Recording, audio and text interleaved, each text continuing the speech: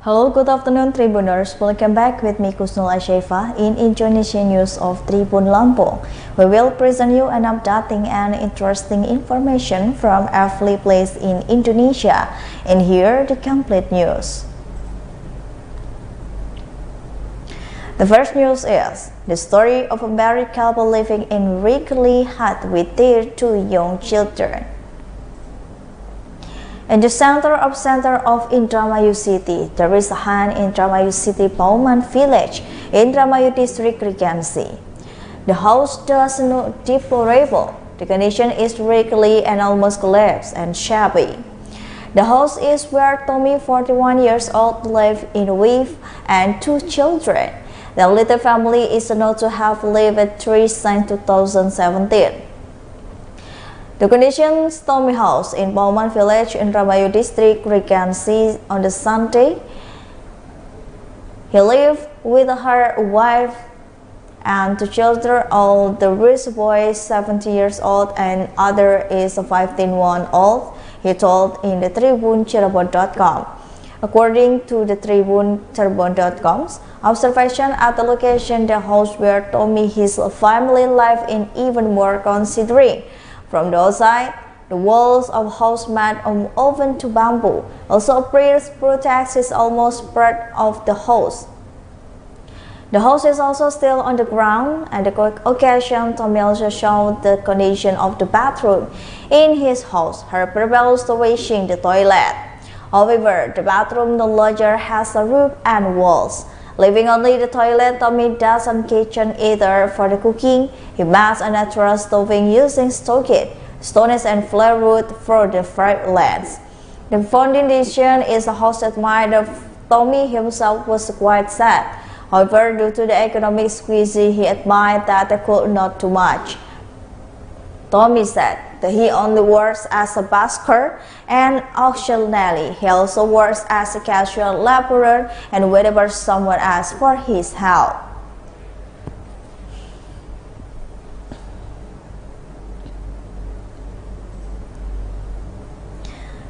The next news is dozens of banks sell severe customer balance is lost. 6 customers visit the Bank Sulsel branch of Mamuju, West Sulawesi on the Monday. They questioned their deposit in the bank, which suddenly became to zero. It is turned out from the alpha banking threat it was not only 6 customers who lost money in their account. The number of rich times even the nominal value reached a billion as happened by the Nirmala Sri Aras with a visit to Sulawesi office Mamuju branch on the Marta Dinata. Nirmala Sari is a member of Center Mamuju, who is also the wife of former Mamuju Deputy Regent Irwan SB Pabariri. He said that the funds saved since 2019 were exactly indeed held after being promised interest after the score 10%. Nirmala said to fund is approximate to the billion. We are lost serving without her money, according with Nirmala Sari raised area that was a 13 customer who has some stat at her. Resolving the dispute with the money celebrity, he and 6 customers who in the bank office of the bank, it is all had an argument with the bank.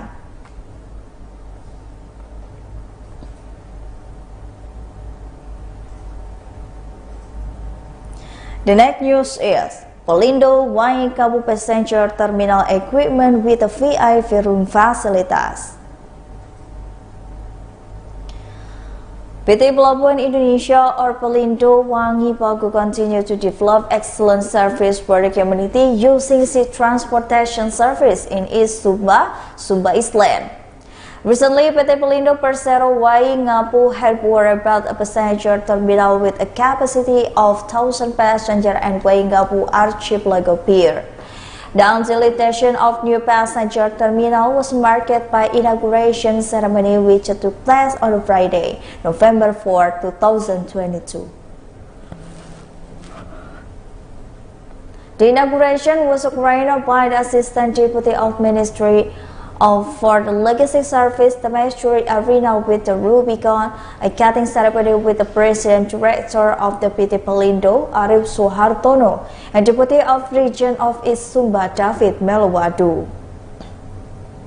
The inauguration ceremony was attended by the PT Pelindo Persero official, including the President Director of the Pelabuhan Indonesia, Arif Suharto, Managing Director of the Pelabuhan Indonesia, Putu Sri Wuljono, and Regional Head 3 of the PT Pelabuhan Indonesia, Ardi Wahyu Pasuki, GM Pelindo, Waingabu Heribur, Muhammad Adib, and Fadli, and Head of the KSOP class, Waingabu Port, KP Kendri. The inauguration was also attended by the Deputy Region of East Sumba, David Melowadu, together with the Fotokominda of East Sumba and leaders of a patrolman station. At this regional head of 3 PT Pelindo Persero, Ardi Wahyu Basuki said that the construction of the new passenger terminal and the port of the Waingapu was carried out to the commodals, the movement of the passenger in the oath of the increasing number one of the people a year of the thousands people a day.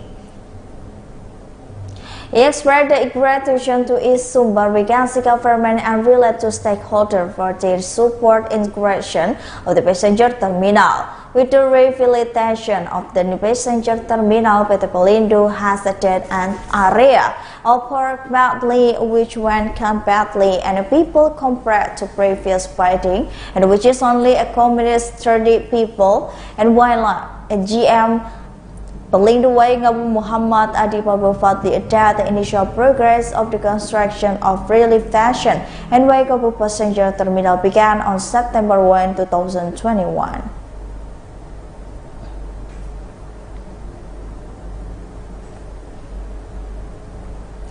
The next news is the second Jokowi gave the title of national hero to 5 figures. Replaced are the present to be the heir. President Joko Widodo wore 5 national hero title of the state placed in Jakarta on the Monday. Chairman of the Council Degree Merits and Honor Mahfud MD, he said that during the lifetime 5 figures considering to serve a national and state. President Jokowi also handed over a pledges of the national hero title to each of their heirs. First, President Jokowi passport and the title of national hero to Dr. Hajuris Suharto from Central Java. Suharto said to have targeted President Sukarno in the struggle from Indonesia independence and infrastructure development. Suharto is known as one of founder to the IDAI-1 Indonesia Doctor Association. Second, Jokowi before the title of national hero to KGPAA Pakuan Alam, who has shooting of the Pakuan Alam. Most service contributed by the Pakuan Alam among others. A third together with the Sultan Hamengkubuwono from the Yogyakarta Police, including himself in the beginning of the independence of Republic of Indonesia, so that the unitary state of Republic of Indonesia become intact to this day. And third, President Jokowi bestowed with title national hero to late Dr. Raden Rupini Natwistra from the West Kalimantan. The late Rupini Natwistra had a crown of Hamistran mention of the traveling doctor at the time of independence. In fact, the decrease of the 5-year sentence of the dead Japanese of their present struggle from the independence of the Republic of Indonesia. And fourth, Jokowi bestowed on the title of national hero to the late is Haji Salahuddin bin Taliuddin from North Maluku.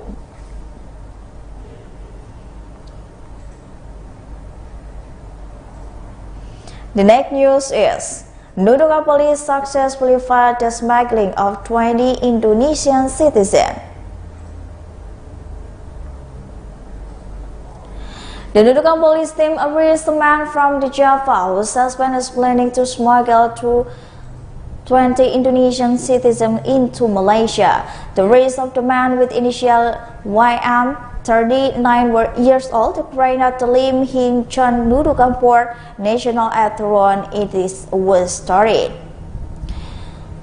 The head of the Public Relations of Nunukan Police, Inspector Wan Siswati, she said that on Saturday, his party received information from someone without a legal identity with the trying to place illegal Indonesian citizens from the East Java to work in Malaysia. The Nunukan Police Criminal Investigation Unit conducted an investigation into the information at the lead he Jumpor. As soon as post arrived from the Tarakan, it turned out to be correct. There was 20 people to work brought by the man suspect of smuggling Indonesian citizen. The result of the initial interrogation revealed that the 20 Indonesian citizens came from the several regional cities in East Java province. The travel route started on the Saturday from the Juanda Airport, Subang, using airplane transportation to Tarakan. Arriving in Tarakan, they looked faithful to the Nunukan and meanwhile all the coast from the area of origin to the Sandak, Malaysia are borne by the And however, after all the work in Malaysia later, the transportation cost will be deducted from the salary to receive.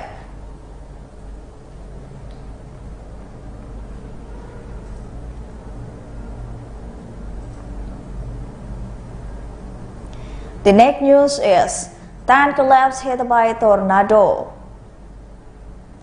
The afternoon Friday, heavy rain in Nabis village, Pituriawa district, Sitra Pregansi on the South Sulawesi. 10 minutes later, suddenly a tornado hit a wedding tent and the tent stood majestically complete with the decoration and immediately collapsed. Sudirman could not resign only seeing the tent for the wedding collapse. Even though the happy the Sudirman family have been waiting one more day left. Sudirman's children's wedding, which was leaky with magnets and even forced switch to the emergency tent. The married couple, namely Vianney and Chitra, Adri and Umrah. According to the Tribune monitoring, the emergency tent was installed without any more magic than decoration. Only cloth is using as a tent video. The stage but mostly see the pre-wedding photos of the bride and groom installed phone and the stage.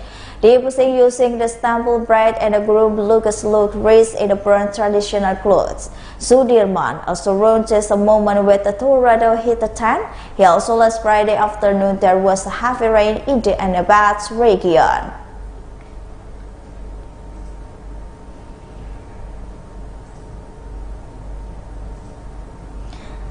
And the last news is 7 Sadik robbery conspiracy from the South Sumatra shore for the fighting. The Jambi Police Tiger Team reached 7 specialist breaking burglary in Jambi City on the Friday night. The perpetrators were brought to the division action by the shooting and 7 perpetrators.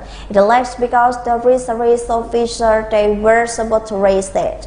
Head of the Criminal Investigation Unit to Jambi Police, Commissioner Police Afrito Marboro Machan, said the perpetrators did not risk attack to subsidiary against fighting the full back. They even imprisoned to encourage the fighting if they find resistance.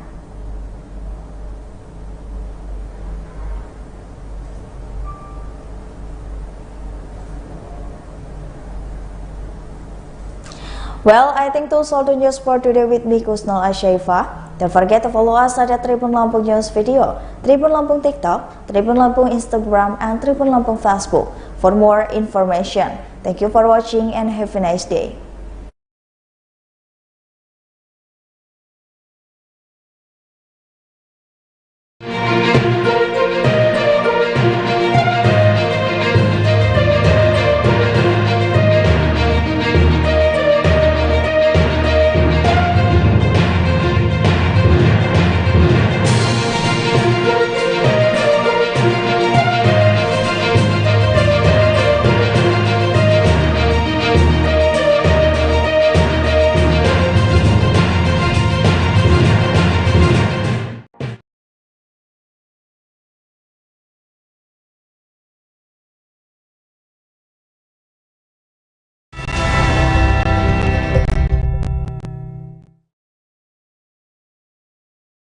Halo, selamat siang Tribuners. Anda sedang menyaksikan live update Tribun News edisi Selasa 8 November 2022. Siang ini akan kami sajikan informasi teraktual dan menarik yang dilaporkan secara langsung oleh reporter lapangan kami. Bersama saya Justina Kartika, inilah live update selengkapnya. Kita masuk berita pertama Tribuners. Terdakwa Ferdi Sambo dan Putri Chandrawati kembali menjalani sidang perkara pembunuhan berencana Brigadir J pada hari ini Selasa 8 November 2022. Tampak Ferdi Sambo hadir di Pengadilan Negeri Jakarta Selatan, mengenakan kemeja putih kemudian melepaskan rompi tahanannya saat masuk ke ruang sidang utama. Tak lama berselang, kompak dengan suaminya, Putri Chandrawati pun masuk ke ruang sidang dengan mengenakan kemeja warna putih. Pada kesempatan tersebut, Putri langsung mencium tangan Ferdi Sambo dan disambut dengan pelukan hangat serta ciuman di kening oleh Sambo. Saat ini kita sudah terhubung dengan reporter Tribun News, rekan Abdi Rianda Syakti. Silakan laporannya rekan Abdi. Ya, terima kasih rekan Justina. Baik, bisa saya laporkan dari Pengadilan Negeri Jakarta Selatan terkait dengan persidangan lanjutan kasus pembunuhan berencana terhadap Brigadir Yosua Huta Barat atau Brigadir J pada hari ini, hari Selasa tanggal 8 Juli 2022. Saat ini Majelis Hakim masih melanjutkan sidang dengan agenda pemeriksaan saksi atas terdakwa Ferdi Sambo dan Putri Chandrawati. Dari pantauan kami, keduanya hadir dengan kompak menggunakan kemeja berwarna putih. Terlihat juga keduanya dia tampak mesra saat dipertemukan oleh Majelis Hakim di persidangan. Adapun saksi yang akan dihadirkan rencananya oleh jaksa penuntut umum ada sebanyak 13 orang yang meliputi ajudan hingga asisten rumah tangga Ferdi Sambo dan Putri Chandrawati. Ke-13 saksi yang rencananya dihadirkan yakni adalah Susi, Kartini, Rojia, Darmius Labakobam atau Damson yang itu security, Abdul Somad, Alfonsius Duolarang, Daryanto alias Kodir, Marjuki, security komplek Polri, Arjan Romer yang merupakan ajudan, Daden Miftahul Haq yang merupakan ajudan juga, Prayogi Iktara Wikaton, Farhan Sabila, hingga Leonardo Sambo yang merupakan kakak kandung dari Ferdi Sambo. Namun, hingga pantauan kami hingga siang ini, hanya 10 saksi yang hadir dalam persidangan kali ini. 3 diantaranya yang tidak hadir adalah asisten rumah tangga Sujia, Sutini, dan kakak Ferdi Sambo yakni Leonardo Ferdi Sambo. Hingga kini persidangan masih berlangsung untuk mendengarkan kesaksian para saksi yang hadir dalam perkara pembunuhan Brigadir Nofriansyah Yosua Huta Barat alias Brigadir J. Untuk informasi, dalam perkara ini menyeret 5 orang terdakwa yakni Ferdi Sambo, Putri Chandrawati, Bribka Riki Rizal, Kuat Ma'ruf, dan Barada Richard Eliezer sebagai terdakwa. Para terdakwa pembunuhan berencana ini didakwa melanggar pasal 340 subsidiar, pasal 338 KUHP, junto pasal 55 ayat 1 ke 1 KUHP dengan ancaman maksimal hukuman mati. Sementara itu dalam kasus ini juga ada perkara lain yakni pembunuhan, maksud saya perkara penghalangan penyidikan atau obstruction of justice yang menyeret 7 perwira polisi termasuk juga Ferdi Sambo. Dan Ferdi Sambo mereka semua adalah anggota Polri yakni Hendra Kurniawan, Agus Nurpatria, Arif Rahman Arifin, Baikuni Wibowo, Cuk Putranto, dan Irfan Widianto. Atas perbuatannya, mereka didakwa melanggar pasal 49, junto pasal 33, subsidiar pasal 48 ayat 1, junto pasal 32 ayat 1, Undang-Undang ITE nomor 19 tahun 2016, dan atau pasal 233 KUHP, subsidiar pasal 221 ayat 1 kedua, junto pasal 55 KUHP. Demikian, rekan Justina kembali ke studio. Baik, terima kasih atas laporannya rekan Abdi Rianda Syakti dari Tribun News. Selamat bertugas kembali. Kita beralih ke berita selanjutnya, Tribuners. Sidang perdana artis Nikita Mirzani akan digelar pekan depan pada Senin 14 November 2022. Humas Pengadilan Negeri Serang Uli Purnama berujar, berkas dakwaan tersangka kasus Undang-Undang ITE dan pencemaran nama baik yang menjerat artis Nikita Mirzani telah masuk di Pengadilan Negeri Serang pada Senin 7 November. Pihak pengadilan pun akan segera menunjuk sejumlah hakim untuk menangani kasus tersebut. Informasi lengkap akan disampaikan oleh reporter Tribun Banten, rekan Ahmad Tajudin. Silakan laporannya, rekan Ahmad Tajudin. Baik rekan Justina dan Tribuners, perlu diketahui bahwa artis Nikita Mirzani akan segera menjalani proses persidangan perdana di Pengadilan Negeri Serang, di mana Humas Pengadilan Negeri Serang Uli Purnama mengatakan bahwa berkas dakwaan tersangka atas nama Nikita Mirzani telah masuk di Pengadilan Negeri pada hari Senin tanggal 7 November 2022 kemarin, di mana dalam dakwaan tersebut rencananya sidang perdana yang menjerat artis Nikita Mirzani akan dijadwalkan pada hari Senin tanggal 14 November 2022. Di mana saat ini pihak Pengadilan Negeri Serang sedang untuk kasus tersebut pihak Pengadilan Negeri sedang menentukan untuk majelis hakim dalam menangani kasus yang menjerat artis Nikita Mirzani, di mana dijadwalkan bahwa sidangnya tersebut akan digelar minggu depan. Kemudian sebelumnya juga Kepala Kejaksaan Negeri Serang, Freddy Simanjuntak, mengatakan bahwa untuk menangani kasus Nikita Mirzani ini pihak JPU telah ditetapkan sekitar 5 JPU untuk menangani kasus perkara Nikita Mirzani. Dan untuk Nikita Mirzani sendiri saat ini sedang menjalani proses tahanan sementara di Rutan Kelas 2B Serang terhitung dari tanggal 25 Oktober 2022 sampai dengan tanggal 13 November 2022.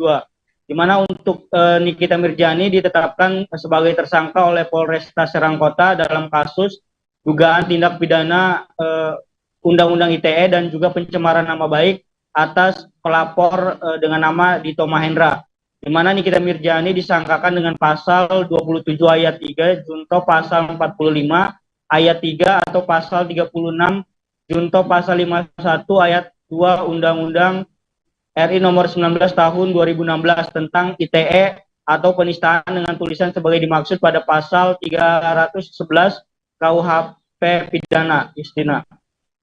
Baik, terima kasih atas laporannya rekan Ahmad Tajudin dari Tribun Banten. Selamat bertugas kembali. Tenaga kesehatan nakes di RSUD Galeri Kota Kupang memasang baliho di depan gedung rumah sakit setempat pada Senin 7 November 2022 sekira pukul 7:30 WIB. Baliho tersebut memuat tulisan sejumlah tuntutan para nakes dan tertera nama serta tanda tangan para nakes. Pada baliho tersebut bertuliskan solidaritas tenaga kesehatan RSUD Galeri Kota Kupang dan Mosi tidak percaya. Baliho berukuran sekira 2 kali 3 meter itu menarik perhatian pasien dan pengunjung di rumah sakit tersebut. Informasi lengkap akan disampaikan oleh rekan Obi Lewan Meru dari Pos Kupang. Silakan laporannya rekan. Ya, baik. Terima kasih rekan Justina dan Tribun News di mana saja berada. Dapat saya laporkan bahwa aksi dari sejumlah tenaga kesehatan maksud saya di Rumah Sakit Umum Daerah Galeri Kota Kupang pada hari Senin kemarin, mereka menggelar aksi solidaritas dan juga mosi tidak percaya terhadap manajemen rumah sakit setempat. Nah, mereka dalam aksi ini mereka memasang spanduk atau baliho sebesar ukuran sekitar 2 kali 3 meter di depan rumah sakit. Di baliho atau spanduk itu mereka menuliskan sejumlah tuntutan daripada nakes sendiri. Tuntutan itu antara lain soal pembagian atau pembayaran tambahan penghasilan pegawai atau TPP yang dinilai tidak adil. Kemudian soal adanya intimidasi terhadap nakes, lalu tidak ada transparansi dalam pembayaran jasa pelayanan. Para nakes juga dalam tuntutan itu mereka meminta agar perhitungan jasa pelayanan medis dilakukan review atau dikaji kembali oleh manajemen, sehingga memberikan rasa keadilan sesuai dengan tingkatan jabatan masing-masing nakes. Kemudian mereka juga menuntut insentif tentang pelayanan dana COVID yang sampai saat ini juga mereka belum terima. Karena itu mereka menggelar aksi solidaritas dan juga mosi tidak percaya terhadap manajemen rumah sakit setempat. Dan untuk diketahui bahwa aksi ini langsung mendapat respon dari Direktur Rumah Sakit Umum Daerah Galeri Kota Kupang, Dr. Gigi Dian Sukmawati Artiang, dan menemui para nakes yang melakukan aksi ini di salah satu lorong di rumah sakit itu. Saat itu direktur juga menyampaikan bahwa pihaknya akan melakukan kajian ulang terhadap jasa pelayanan bagi para nakes. Kemudian akan melibatkan para nakes dari beberapa profesi nakes untuk melakukan review ulang terhadap jasa pelayanan. Sedangkan untuk TPP atau tambahan penghasilan pegawai, Direktur Rumah Sakit Umum Daerah Kota Kupang, Dr. Gigi Dian juga berjanji akan melakukan upaya-upaya karena TPP sendiri itu harus disesuaikan dengan keuangan daerah dan juga ada peraturan wali kota nomor 22 tahun 2022 tentang tambahan penghasilan pegawai. Dan untuk diketahui bahwa para nakes juga meminta agar mereka dilibatkan dalam perhitungan ulang atau penentuan ulang dana jasa pelayanan, sehingga mereka berharapan dalam waktu dekat apa yang mereka tuntut itu bisa direalisasi oleh manajemen rumah sakit setempat. Demikian rekan Justina yang dapat saya laporkan. Baik, terima kasih atas laporannya rekan Obiliwan Meru dari Pos Kupang. Selamat bertugas kembali. Berikut kami tampilkan tayangan wawancara dari Direktur Rumah Sakit Umum Daerah Eskalerik Kota Kupang, Dr. Dian Sukmawati Arkiam. Baik, buat masyarakat, segala permasalahan, kami yakin pasti ada solusi dan jalan keluarnya. Untuk kebaikan bersama, juga untuk kebaikan rumah sakit. Itu saja. Kita memperbaiki dari manajemen, dari pelayanan juga memperbaiki. Kalau masih ada kurang-kurangnya, kita sama-sama berbenah. Ribuan warga Tanjung Uncang, Batu Aji, Kota Batam melakukan unjuk rasa di kantor Badan Pengusahaan BP Batam pada Senin 7 November 2022.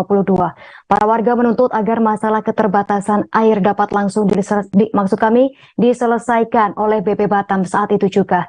Pasalnya warga mengaku sudah menunggu hingga 10 tahun terkait permasalahan tersebut. Diketahui warga tiba di depan kantor sekira pukul 10 pagi.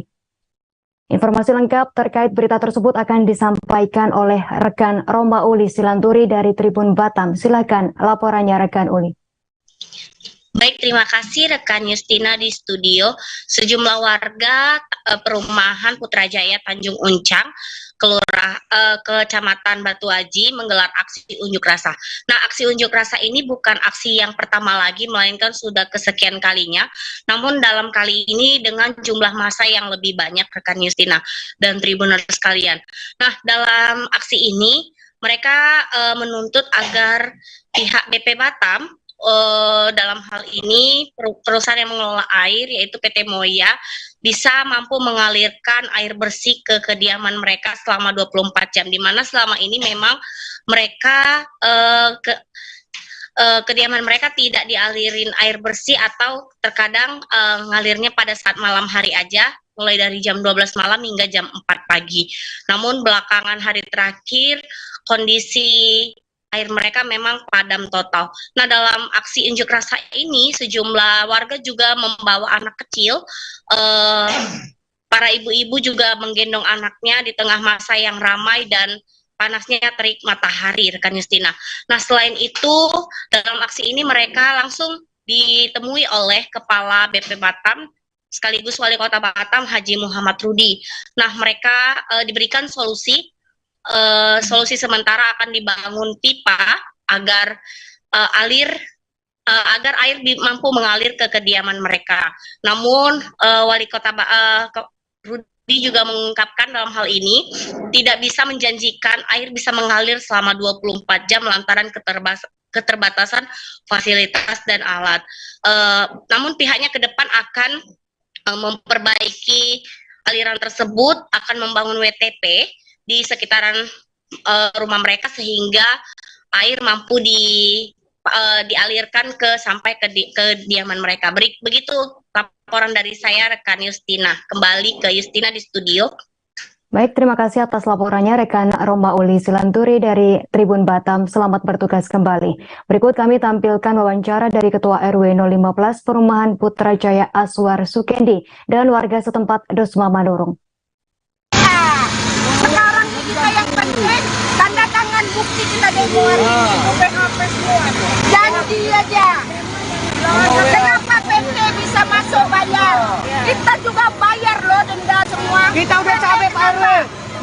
dengan MU tiap malam merangkapnya. Kenapa tak bisa tantangani? Jalan 3, jalan 2, Pak. Aku bayar. Koordinatornya RT ya. Jadi itu ada yang lebih dapat yang biasa dapat. Usah demo lagi lah biar kena aja. Usah demo lagi. Jadi bagaimana tanggapan warga soal tanggapan dari Pak Budi tadi, Pak?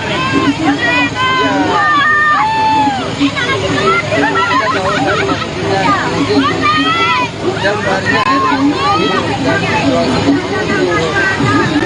dan aku bilang dia bakal komitmen untuk menghidupkan air.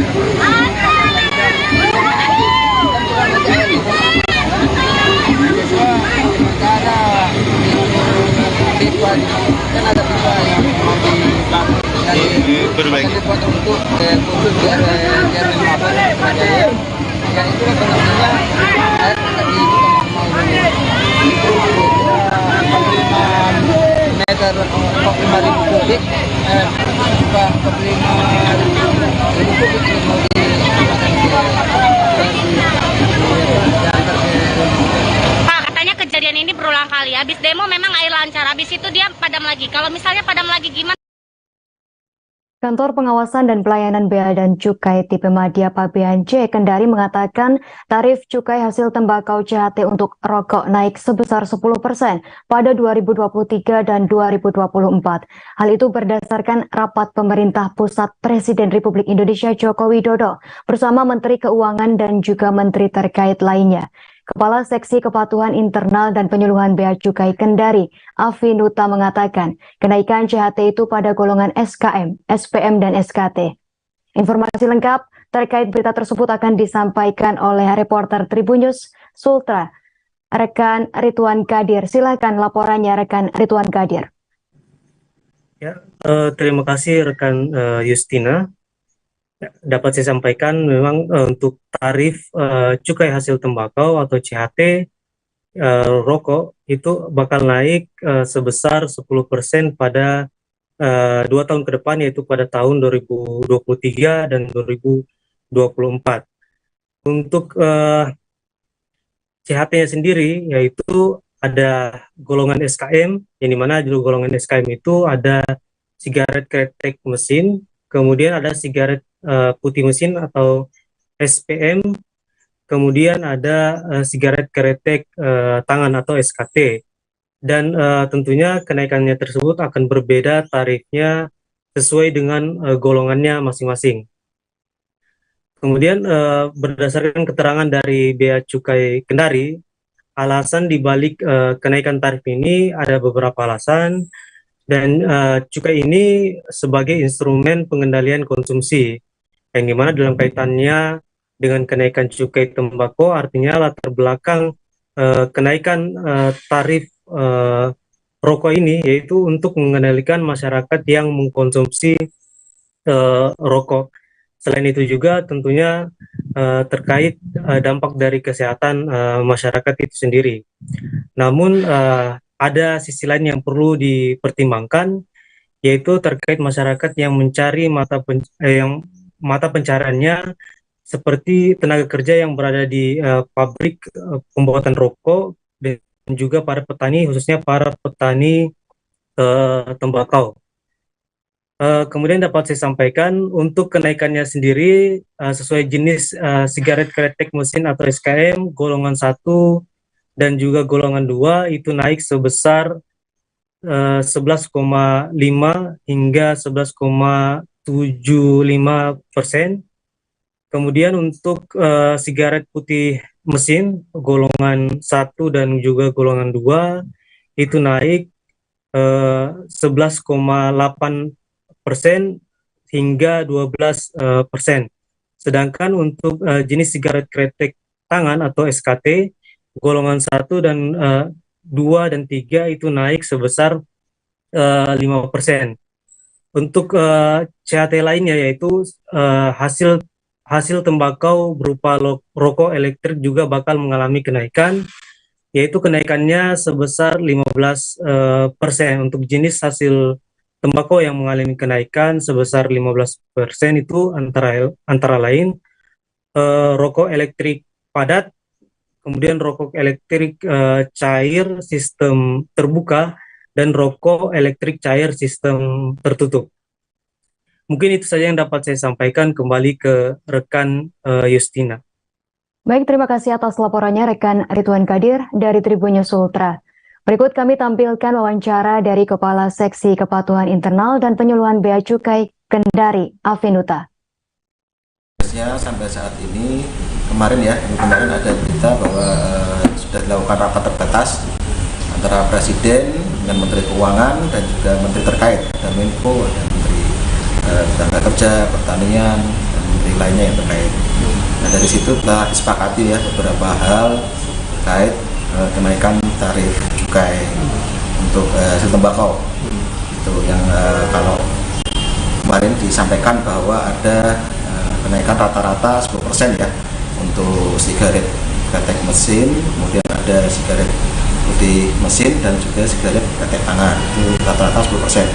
Namun untuk detailnya tiap kategori tadi ada range-nya. Kemudian yang untuk rokok elektrik ada kenaikan 15%. Kemudian untuk nantinya tentunya masih perlu ada pembahasan lebih lanjut dan nantinya untuk fixnya terkait kenaikan tarif cukai ini nanti akan ada peraturan Menteri Keuangannya, nanti kita masih menunggu peraturan Menteri. Ratusan tenaga kesehatan nakes menggelar aksi unjuk rasa di Rumah Sakit Umum RSU Maspul Rekang, Sulawesi Selatan pada Senin 7 November 2022 kemarin. Nakes yang berstatus honorer tersebut memperjuangkan nasib sebab terancam tak mengikuti seleksi pegawai pemerintah dengan perjanjian kerja atau PPPK. Masa aksi pun mengancam akan mogok kerja apabila tuntutan mereka tak diakomodir. Aspar yang merupakan koordinator aksi menjumlah sekira 400 tenaga kesehatan bergabung dalam aliansi melayangkan 5 poin tuntutan. Informasi lengkapnya akan disampaikan oleh reporter Tribun Timur, rekan Erlan Saputra. Silakan laporannya rekan Erlan Saputra. Baik rekan, terima kasih rekan Justina. Selamat siang Tribuners dimanapun Anda berada. Jadi dapat kami sampaikan bahwa tepat hari Senin kemarin itu ratusan nakes yang bekerja di Rumah Sakit Umum Daerah Maspul atau RSUD Maspul itu menggelar unjuk rasa di depan rumah sakit. Aksi ini dilakukan sebagai bentuk protes kepada pihak rumah sakit yang mereka ini terancam tidak mengikuti seleksi P3K di tahun 2022 ini. Hal itu juga ditegaskan oleh salah satu korlap Aspar bahwasanya mereka itu bergabung sekira 400 tenaga kesehatan yang berstatus masih honorer ini melayangkan setidaknya ada 5 tuntutan yang dilayangkan di rumah sakit tersebut. Namun pada saat unjuk rasa kemarin itu mereka menuntut keras untuk pihak rumah sakit agar segera melayani mereka. Setiba sekurang lebih 1 jam, pihak rumah sakit yang diwakili oleh Kepala Bidang Pelayanan Rumah Sakit Umum Daerah Masin Rempulu, Hairul, melayani para masa aksi demo ini. Namun sebelumnya para nakes ini mulai berunjuk rasa itu pada pukul 8, maksud kami pada pukul 9.00. Mereka ini berkumpul di tepat di halaman rumah sakit daerah Masin Rempulu. Kemudian mereka juga dijaga ketat oleh aparat kepolisian dan bekerjasama dengan TNI. Nah, adapun terkait demo kemarin itu sayangnya juga karena ada beberapa oknum yang katanya mereka itu diancam pemecatan apabila mereka tidak membubarkan diri. Itu hal yang dilaporkan kemarin oleh Korlap dalam hal ini adalah Aspar sebagai koordinator lapangan. Nah, adapun total nakes yang terancam tidak mengikuti seleksi P3K ini ada kurang lebih 227 tenaga kesehatan. Dan menurut Kadis Kesehatan bahwasanya ada beberapa hal yang tidak dipenuhi oleh operator rumah sakit pada saat penginputan data di sistem informasi SDM Kesehatan Kemenkes RI atau di portalnya. Nah, sehingga para nakes ini tidak tercatat namanya di portal Kemenkes. Nah, saat ini upaya yang dilakukan oleh pemerintah Kabupaten Nrekang segera berusaha berkoordinasi dengan Kementerian Kesehatan terkait masalah yang terjadi di nakes khususnya di rumah sakit Nrekang ini. Adapun aksi lainnya juga, para nakes ini mengancam apabila tuntutan mereka tidak diterima, maka mereka akan berjanji melakukan aksi mogok kerja. Dan di aksi kemarin itu juga sempat didatangi oleh Bapak Wakil Bupati Nrekang dalam hal ini Bapak Asman. Beliau berjanji bahwasanya mereka akan berusaha untuk mengedepankan menyelesaikan perkara ini, masalah ini. Mengingat jumlah tenaga honorer yang bekerja di rumah sakit rumah sakit Maskul ini terbilang cukup banyak, dan dominan yang bekerja itu adalah tenaga honorer. Maka dari itu Bapak Wakil Bupati itu berharap kepada para nakes yang berunjuk rasa kemarin itu agar sekiranya bisa bersabar dan selalu berdoa semoga pemerintah Kabupaten Nrekang itu menyelesaikan dan memasukkan kembali nama-nama yang dinilai tidak terinput nama-namanya di portal Kementerian Kesehatan RI. Saya kira begitu, rekan Yustina, saya kembalikan ke studio. Baik, terima kasih atas laporannya rekan Erlan Saputra dari Tribun Timur. Selamat bertugas kembali. Berikut kami tampilkan cuplikan wawancara bersama Aspar, Koordinator Aksi, dan Kepala Bidang Pelayanan Rumah Sakit Umum Daerah Maspul, Hairul. Tuntutan yang dilayangkan? Tuntutannya tadi ada 5. Iya. Ada 5 tuntutan. Yang intinya pokoknya semua diakomodir untuk masuk jadi P3K. Yang saya tahu karena data mereka tidak terinput di Kementerian Kesehatan, makanya mereka tidak bisa ikut dalam seleksi P3K yang sekarang berlangsung. Alasan dinas terkait seperti apa? Sebenarnya itu sudah lama diskusi di dalam. Saya harus temui mereka. Saya harus sampaikan apa, saya harus terima aspirasi mereka itu.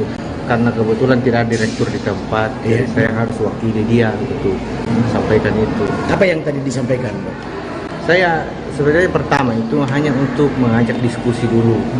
Saya panggil perwakilan, tapi mereka mau di situ. Jadi saya sampaikan bilang kita ini memang memperjuangkan nasib tak, tapi kan sekarang kita diperjuangkan di Jakarta. Ada yang sedang ke Jakarta. Di Jakarta sekarang ada DPR, ada direktur. Pokoknya pemerintah daerah lah sudah ada di sana. Jadi saya minta untuk tunggu keputusan di sana. Supaya kita ada kejelasan, karena saya tidak bisa kasih pastikan bilang kita sudah terpenuhi apa semua. Saya tidak ada kapasitas untuk itu.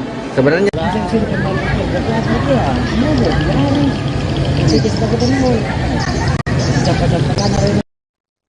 Polres Pangkal Pinang berhasil menangkap 5 tersangka selama operasi penertiban tambang ilegal Opspeti yang dilakukan di wilayah Kota Pangkal Pinang pada Senin 7 November 2022. Diketahui Opspeti telah berlangsung selama 11 hari sejak 19 Oktober hingga 30 Oktober 2022 lalu dengan beberapa lokasi tambang yang berbeda-beda. Kapolres Pangkal Pinang AKBP Dwi Budi Murtiono mengatakan selama Opspeti pihaknya sempat mendapati beberapa penambang yang berhasil kabur saat penangkapan. Informasi lengkapnya akan disampaikan oleh reporter Bangka Pos rekan Rizky Irianda Palevi. Silakan laporannya rekan Rizky Irianda. Ya, kemarin Polres Bangka Pinang telah menggelar konferensi pers terkait operasi penertiban tambang ilegal atau OPS yang dilakukan di wilayah Kota Bangka Pinang yang sudah dilakukan sejak tanggal 19 Oktober hingga 30 Oktober kemarin. Dalam OPS tersebut, 5 orang penambang ilegal ditetapkan sebagai tersangka. Hal ini juga dikarenakan memang untuk Kota Bangka Pinang merupakan kawasan zero pertambangan. Lalu dari 5 tersangka, 3 diantaranya memang merupakan sudah menjadi target operasi, yakni Mulyono, Syahrul, dan Yanto yang merupakan warga Kota Bangka Pinang. Dan ketiganya ini ditangkap oleh jajaran Polres Bangka Pinang di lokasi tambang yang berada tepat di belakang kantor Polres Bangka Pinang Jaya. Dan untuk 2 lainnya yang bukan target operasi merupakan warga Desa Padang Baru, Kecamatan Pangkalan Baru, Kabupaten Bangka Tengah. Selain itu juga saat melakukan obstruksi ini, pihak dari Polres Bangka Pinang juga menemukan adanya beberapa penambang yang kabur saat dilakukan beberapa kali. Lalu untuk total sebanyak 20 mesin air, 5 sepeda motor, dan beberapa peralatan lainnya seperti selang pun ikut disita sebagai barang bukti terhadap para pelaku. Sedangkan untuk kelima tersangka ini dikenakan pasal 158 Undang-Undang Republik Indonesia Nomor 3 Tahun 2020 tentang perubahan atas Undang-Undang Nomor 4 Tahun 2009 tentang tambangan mineral dan batu bara dengan ancaman hukuman pidana penjara paling lama 5 tahun dan denda paling banyak 100 miliar. Sementara itu Kapolres Bangka Pinang AKBP Budi Mutyono juga yang memimpin konferensi pers kemarin menegaskan kepada para penambang untuk tidak melakukan aktivitas tambang di Kota Bangka Pinang, dan bila menemukannya pihaknya juga tidak akan segan-segan untuk meringkus dan akan melakukan proses hukum lebih lanjut. Demikian, Destina. Baik, terima kasih atas laporannya rekan Rizky Irianda Palevi dari Bangka Pos. Selamat bertugas kembali. Tribuners, kita beralih ke berita selanjutnya. Satuan Reserse dan Kriminal Satreskrim Polres Bangka Selatan berhasil mengamankan ratusan kilogram pasir timah. Ratusan kilogram pasir timah tersebut diamankan selama operasi penertiban tambang ilegal Peti 2022. Menurut informasi, operasi Peti digelar selama kurang lebih 12 hari belakangan. Selama operasi, Satreskrim Polres Pasel berhasil menangkap 4 orang pelaku. Informasi lengkapnya terkait berita tersebut akan disampaikan oleh reporter Bangka Pos, rekan Adi Saputra. Silakan laporannya, rekan Adi Saputra. Ya, selamat siang, Justina, Tribun News dimanapun berada. Saya akan melaporkan terkait operasi Peti yang dilakukan oleh Satuan Reserse dan Kriminal Polres Bangka Selatan, yang mana operasi Peti ini dilaksanakan selama kurang lebih 12 hari. Dari operasi Peti ini diamankan 4 orang tersangka, yang mana 4 orang tersangka ini atas nama Mas Saud yang merupakan target operasi. Yang kedua yaitu Yudi bin Ristianto yang merupakan target operasi juga, dan Yusuf yang merupakan non target operasi, dan Sarwansyah alias Bujang merupakan non target operasi dari Polres Bangka Selatan. Yang mana dari operasi Peti ini sendiri, Satreskrim Polres Bangka Selatan berhasil mengamankan 1 orang subkolektor pasir timah yang ada di Kabupaten Bangka Selatan.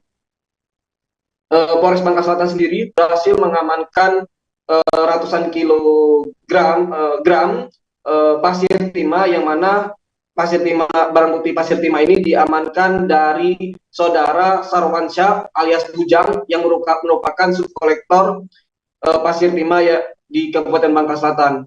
Dari tangan tersangka Sarwansyah alias Bujang ini didapatkan 31 karung yang berisikan pasir timah yang berjumlah 802 kg pasir timah. dari tangan tersangka ini sempat mengelabui anggota saat melakukan pemeriksaan. Tersangka Sarwansyah ini saat dilakukan penggeledahan di gudangnya mengatakan anggota tidak menemukan barang bukti berupa pasir timah, namun tersangka setelah dilakukan pemeriksaan dan penggeledahan ternyata tersangka Sarwansyah ini menyimpan pasir timah tersebut di dalam rumahnya, yang mana di dalam rumahnya tersebut sedang dilakukan renovasi dan ditemukan 35 karung berisikan pasir timah. Dari hasil pemeriksaan, pelaku ini sendiri mengaku bahwa tersangka ini mengaku bahwa pasir timah yang hasil mereka beli dari warga sekitar atau para penambang dijual kembali oleh saudara Sarwansyah ini ke beberapa orang atau menjualnya secara bebas sehingga tidak terikat. Namun saat diamankan, Sarwansyah ini tidak memiliki surat izin bahwa untuk pembelian atau jual beli pasir timah dari pihak PT Timah. Kemudian tersangka Sarwansyah ini akan dikenakan pasal 161 Undang-Undang Minerba dengan ancaman hukuman kurang lebih 5 tahun atau denda 100 miliar. Kemudian dari operasi PT ini sendiri, yang Polres Bangka Selatan mengimbau kepada seluruh penambang ataupun masyarakat untuk tidak melakukan aktivitas penambangan tanpa izin ataupun menambang di lokasi yang memang tidak dibolehkan untuk menambang. Dari hasil operasi PT ini sendiri, Polres Bangka Selatan berhasil mengamankan barang bukti beberapa unit mesin alat kerja untuk tambang dan ratusan kilogram pasir timah. Mungkin seperti itu rekan Justina. Baik, terima kasih atas laporannya rekan Adi Saputra dari Bangka Pos. Selamat bertugas kembali. DPRD Kalimantan Utara menggelar rapat paripurna dengan pembahasan persetujuan bersama kebijakan umum anggaran prioritas plafon anggaran sementara atau KUA PPAS APBD 2023. Rapat dipimpin oleh Wakil Ketua DPRD Kaltara Andi Hamzah, turut dihadiri oleh Gubernur Kaltara Zainal Paliwang. Andi Hamzah mengungkapkan dalam KUA PPAS disebutkan rancangan APBD Kaltara pada tahun 2023 mengalami kenaikan. Ia mengatakan hal itu patut disyukuri lantaran angka tersebut lebih tinggi dibandingkan APBD Kaltara tahun 2022. Informasi lengkap terkait berita tersebut akan disampaikan oleh reporter Tribun Kaltara, rekan Maulana Ilhami Faudi. Silakan laporannya rekan Maulana Ilhami. Baik, rekan Justina dan Tribuners dapat dilaporkan bahwa kemarin DPRD Kaltara dan pihak Pemprov Kaltara berhasil mengesahkan KUA PPAS untuk rancangan APBD tahun 2023. Untuk nominalnya sendiri memang mengalami peningkatan menjadi 2,81 triliun. Angka ini jauh lebih besar dibandingkan APBD tahun 2022 ini yang disahkan waktu itu senilai 2,3 triliun. Menurut Kepala Badan Keuangan dan Aset Daerah Kaltara, Denny Haryanto, peningkatan nilai dalam APBD rancangan tahun 2023 mendatang lantaran besarnya jumlah dana transfer dari pemerintah pusat dengan kenaikan sebesar 300 miliar lebih dari APBD murni 2022 senilai 1,6 triliun menjadi 1,91 triliun di rancangan APBD tahun 2023. Menurut pihak BKAD Kaltara, nantinya prioritas anggaran di tahun 2023 masih fokus dibelanjakan di 3 sektor, yaitu sektor pendidikan, lalu kesehatan, dan juga infrastruktur. Menurut Denny, terkait kebijakan perlindungan sosial atau bantuan perlinsos di tahun 2023 belum ada anggaran atau belum ada pedoman untuk dianggarkan, mengingat kebijakan perlinsos itu dilaksanakan di triwulan akhir di tahun 2022 ini. Namun dirinya memastikan bahwa 3 sektor tersebut, yaitu pendidikan, kesehatan, dan pembangunan infrastruktur, masih menjadi fokus belanja APBD Kaltara di tahun 2023 mendatang. Demikian rekan Justina laporan yang dapat disampaikan. Baik, terima kasih atas laporannya rekan Maulana Ilhami dari Tribun Kaltara. Selamat bertugas kembali. Berikut kami tampilkan wawancara dari Kepala Badan Keuangan Aset Daerah Kaltara, Denny Haryanto. 1,6 di murni, sekarang di 1,970 transfer ya, transfer kita. Itu jenisnya apa, Pak? DAK atau? Kalau yang naik, kalau DAK secara keseluruhan nggak naik. Yang naik itu DAO kita naik kurang lebih di angka 40-an lebih, terus di DBH kita terutama di pertambangan umum, royalti dan lain-lain kita yang luar biasa naik. Oh, di situ ya, penyumbang tertingginya ya? Tertingginya di sana. PAD kita berapa? Kita beralih ke berita selanjutnya, Tribuners. Kecelakaan beruntun terjadi di Jalan Boyolali, Semarang pada Senin 7 November 2022, sekira pukul 1:44 siang. Kecelakaan bermula dari sebuah pick-up bernomor polisi AD 8972 KM yang melaju dari arah Semarang kemudian berhenti di tengah jalan untuk belok ke kanan ke arah Candikata, Cepoko. Namun mobil pick-up tersebut kemudian ditabrak dari belakang oleh sebuah truk Fuso bernomor polisi DK8443MG. Akibat dari kecelakaan tersebut, 3 orang termasuk anak-anak dikabarkan mengalami luka-luka. Saat ini kita sudah terhubung dengan reporter Tribun Solo, rekan Triwidodo yang akan melaporkan peristiwa terkait. Silakan laporannya rekan Triwidodo. Ya, Justina dan Justina dapat saya laporkan dari Lali bahwasanya kemarin pada Senin tanggal 7 Oktober 2022 telah terjadi kecelakaan karamol yang melibatkan 3 kendaraan, yaitu Honda Genio, kemudian mobil pickup, dan 1 truk Fuso. Kecelakaan ini terjadi tepat di depan Balai Desa Penggung, Kecamatan Boyolali Kota. Kecelakaan ini bermula dari sebuah pickup yang berhenti di tepi jalan untuk memotong jalan untuk menuju wilayah atau jalan menuju desa Candikata, Kecamatan Cepoko. Saat berhenti di tengah jalan itu, ada truk melaju, sebuah truk dari arah utara atau dari arah Semarang yang diduga kehilangan kendali sehingga mengakibatkan menabrak kendaraan yang berhenti di depannya tersebut. Pickup kemudian melaju tak terkendali dan menabrak sebuah sepeda motor Honda Genio yang melaju dari arah Solo atau dari arah selatan.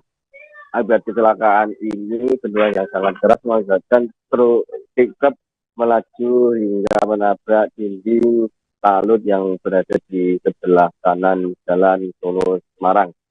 Kemudian tidak ada dari keterangan yang dihimpun di lokasi kejadian dan dikonfirmasi oleh Satlantas Polres Lali, tidak ada korban jiwa dalam kecelakaan ini. Hanya saja 3 orang, salah satunya adalah anak-anak, mengalami luka-luka. Namun demikian, pengendara sepeda motor yang merupakan seorang perempuan selamat dan ibu-ibu yang menumpang atau membonceng kendaraan tersebut juga selamat. Namun demikian, kecelakaan ini juga mengakibatkan arus lalu lintas baik dari arah Solo menuju Semarang atau sebaliknya mengalami kemacetan hingga 1 kilometer. Kecelakaan ini langsung ditangani oleh Satlantas Polres Lali. Beberapa anggota menuju lokasi kejadian untuk mengevakuasi korban dan kendaraan yang terlibat kecelakaan. Polisi juga langsung melakukan olah TKP dan meminta beberapa keterangan saksi. Hanya saja sampai saat ini belum mendapatkan konfirmasi lebih detail mengenai penyebab pasti kecelakaan tersebut, mengingat dari keterangan pengemudi atau sopir truk mengklaim bahwa pickup yang berhenti di tengah jalan itu berhenti secara mendadak sehingga truk tersebut tidak memiliki celah atau tidak bisa mengerem sehingga terjadilah tabrakan beruntun ini. Justina. Baik, terima kasih atas laporannya rekan Triwidodo dari Tribun Solo. Selamat bertugas kembali. Kabupaten Pamekasan, Madura diguyur hujan lebat disertai angin kencang pada Senin 7 November 2022 sekira pukul 12 siang. Akibatnya bangunan Rumah Sakit Umum Daerah Smart Pamekasan Jalan Raya Panglegur terdampak paling parah. Tak hanya merusak atap bangunan di Rumah Sakit Umum Daerah Smart, sejumlah pohon di area rumah sakit pun tumbang. Sebagian pasien rumah sakit disebut berlarian dari ruang tunggu.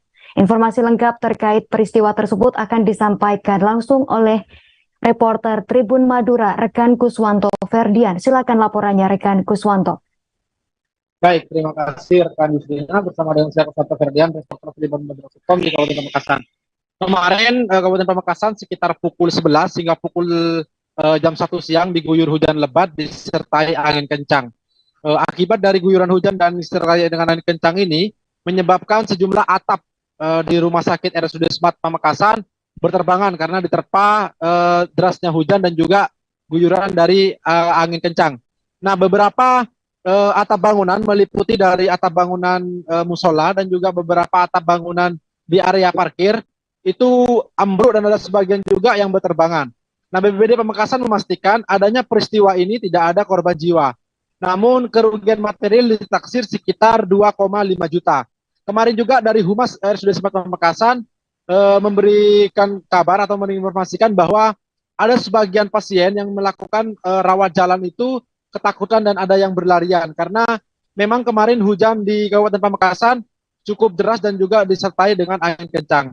Hingga saat ini juga Justina, pantauan kondisi cuaca di Kabupaten Pamekasan masih hujan deras dan masih ada sedikit disertai angin kencang. BPBD Pamekasan juga melakukan upaya antisipasi dengan mendirikan posko di area Monumen Arek Lancor untuk mengantisipasi adanya peristiwa angin kencang dan juga guyuran hujan deras yang menerpa sejumlah rumah warga. Nah, selain menerpa sebagian atap di RSUD Smart Pamekasan, kemarin guyuran hujan di Kabupaten Pamekasan juga menyebabkan sejumlah pohon di rumah pemukiman warga menjadi tumbang dan sempat menutup beberapa akses jalan. Untuk informasi lebih lanjut, Justina akan saya informasikan. Kembali ke studio. Baik, terima kasih atas laporannya rekan Kuswanto Ferdian dari Tribun Madura. Selamat bertugas kembali. Kita beralih ke berita selanjutnya, Tribuners. Komisi 2 DPRD Kota Mojokerto melakukan inspeksi mendadak atau sidak di 3 proyek strategis pembangunan Jalan Empu Nala, Skywalk, dan Tugu di Alun-Alun pada Rabu 2 November 2022. Dari hasil sidak terdapat sejumlah temuan, di antaranya proyek pembangunan rehabilitasi Taman Alun-Alun Kota Mojokerto berupa tugu dan kolam dengan anggaran senilai 2,7 miliar rupiah tersebut diduga melenceng dari master plan. Fasilitas publik yang dibangun menggunakan anggaran APBD 2022 ditemukan pada bagian pilar-pilar hanya dicat menyerupai bata, padahal seharusnya ditutup dengan bata merah. Informasi lengkap terkait berita tersebut akan disampaikan langsung oleh reporter Surya rekan M. Romadoni. Silakan laporannya rekan. Ya, selamat siang rekan Justina. Dari Mojokerto, saya melaporkan bahwa Komisi 2 DPRD Kota Mojokerto melakukan inspeksi mendadak atau sidak di 3 proyek strategis Kota Mojokerto, yakni yang pertama adalah di Jalan Raya Empu Nala, yang kedua adalah di Tugu Alun-Alun, dan ketiga adalah di Skywalk yang berada di alun-alun tersebut. Seperti yang diketahui bahwa hasil temuan sidak ditemukan bahwa pembangunan rehabilitasi taman alun-alun Kota Mojokerto termasuk Tugu yang senilai dari anggaran APBD senilai 2,7 miliar tersebut diduga melenceng dari master plan karena fasilitas publik yang dibangun ini ditemukan tidak di bagian pilar-pilar yang hanya dicat batu bata, padahal bangunan berupa monumen seperti candi itu seharusnya dibangun dengan menggunakan bata merah. Kemudian tidak hanya itu, temuan sidak di Tugu Alun-Alun ini juga ada di bagian lantai bangunan tugu karena di sana tidak dilengkapi dengan lantai karena tidak termasuk dalam paket pembangunan tersebut. Padahal seharusnya lantai itu dilengkapi dengan lantai berupa batu andesit. Namun karena kekurangan dana sehingga proyek ini tidak menganggarkan dari bangunan lantai tersebut. Kemudian dari hasil sidak selanjutnya bahwa di kawasan Skywalk bahwa bangunan Skywalk ini diestimasi dari pembangunan PT atau CV Pengastributan bahwa pengerjaan ini dipastikan akan selesai pada tanggal 20 November ke depan. Bangunan Skywalk yang nanti akan dipergunakan oleh Desperindak Kota Mojokerto untuk menampung para IKM dan pengusaha makanan untuk berjualan di depan alun-alun ini. Kemudian yang disampaikan oleh anggota Dewan Komisi 2 Agus yang mengatakan bahwa pihaknya juga mewanti-wanti para kontraktor dan Pemkot untuk mengerjakan atau merampungkan seluruh proyek, 3 proyek prioritas ini, karena untuk estimasi pengerjaan Tugu alun-alun ini dengan kontraktor pelaksana CV Wisatama dan Postal Pengawas CV Citepulkan selama 160 hari ini dimulai 13 Juli dan diperkirakan akan rampung pada 19 Desember ke depan. Kemudian untuk proyek Sekiwak yang dikerjakan oleh TV Dwi Mulya Jaya dari sumber APBD senilai 7,9 miliar yang dimulai 14 Juli akan selesai pada 26 November ke depan.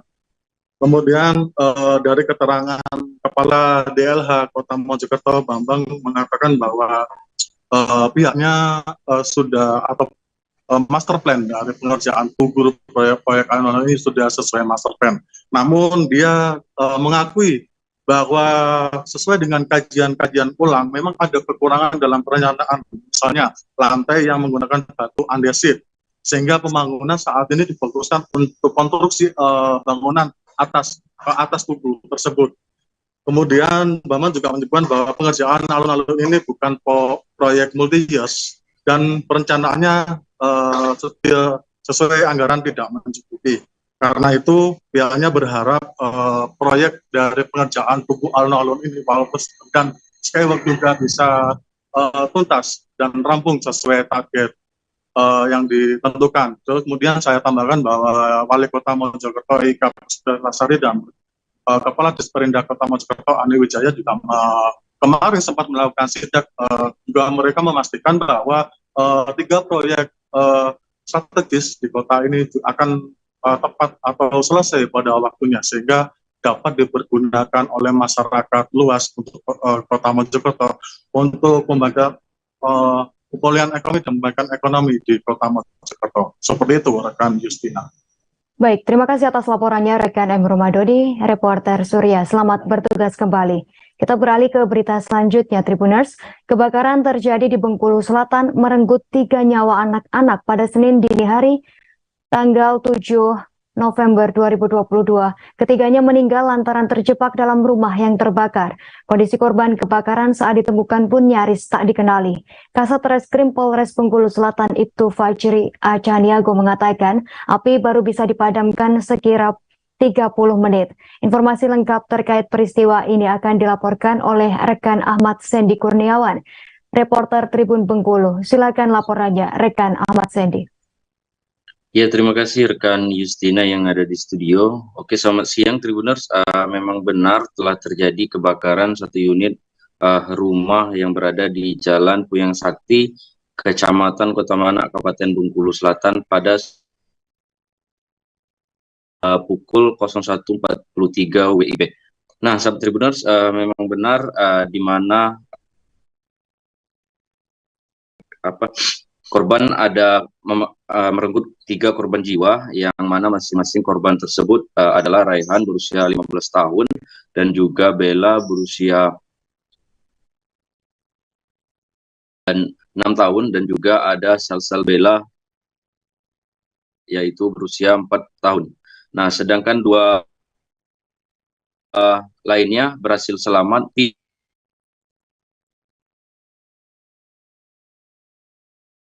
Masih kecil, itu mereka sudah melarilah bernama Davi berusia 12 tahun dan juga Andika yang masih berusia 2 tahun. Nah, sahabat Tribuners,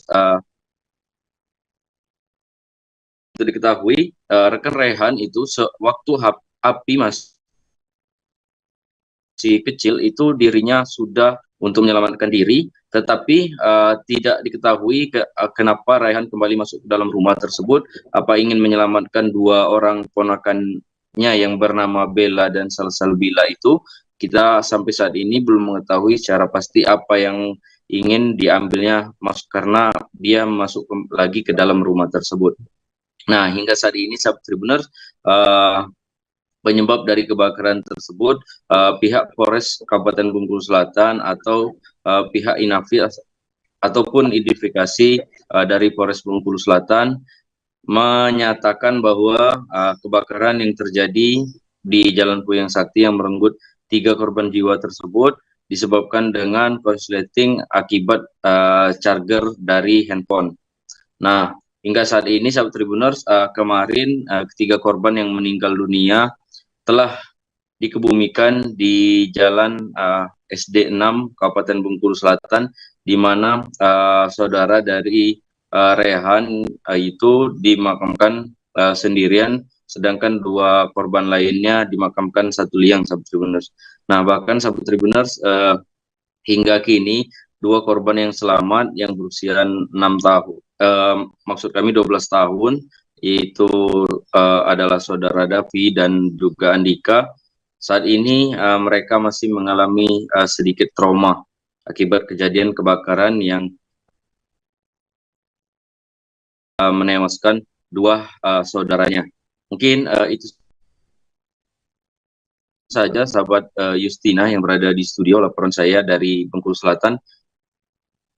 Baik, terima kasih atas laporannya rekan Ahmad Sendi dari Tribun Bengkulu. Selamat bertugas kembali. Berikut kami tampilkan wawancara dari tetangga korban, Agus.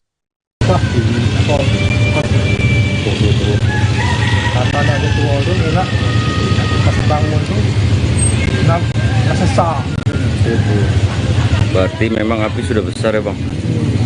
Jadi pas dia minat itu tuh dari tarik yang lain nih, karena panik yang itu lari ke dalam, pas sampai ke dalam roboh bangunan ini ke dalam tuh. Jelas yang besar tuh ini apa ke dalam WC. Di dalam WC ditemukan semalam, Bang. Yang 2 itu di mana, Bang? Yang 2 itu di ruang tamu. Di ruang tamu yang 2. Tapi posisi waktu kebakaran malam tadi itu, Bang, itu posisi orang tuanya ada di rumah juga tidak, Bang? Memang posisi anaknya. Anak-anak galak. Anak-anak galak. Kalau orang tua itu kan biasa pagi-pagi dia. Dia ini tinggal di mana sebenarnya? Kerja apa kayak, Bang? Jualan apa? Jualan makanan di rumah. Di mana itu jualan? Arah ini. Samudra itu. Oh, di bos. Bos punya ya? Punya. Jadi posisi memang kayak di rumah, Bang. Memang posisi barat tuh cuma. Presiden Joko Widodo secara eksplisit memberikan pujian pada Ketua Harian Nasional DPP Partai Perindo, Tuan Guru Banjang TGP HM Zainul Majdi. Hal tersebut diungkapkan Presiden Jokowi tatkala menghadiri perayaan hari ulang tahun Partai Perindo ke-8 pada Senin 7 November 2022. Mulanya Presiden Jokowi menyinggung capaian Partai Perindo di dalam survei Litbang Kompas. Capaian itu dinilai Jokowi merupakan sebuah prestasi yang cukup membanggakan bagi partai non-parlemen. Informasi lengkap terkait berita tersebut akan disampaikan oleh reporter Tribun Lombok, rekan Lalu Helmi. Silakan laporannya rekan Lalu Helmi.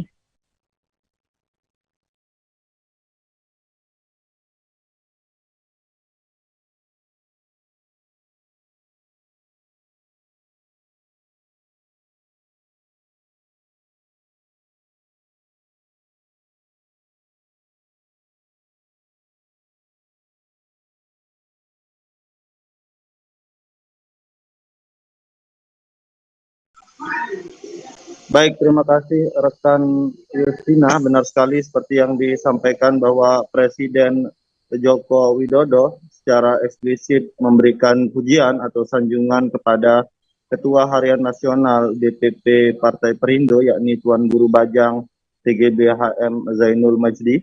Hal tersebut diungkapkan politisi Partai Demokrasi Indonesia Perjuangan tatkala menghadiri perayaan HUT Partai Perindo ke-8 pada Senin 7 November 2022. Hadir dalam kesempatan tersebut sejumlah pimpinan partai politik seperti pimpinan Partai Gerindra Prabowo Subianto, pimpinan Partai P3 Mardiono, serta sejumlah sekjen serta wakil ketua yang diutus oleh masing-masing partai politik. Dalam sambutannya, Presiden Jokowi menyinggung capaian Partai Perindo di dalam sejumlah lembaga survei, salah satunya Litbang Kompas. Dalam survei tersebut, Partai Perindo menorehkan angka cukup memuaskan, yakni 4,5%. Capaian itu dinilai Jokowi merupakan buah prestasi yang cukup membanggakan bagi partai non-parlemen seperti Partai Perindo.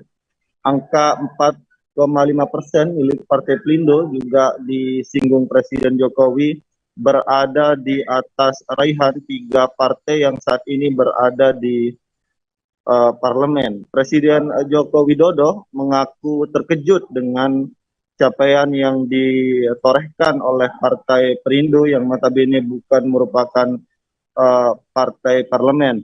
Namun setelah tiba di acara HUT Partai Perindo ke-8, kekagetan Presiden Joko Widodo tampaknya terjawab. Ia secara eksplisit memberikan jempol terhadap langkah politik yang diambil Ketua Umum Partai Perindo, Bapak Haritano Sudibjo, yang menarik sejumlah tokoh dengan reputasi mumpuni dan memiliki loyalis massa yang besar.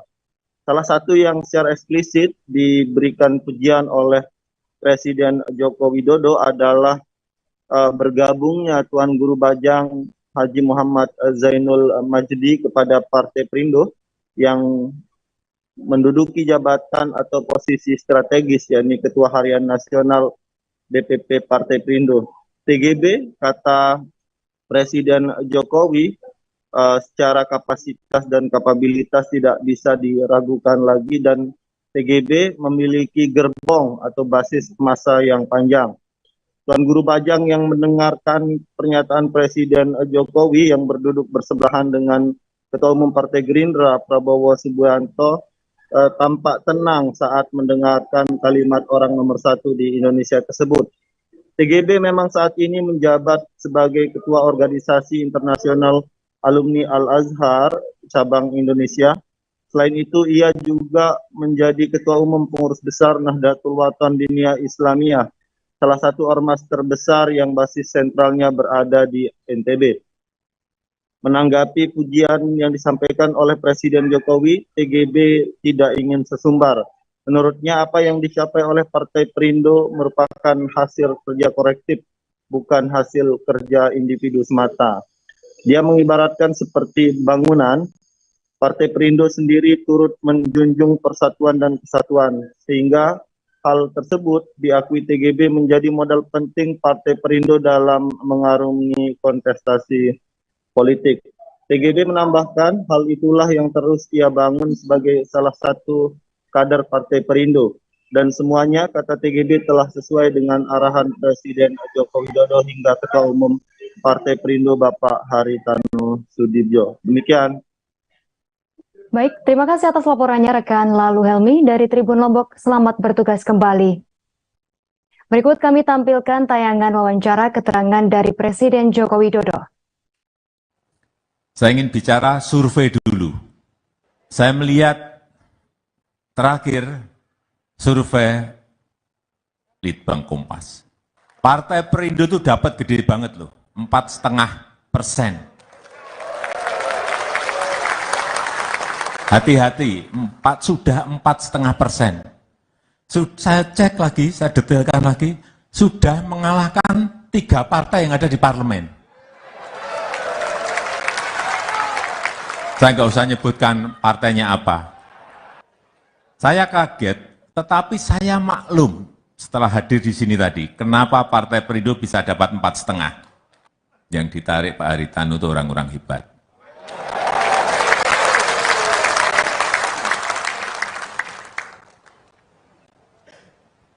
Ketua hariannya,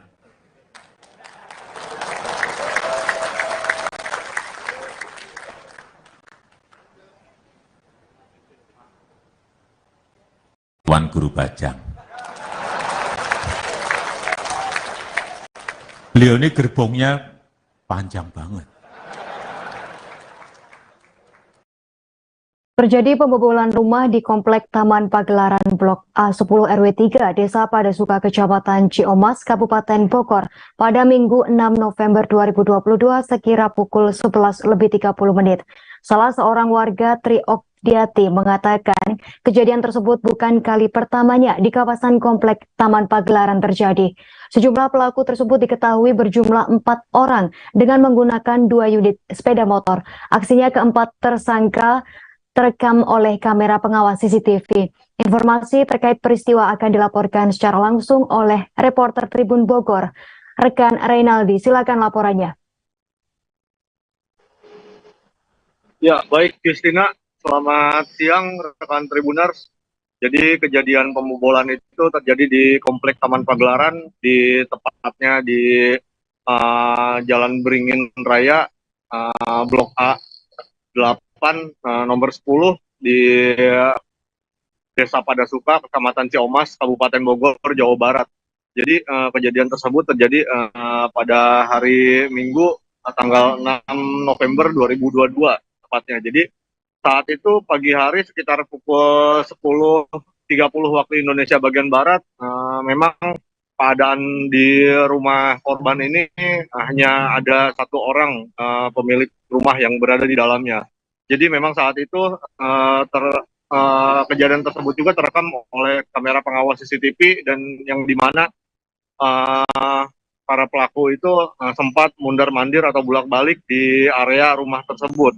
Jadi memang saat itu sang korban berada di dalam rumahnya ketika keempat pelaku masuk ke dalam rumah yang mencoba untuk membobol kunci pagar dan juga lewat jendela di dalam rumah. Ketika itu memang sang korban merasa ketakutan ketika pencuri yang diduga pencuri itu sudah masuk ke dalam rumah dan korban pun langsung bersembunyi. Tetapi ketika para pelaku itu sedang mengacak-acak kamar dari korban, langsung korban pun berteriak dan langsung para pelaku tersebut langsung kaget dan melarikan diri ke arah kendaraannya yang berada di luar. Jadi menurut warga sekitar, memang pada hari itu, di hari Minggu tersebut, kejadian pembobolan itu terjadi bukan hanya di rumah korban yang terlihat di kamera CCTV saja, tetapi ada 3 rumah lainnya yang berada di Komplek Taman Pagelaran yang dicoba dibobol oleh pelaku pembobolan tersebut.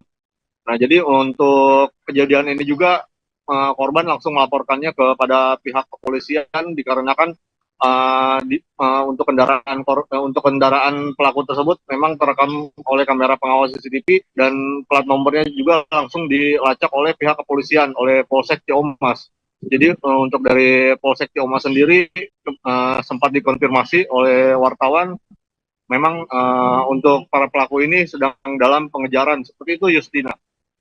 Baik, terima kasih atas laporannya rekan Reynaldi dari Tribun Bogor. Selamat bertugas kembali. Beralih ke berita selanjutnya, Tribuners. Warga Blok Empang Muara Angke, Kelurahan Pluit, Penjaringan, Jakarta Utara mulai memindahkan barang-barang berharga ke tempat yang lebih aman. Hal itu menyusul informasi dari Badan Meteorologi, Klimatologi, dan Geofisika (BMKG) yang mempresentasikan akan terjadi gerhana bulan total pada Rabu 8 November 2022 hari ini. Terjadinya gerhana bulan tersebut berpotensi meningkatkan ketinggian pasang air laut atau banjirop di kawasan pesisir. Informasi lengkap terkait berita tersebut akan dilaporkan oleh rekan M. Rifki Ibnu Masih dari reporter Warta Kota maksud kami. Silakan rekan Rifki Ibnu Masih. Terima kasih rekan Justina di studio, diinformasikan langsung dari wilayah pesisir Jakarta Utara, tepatnya di wilayah Blok Empang Muara Angke, Kelurahan Pluit, Penjaringan, Jakarta Utara, di mana sejak kemarin, tepatnya pada Senin 7 November 2022, warga di sekitaran Blok Empang sudah mulai memindahkan barang-barang berharga milik mereka, baik itu berupa barang-barang elektronik maupun barang yang mudah merembas air, kasur dan lain sebagainya, ke tempat yang lebih aman atau ke lantai 2. Dikarenakan menurut informasi dari BMKG bahwasanya pada hari ini tepatnya Selasa 8 November 2022 hingga nanti pada 14 November akan terjadi gerhana bulan, puncaknya pada hari ini sebetulnya, dan pada gerhana bulan tersebut berpotensi menaikkan pasang air laut akan naik dan akhirnya menggenangi pemukiman di sejumlah wilayah pesisir Jakarta. Salah satunya wilayah yang berada di kawasan Blok Empang. Bahkan dalam pantauan Warta Kota, sejumlah rumah di wilayah Blok Empang sudah tidak lagi dihuni dalam keadaan rusak. Karena warga sekitar yang sering mengalami banjir rob akhirnya memutuskan untuk meninggalkan kediaman rumah mereka. Pantauan Warta Kota pula juga posisi Blok Empang yang berada di wilayah fluid tersebut memang berada lebih rendah daripada tanggul laut yang berada persis di sampingnya. Namun selain itu, selain Blok Empang juga ada beberapa wilayah di Jakarta Utara yang menjadi langganan banjir rob. Setidaknya menurut BMKG, ada 9 wilayah di Jakarta Utara yang berpotensi atau langganan rob, tepatnya pada bulan purnama di mana air laut pasang naik.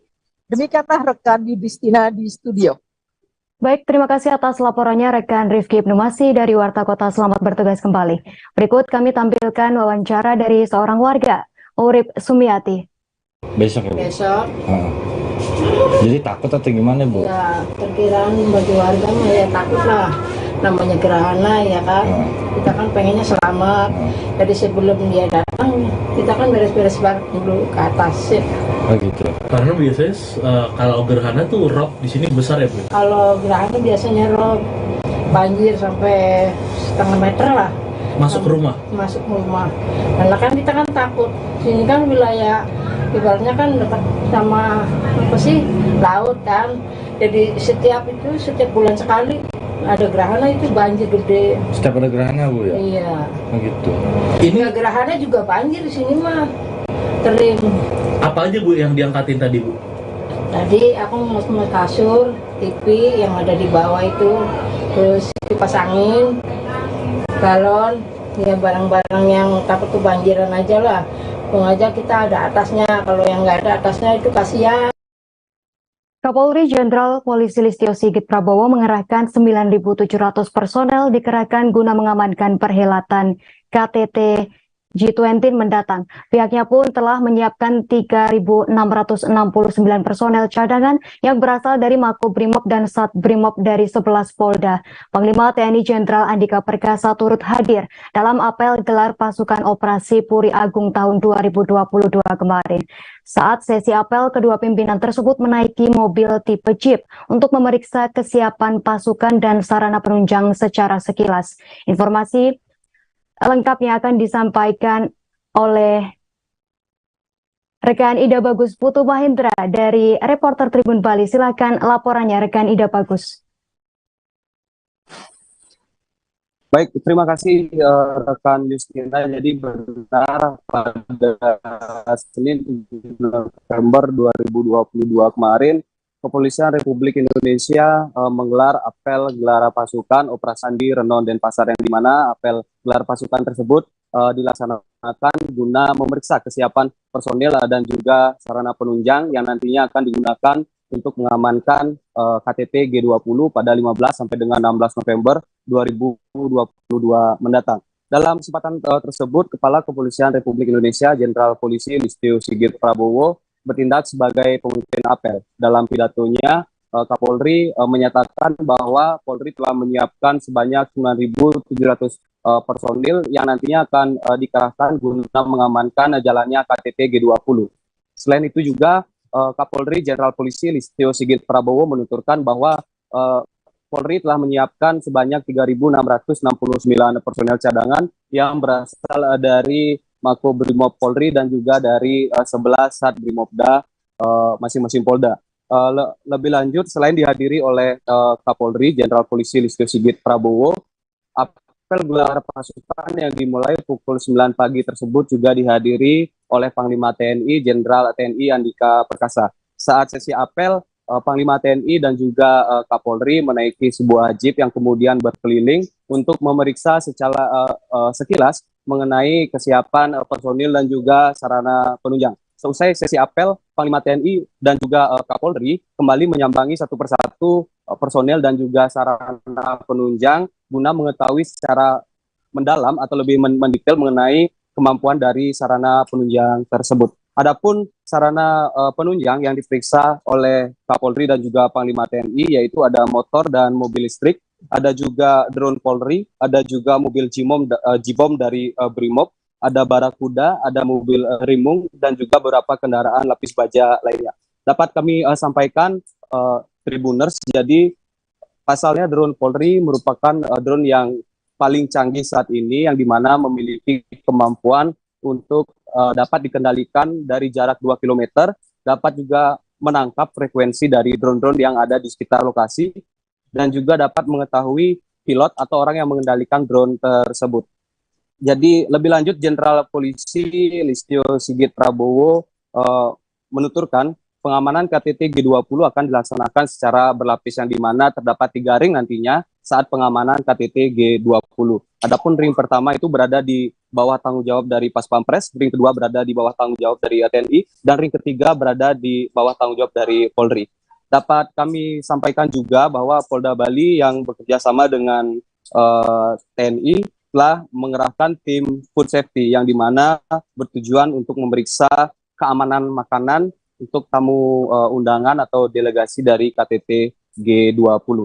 Itu dia laporan dari Tribun Bali, kami kembalikan ke studio. Terima kasih rekan Justina. Baik, terima kasih atas laporannya rekan Ida Bagus Putu Mahendra dari Tribun Bali. Selamat bertugas kembali. Kita beralih ke berita selanjutnya, Tribuners. Asa sedih dan duka menyelimuti masyarakat Aceh atas musibah banjir yang terjadi di Aceh, Tamiang, dan sekitarnya. Sehingga bantuan pun berdatangan dari uluran tangan masyarakat. Tak hanya itu, seorang bocah berusia 4 tahun bernama Azhara merasa prihatin atas musibah yang menimpa masyarakat Aceh, Tamiang. Ia dengan perasaan duka menyerahkan donasi celengan infak yang telah ditabung sebelumnya selama 1 tahun lebih.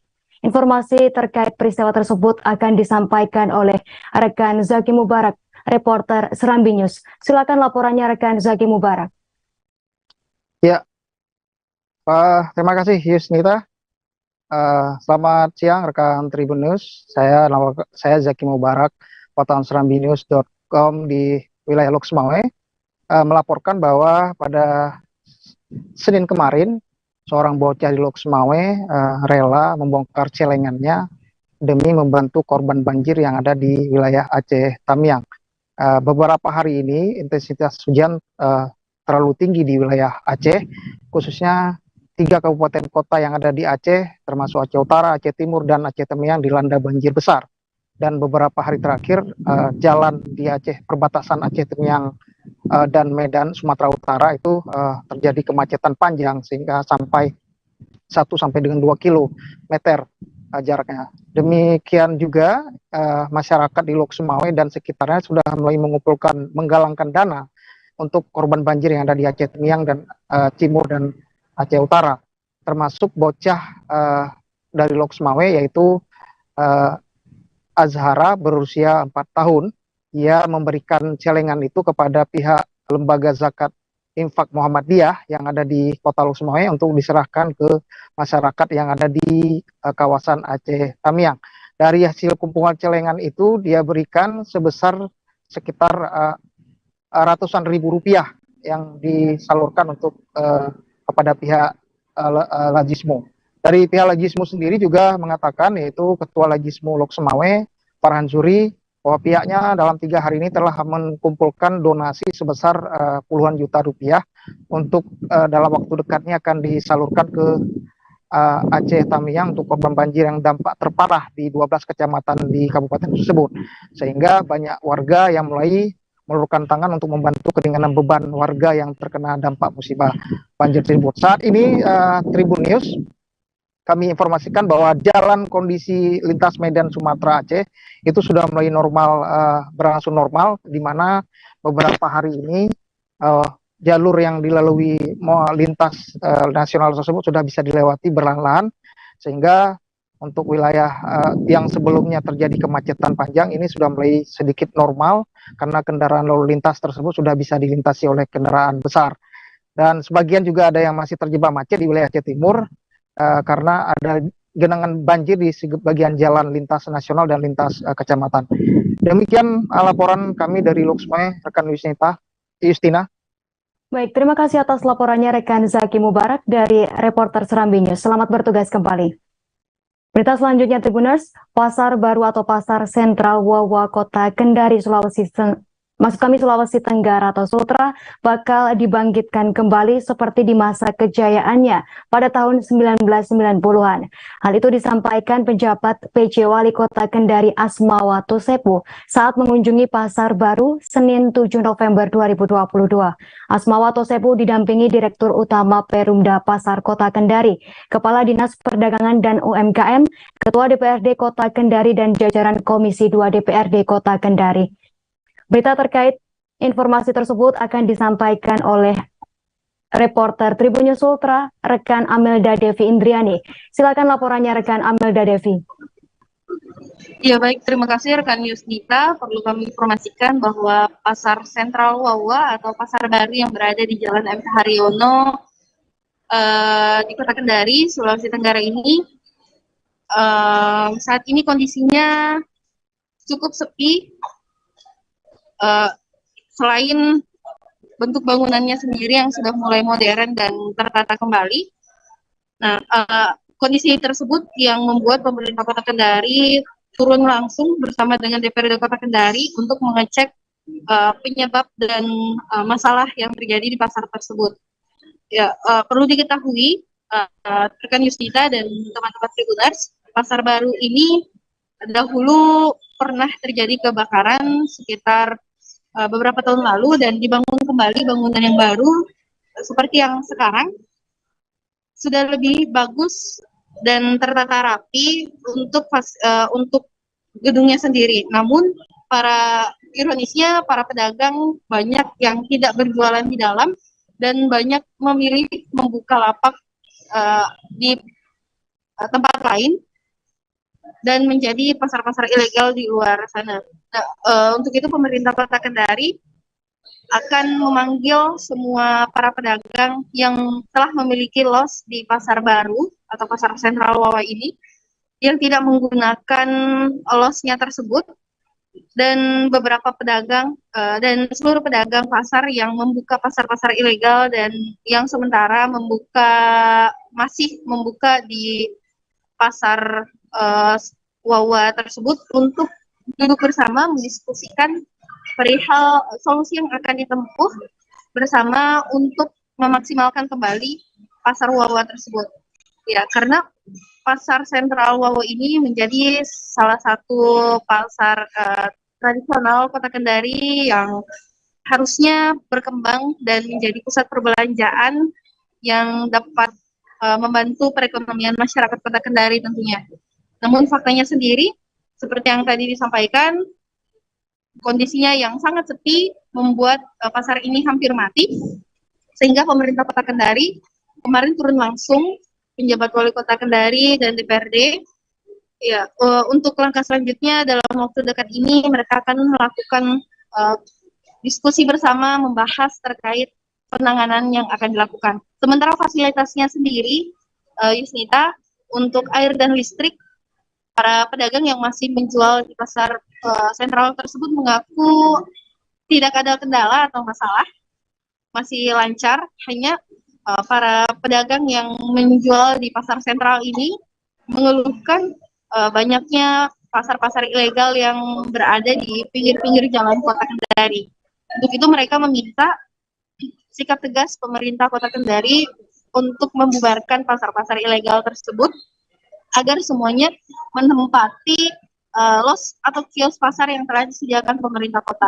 Nah, sebagai tawaran awal, pemerintah Kota Kendari menjanjikan selama 1 tahun para pedagang tidak perlu membayar retribusi di los pasar sentral Wawa tersebut. Ya, hal itu untuk menarik simpati atau keinginan para pedagang agar mau membuka kembali di pasar sentral. Ya, penjabat wali kota Kendari Asmoro Sepu juga menyebut jika dulunya memang pasar sentral ini merupakan pusat perbelanjaan yang ramai, pasar tradisional yang sangat ramai dikunjungi pada masanya, yakni tahun 1990-an, dan ia menginginkan hal itu kembali terjadi saat ini meskipun bangunannya sudah lebih modern. Tentunya banyak hal yang akan dilakukan untuk menyesuaikan dengan kondisi yang ada saat ini. Terima kasih, Yusuf. Baik, terima kasih atas laporannya rekan Amelda Devindrianti dari Tribun News Ultra. Selamat bertugas kembali. Reporter kami telah menghimpun wawancara bersama sejumlah pihak terkait. Berikut liputan lengkapnya. Memang Pak Wali Kota sebelumnya datang sidak dia sudah sampaikan kita pada saat rapat terpilih kemarin bahwa Kadis Perdagangan siap kita akan turun ke pasar Uwa-Uwa. Terkait pasar Uwa yang memang dari awal beliau tiba di sini dia sudah ingatkan bahwa pasar Uwa itu adalah pasar yang teramai di tahun 90-an. Dia akan mencoba bisa mengembalikan pasar ini seperti auranya kemarin. Nah, rencana awal beliau ini dia ingin sebenarnya mengundang dulu semua penghuni pemilik kios yang ada di dalam pasar Uwa, baik yang sudah ada walaupun yang di luar. Sehingga ini nanti didudukkan dan dibicarakan kira-kira keinginan mereka itu apa. Karena tempat ini dalam waktu yang singkat kita sudah harus memang betul-betul fungsikan kembali sebagai pasar yang betul-betul menjadi idaman atau harapan masyarakat. Pak, ini statusnya Perumda atau dikelola di Sperinda?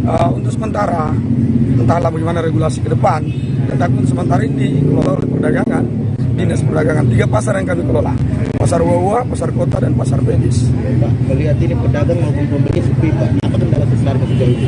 Nah, ini tadi yang kita sampaikan sama-sama. Kendala awal adalah banyaknya pasar-pasar sanggahan, pasar-pasar yang ilegal, yang mungkin besar nanti juga itu akan diundang wali kota agar kita duduk bersama. Bagaimana kita fungsikan kembali? Menurut keterangan yang kami dengar, ini pasar sanggahan sebenarnya diantaranya pasar yang panjang banget. Itu ada 60%. Ini kemudian kemudahan konsumen dalam rangka melakukan aktivitas jual beli di dalamnya dan lain sebagainya. Tadi boleh dilihat ini sudah kunjungan kita Komisi 2 dan Komisi 1, Komisi 3 yang ketiga kali. Memang melahirkan satu kesimpulan yang sama, harus ada pembenahan dari segi fasad secara keseluruhan, karena memang fasad yang hari ini ada di Pasar Baru ini juga berfungsi sebagai sirkulasi udara di dalam. Kemarin ya tadi kita lihat ada kaca-kaca di dalam di lantai 2. Saya juga sudah menyampaikan tidak ada udara, sirkulasi udara tidak bagus di atas. Bagaimana caranya pengunjung mau datang ke atas kalau misalnya kita 1-2 menit sudah berkeringat luar biasa. Melaksanakan tugas di Kota Kendari ini berdasarkan ketentuan peraturan perundang-undangan. Manakala ada hal atau aspek yang memang tidak sesuai ketentuan, tentu itu negara tidak boleh kalah, karena dasarnya adalah ketentuan peraturan perundang-undangan. Hukum harus ada di atasnya, ya. Upaya percepatan ini dalam waktu dekat apa yang akan dilakukan, Pak? Kami akan ketemu dengan seluruh pedagang, pemilik los atau kios yang ada di Pasar Baru untuk kita duduk bersama, kemudian kita rembukan seperti apa langkah-langkah taktisnya. Yang penting kalau bagi saya secepatnya harus segera. Kalau penindakan terhadap pasar liar bagaimana, Pak? Tadi sesuai ketentuan aturan seperti apa, pasti kita akan tegakkan aturan. Baik, insya Allah asal saya didukung oleh semua pihak itu.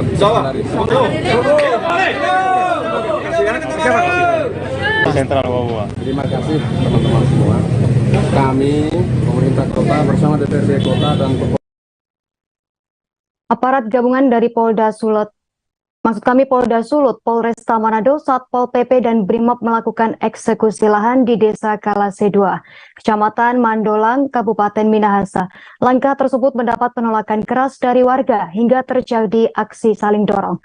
Kabak Ops Polresta Manado, Kompol Tommy Arwan mengatakan pemerintah telah melakukan 3 kali sosialisasi disertai peringatan terkait permasalahan lahan di Desa Kalase 2. Arwan menerangkan masyarakat melalui sosialisasi akan mendapatkan dispensasi dari pemerintah.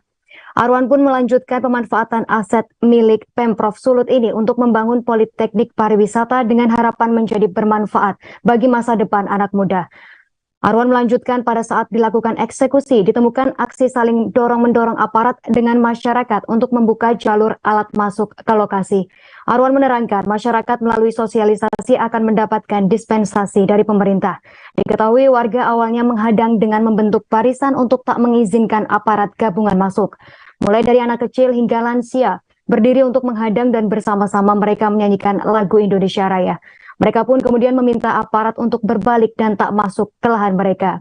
Berbagai upaya permintaan dari aparat agar warga menghindar dari tengah jalan dilakukan. Namun karena langkah tersebut tak diindahkan hingga akhirnya aparat maju perlahan-lahan. Warga kemudian terus menghalau hingga terjadi aksi saling dorong. Beberapa warga dan aparat terlihat jatuh akibat kejadian tersebut. Aparat pun terus bergerak ke depan meski ada perlawanan. Hingga akhirnya warga yang berada di tengah pun bisa disingkirkan hingga truk yang membawa alat berat masuk ke area lokasi bisa lewat.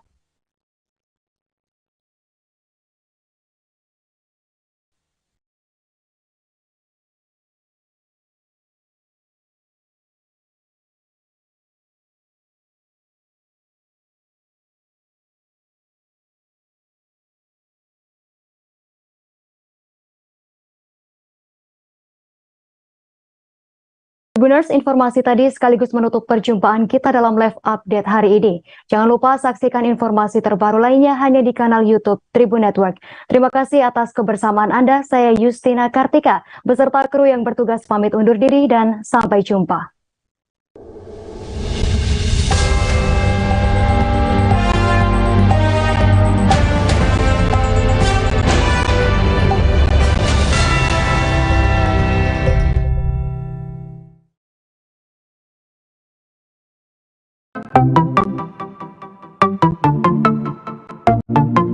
Halo Tribuners, waktu sudah menunjukkan pukul 8 waktu Indonesia Timur.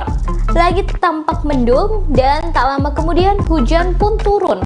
Satu persatu dari kami menaiki speedboat dari Pelabuhan Usaha Mina, Sorong, Papua Barat.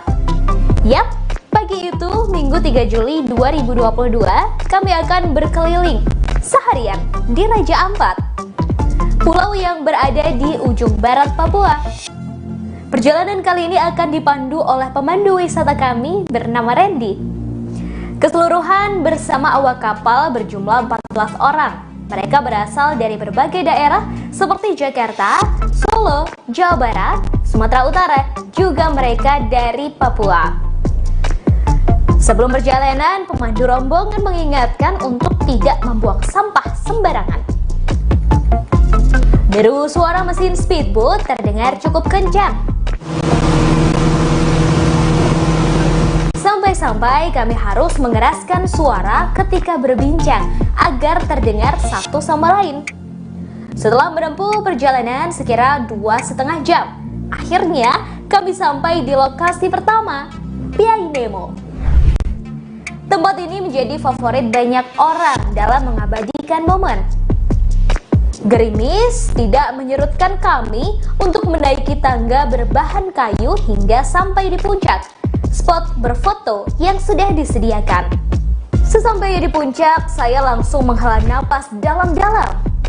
Takjub melihat betapa indahnya deretan batu karang yang tingginya hingga beberapa meter di atas permukaan air. Batu karang tersebut seperti membentuk pulau-pulau kecil dan indah. Pemandangan yang sangat eksotis ini tersohor hingga penjuru dunia loh Tribuners. Piai Nemo sebenarnya sangat akrab dengan masyarakat Indonesia karena pemandangan deretan karang berbentuk pulau ini ada di uang kertas Rp100.000. Sayangnya tiba-tiba hujan turun cukup lebat. Kami pun bergantian turun mencari tempat berteduh di beberapa simpang tangga yang sudah disediakan seperti gazebo. Di tengah hujan, kami beristirahat di shelter sambil menikmati air kelapa. Sejumlah warga pulau sekitar tampak berjualan seperti kelapa muda, pernak-pernik, ikan-ikan kering, kopi, dan lainnya. Kemudian kami kembali ke kapal untuk melanjutkan perjalanan. Syukurlah hujan pun reda sebelum sampai di lokasi kedua Tribuners. Kami tiba di Telaga Bintang. Untuk meraih puncak pun tidak sejauh Piai Nemo, namun medannya cukup berat. Kami harus menaiki batu-batu karang yang keras dan tajam. Harus bergantian lantaran jalurnya hanya cukup untuk satu orang. Sampai di atas, kami bisa melihat batu karang tinggi yang membentuk seperti pulau-pulau kecil. Dan seperti namanya, kami bisa menyaksikan telaga berbentuk bintang. Di bawah airnya terlihat sangat jernih.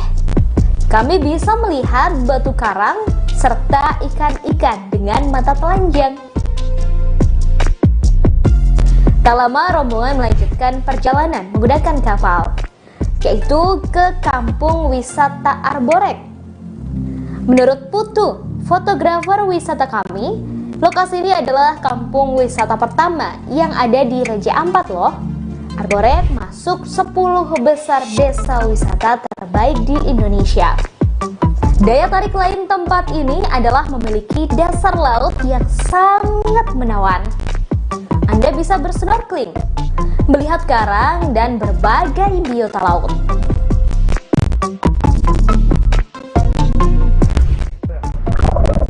Selamat datang di Akuarium Raja Ampat. Yap, inilah Pulau Sawandarek. Pemandu rombongan mengajak untuk langsung bersnorkeling. Peralatan sudah disiapkan, seperti kacamata hingga masker snorkeling. Para wisatawan langsung melompat dari kapal untuk bersnorkeling. Di bawah terlihat ikan-ikan berparas cantik, biota laut dan berbagai rupa batu karang. Tempat terakhir yang kami kunjungi tak kalah indah, yakni Pulau Pasir Timbul. Seperti namanya, pulau ini muncul 3 kali dalam satu hari. Pukul 6 waktu Indonesia Timur, pukul 11 waktu Indonesia Timur, dan 15 waktu Indonesia Timur. Masing-masing sekitar 30 menit. Tepatnya saat air laut surut. Kapal kami menepi di sekitar pasir putih pulau ini yang berada bukan di pinggir daratan, tetapi lebih menjorok seolah muncul pasir di laut. Wisatawan tampak berfoto di pulau ini berlatar pulau roti yang memang bentuknya menyerupai roti. Anak-anak pun terlihat senang bermain pasir putih.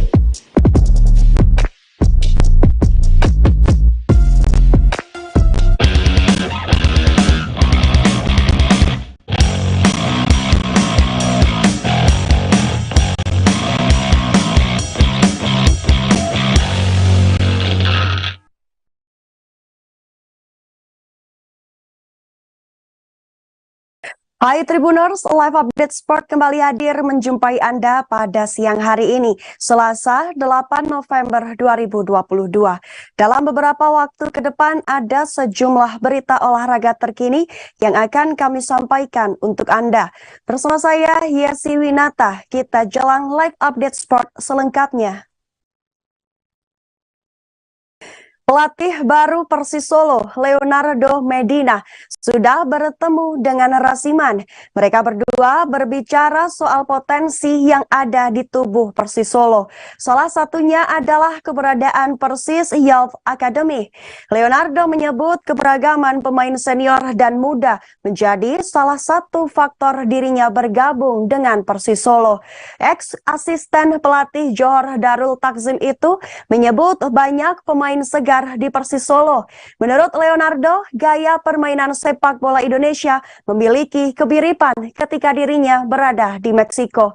Untuk laporan selengkapnya akan disampaikan langsung oleh wartawan Tribun Solo, Adi Surya Samudra yang kini sudah terhubung bersama kami. Silahkan rekan Adi Surya untuk laporannya. Iya, baik rekan Jesse, dan seperti dikatakan sebelumnya memang Persis Solo sudah mengumumkan sosok pelatih baru mereka, dan itu berada di sosok Leonardo Medina sendiri. Dan Leonardo Medina sendiri memang sudah berbincang dengan Rasiman terkait apa yang kemudian akan dilakukannya di Persis Solo. Salah satunya juga menganalisa tentang potensi-potensi pemain muda yang dimiliki Persis Solo saat ini. Terlebih kombinasi antara pemain senior dan pemain muda yang ada di tubuh Persis Solo sendiri bisa menjadi salah satu kekuatan Persis Solo dalam mengarungi liga saat ini. Selain itu juga rata dari usia pemain yang ada di Persis Solo itu adalah di rentang 27 tahun. Demikian yang bisa saya sampaikan, kembali ke rekan Jesse. Baik, terima kasih atas laporannya Adi Surya Samudra. Silahkan bertugas kembali. Kita beralih ke Liga Champions. Setelah mendapatkan hasil drawing 16 besar Liga Champions, legenda timnas Inggris Micah Richard berharap Liverpool dapat menembus kekalahannya saat bertemu Real Madrid. Pertemuan Real Madrid versus Liverpool di 16 besar Liga Champions musim ini merupakan ulangan dari duel final musim lalu. Pada final Liga Champions musim lalu, Liverpool harus bertekuk lutut di hadapan Real Madrid melalui gol tunggal Vinicius Junior. Dengan hasil mengecewakan yang didapatkan Liverpool di tahun lalu itu, diharapkan menjadi pelecut bagi Liverpool di tahun ini. Hal itu berguna untuk menebus kekalahannya atas Real Madrid pada Liga Champions musim lalu. Dan untuk musim ini, Liverpool lolos ke 16 besar Liga Champions dengan status sebagai runner-up grup B. Sedangkan Real Madrid mendapat tiket 16 besar Liga Champions dengan menyandang status jawara grup F. Untuk pertandingan 16 besar Liga Champions 2022-2023 antara Liverpool versus Real Madrid sendiri dijadwalkan sebanyak 2 leg. Duel pertama antara Liverpool versus Real Madrid terhampar di Anfield Stadium pada 15 Februari 2023. Kemudian pertandingan leg kedua antara Real Madrid versus Liverpool berlangsung di Santiago Bernabeu 8 Maret 2023. Untuk lebih lanjut, mantan pemain berposisi fullback ini penasaran dengan strategi yang akan diterapkan Jurgen Klopp selaku pelatih Liverpool. Pasalnya, Mohamed Salah dan kawan-kawan mengalami performa yang inkonsisten pada awal musim ini. Lebih lanjut, Richard menilai badai cedera menjadi penyebab dibalik naik turunnya penampilan skuad berjuluk The Reds tersebut. Walaupun demikian, ia menyukai dengan hasil undian 16 besar Liga Champions yang mempertemukan Real Madrid dengan Liverpool. Dan Micah Richard pun ingin melihat di mana Liverpool berada saat pertandingan dengan Real Madrid dimulai nanti. Dan berikut ada hasil lengkap undian 16 besar Liga Champions 2022-2023.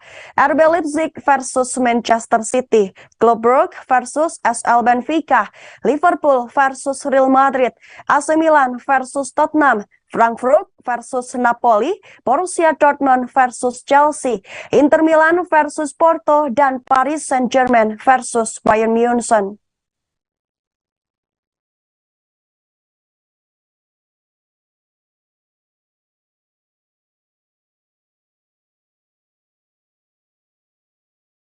Di saat drawing Liga Champions telah menetapkan AC Milan melawan Tottenham Hotspur di 16 besar Liga Champions 2022-2023. Legenda AC Milan Franco Baresi optimis jika mantan timnya tersebut bisa melewati hadangan Tottenham Hotspur pada babak 16 besar Liga Champions. Keyakinan Franco Baresi itu tidak terlepas dari persiapan matang AC Milan dalam mengikuti Liga Champions musim ini. AC Milan memiliki target tersendiri dan ingin tampil mengejutkan. Ia juga menilai jika AC Milan dapat melangkah jauh walaupun bertemu dengan pelatih yang mengenal kultur sepak bola Italia. AC Milan dinilai bisa melangkah jauh meskipun harus bertemu dengan pelatih Tottenham Hotspur Antonio Conte yang mengenal kultur sepak bola Italia. Menurutnya, AC Milan harus ambisius, berpikir besar dan harus optimis untuk melawan Tottenham yang merupakan tim kuat. Antonio Conte selaku pelatih berhasil membawa Tottenham Hotspur lolos ke 16 besar Liga Champions dengan status juara grup D. Tottenham finish posisi teratas fase grup D Liga Champions di atas Eintracht Frankfurt yang menemaninya lolos ke 16 besar sebagai runner-up. Harry Kane dan kawan-kawan menyelesaikan 6 pertandingan grup D Liga Champions dengan hasil 3 kemenangan, 2 imbang dan 1 kekalahan. Adapun skuad AC Milan melangkah ke 16 besar Liga Champions dengan status runner-up grup E. AC Milan mengumpulkan 10 poin dan tertinggal 3 angka dari Chelsea yang ke-16 besar dengan status juara grup. Pertemuan AC Milan versus Tottenham Hotspur di 16 besar Liga Champions dijadwalkan sebanyak 2 leg. Pertandingan pertama antara AC Milan versus Tottenham Hotspur akan berlangsung di San Siro pada 15 Februari 2023. Kemudian leg kedua gantian ke markas Tottenham Hotspur Stadium pada 9 Maret 2023. Dan berikut ada hasil lengkap undian 16 besar Liga Champions 2022-2023. RB Leipzig versus Manchester City, Club Brugge versus SL Benfica, Liverpool versus Real Madrid, AC Milan versus Tottenham Hotspur, Frankfurt versus Napoli, Borussia Dortmund versus Chelsea, Inter Milan versus Porto, dan Paris Saint-Germain versus Bayern Munchen.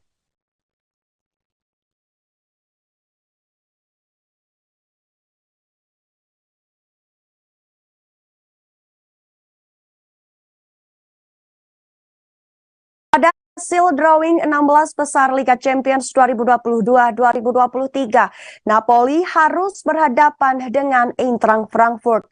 Dengan hasil tersebut, pelatih Napoli Luciano Spalletti memberikan reaksi. Luciano Spalletti bereaksi atas hasil drawing 16 besar Liga Champions yang digelar Senin 7 November 2022 tersebut. Undian yang mempertemukan Napoli dengan Eintracht Frankfurt membuat Luciano Spalletti bisa sedikit merasakan lega. Spalletti merasa lega karena di dalam undian tersebut timnya terhindar dari pertemuan dengan raksasa Prancis PSG. Menurut Spalletti, Frankfurt adalah lawan yang sepadan di babak lanjutan 16 besar Liga Champions. Walaupun Eintracht Frankfurt juga masih menjadi pemegang Liga Europe dan sedang naik daun untuk saat ini. Dalam pertemuan kedua tim, Napoli telah menghadapi Eintracht Frankfurt sebanyak 2 kali sebelumnya. Mereka bertemu pertama kali pada tahun 1994 di babak 16 besar Piala UEFA. Napoli kehilangan leg pertama di Jerman 0-1 dan juga menderita kekalahan 0-1 di leg kedua di kandang. Atas kekalahan tersebut, Napoli memiliki misi untuk membalas dendam di Liga Champions musim ini.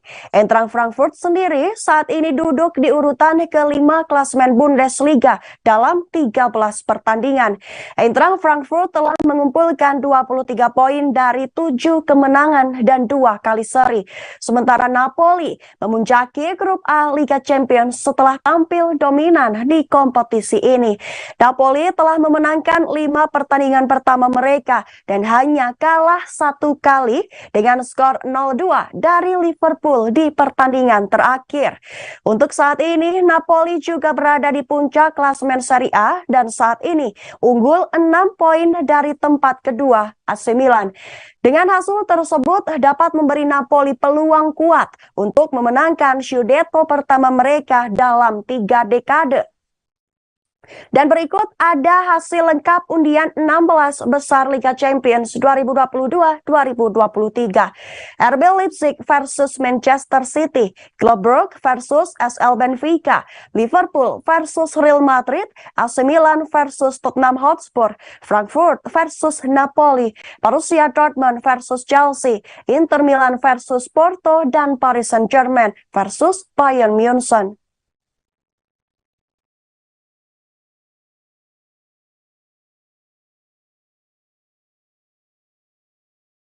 Setelah hasil drawing babak 16 besar Liga Champions 2022-2023 keluar dan menghasilkan sejumlah fakta menarik. Diketahui hasil drawing babak knockout Liga Champions 2022-2023 terdapat beberapa partai akbar bertajuk Big Match. Seperti diberitakan, drawing babak 16 besar Liga Champions telah dilaksanakan pada Senin 7 November 2022 di Nyon, Swiss. 8 tim yang lolos sebagai juara grup menyandang status unggulan. Adapun 8 klub lainnya berpredikat non-unggulan setelah menjadi runner-up di grup masing-masing. Dua kelompok tersebut dipasangkan dan diadu guna memperebutkan tiket menuju perempat final Liga Champions. Sesuai regulasi, tim dari satu negara tidak bisa bertemu. Peraturan serupa juga berlaku untuk klub yang berada di dalam satu grup. Hasilnya, 8 partai tersusun dengan 2 diantaranya berlabel Big Match. Salah satu duel akbar pada babak 16 besar Liga Champions mempertemukan Real Madrid dan Liverpool. Masih segar dalam ingatan ketika kedua klub tersebut bertarung di final Liga Champions musim 2021-2022 lalu. Kala itu, tim berjuluk Los Blancos mengangkat trofi si kuping besar seusai menumbangkan tim berjuluk The Reds 1-0. Jadi, untuk pertemuan kali ini bisa menjadi kesempatan bagi Liverpool untuk menuntaskan dendamnya. Adapun partai besar lainnya, ada yang mempertemukan Paris Saint-Germain dengan Bayern Munchen. Pertemuan kedua tim itu bakal mengadu ketajaman Lionel Messi dan Sadio Mane. Pertandingan leg pertama babak 16 besar dijadwalkan berlangsung pada 14, 15, 21, dan 22 Februari 2023. Dan untuk partai kedua akan digulirkan pada 7, 8, 14, dan 15 Maret 2023. Ada hal menarik lainnya yaitu saat AC Milan bertemu dengan Tottenham Hotspur dan pelatihnya Stefano Pioli tidak merasa gentar sedikit pun. Tottenham Hotspur menjadi lawan yang harus dihadapi AC Milan dalam hasil drawing babak 16 besar Liga Champions. Digelar di House of European Football di Nyon, Swiss. Hasilnya memang menyajikan sederet partai big match. Satu diantaranya AC Milan versus Tottenham Hotspur. AC Milan yang keluar sebagai runner-up grup E Liga Champions memang sudah ditunggu barisan tim elit yang sukses menjadi juara di babak penyisihan grup. Real Madrid, Bayern Munchen hingga Manchester City adalah lawan yang menanti AC Milan di babak 16 besar Liga Champions. Untungnya, tim berjuluk Rossoneri itu ternyata mendapat lawan yang lebih mudah, yaitu Tottenham Hotspur. Sebagai tim runner-up, AC Milan dapat dikatakan beruntung dengan bertemu anak asuh Antonio Conte itu. Pasalnya, meski menyandang status juara grup D Liga Champions, tetapi penampilan tim berjuluk The Lily Whites jauh dari kata konsisten. Harry Kane CS harus menunggu hingga pertandingan terakhir kala melawan Marseille untuk memastikan satu tempat di babak 16 besar Liga Champions. Atas fakta tersebut, langkah AC Milan untuk mengalahkan tim Antonio Conte terbuka lebar. Dengan kedalaman skuad Stefano Pioli dan makin tajamnya Rafael Leao di depan gawang, bisa menjadi momok menakutkan bagi Tottenham Hotspur. Nyatanya, Pioli memang tidak memikirkan siapapun lawan AC Milan di babak 16 besar. Kepercayaan tingginya sebagai peraih Scudetto musim lalu mengiringi langkah Rossoneri untuk tampil sangar di babak 16 besar Liga Champions.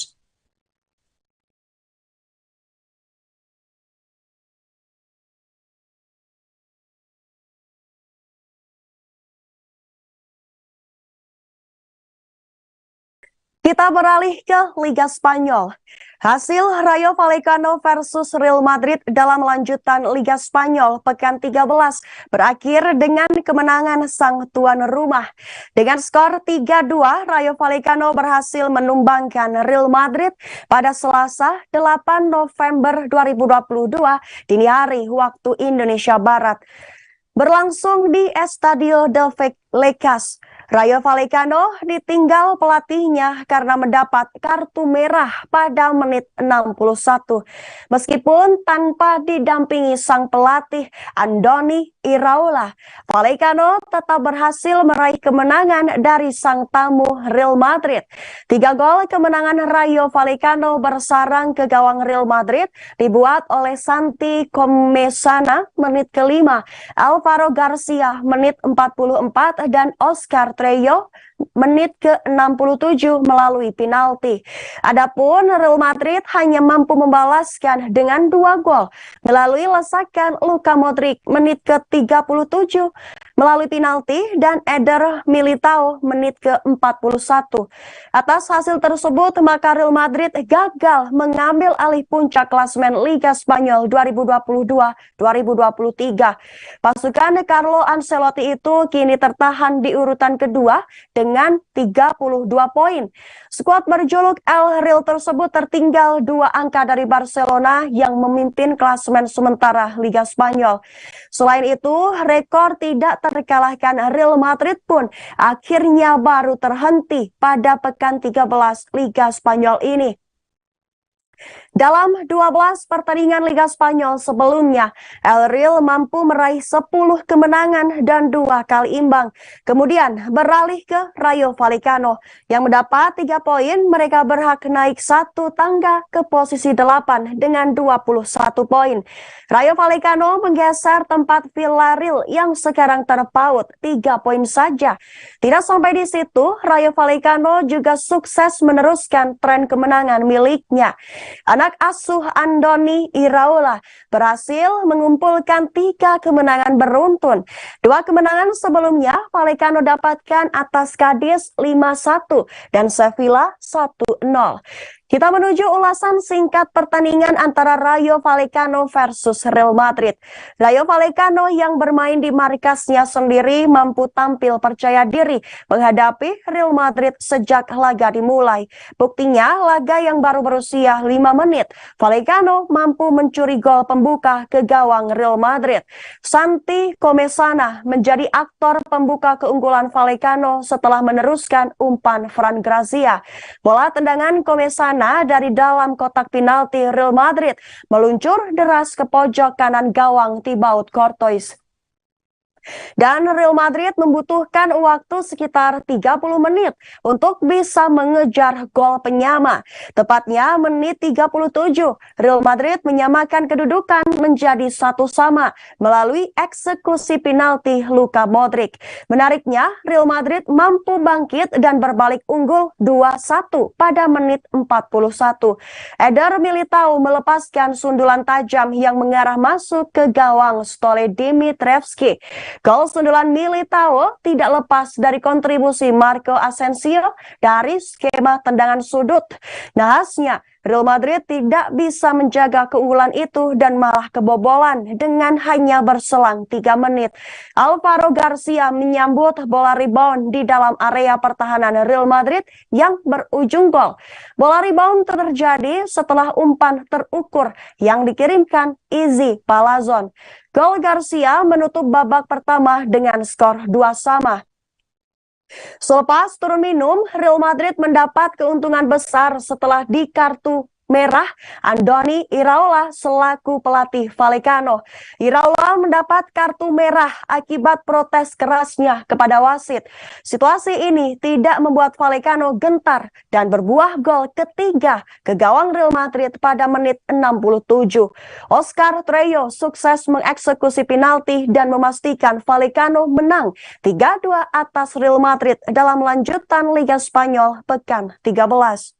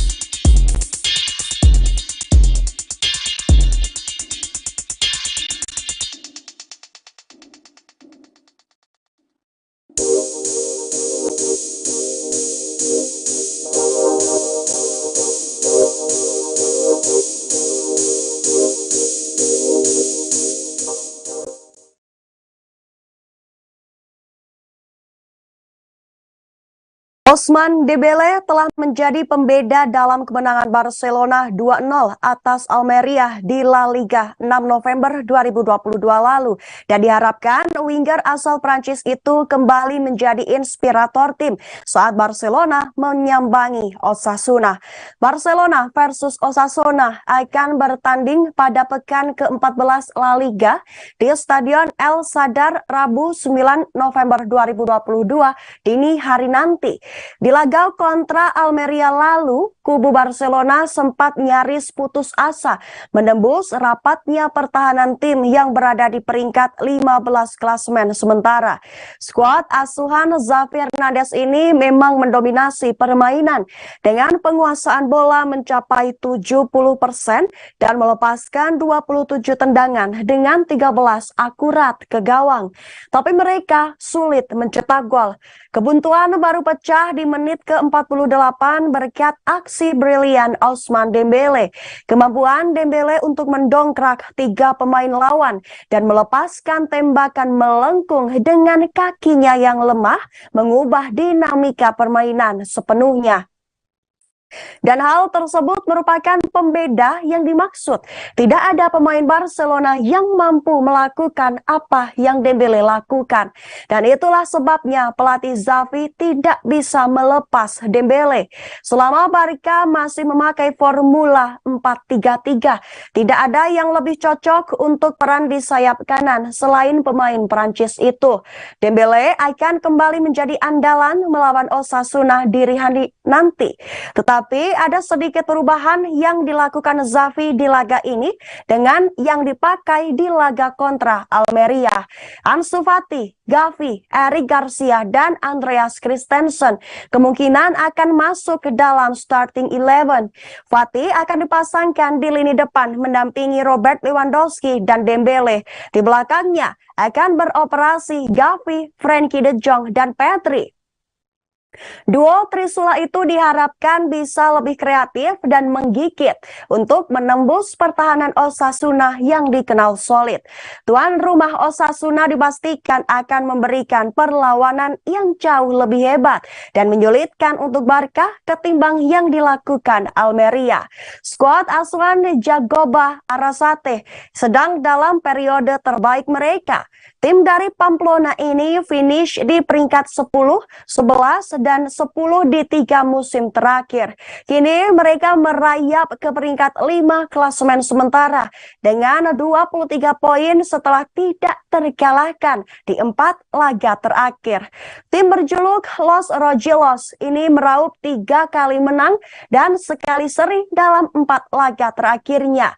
Dan jika menang dini hari nanti, mereka akan mengemas 3 kemenangan beruntun pertama pada musim ini. Tetapi semua tahu mengalahkan Barcelona di La Liga musim ini sangatlah sulit.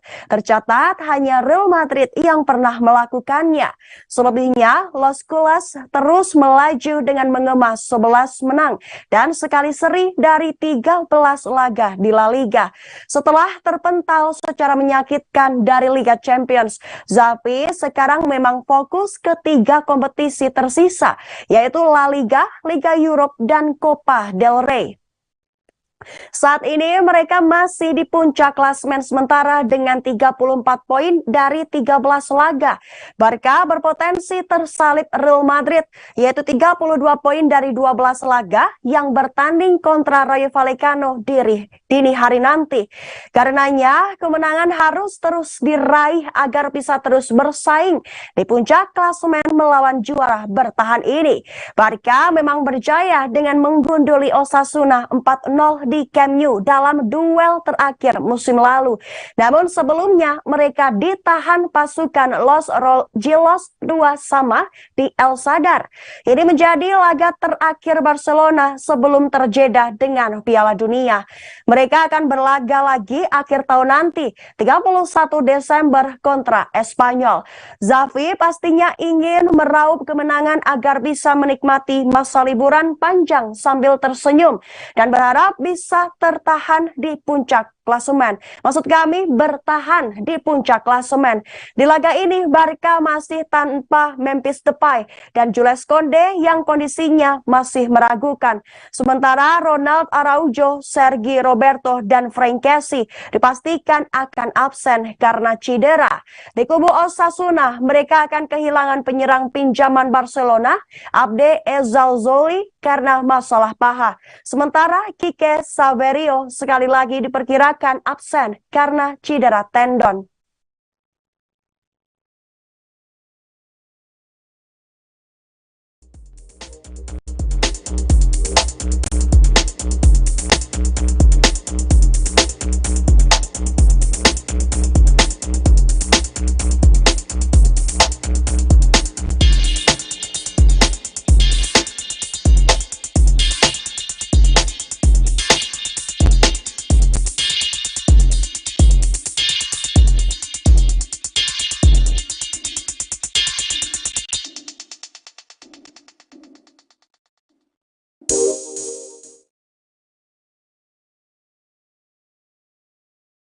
Update klasemen Liga Spanyol setelah kekalahan Real Madrid di kandang Rayo Vallecano pada pertandingan penutup pekan 13 Selasa 8 November 2022 dini hari waktu Indonesia Barat.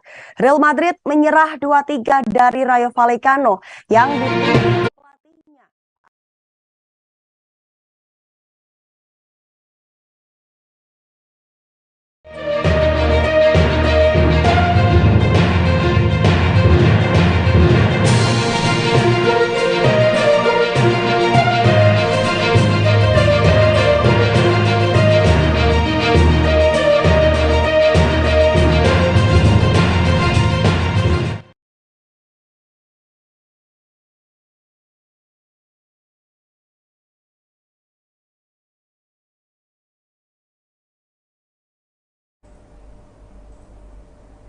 Halo Tribuners, jumpa lagi bersama dengan saya Mutiara dalam tayangan berita selebritis di Tribun Lampung.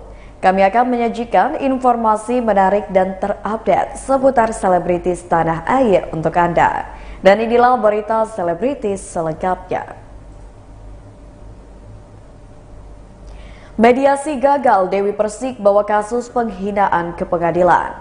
Upaya mediasi atau perdamaian antara pedangdut Dewi Persik dan perempuan yang dilaporkannya ke polisi dinyatakan gagal.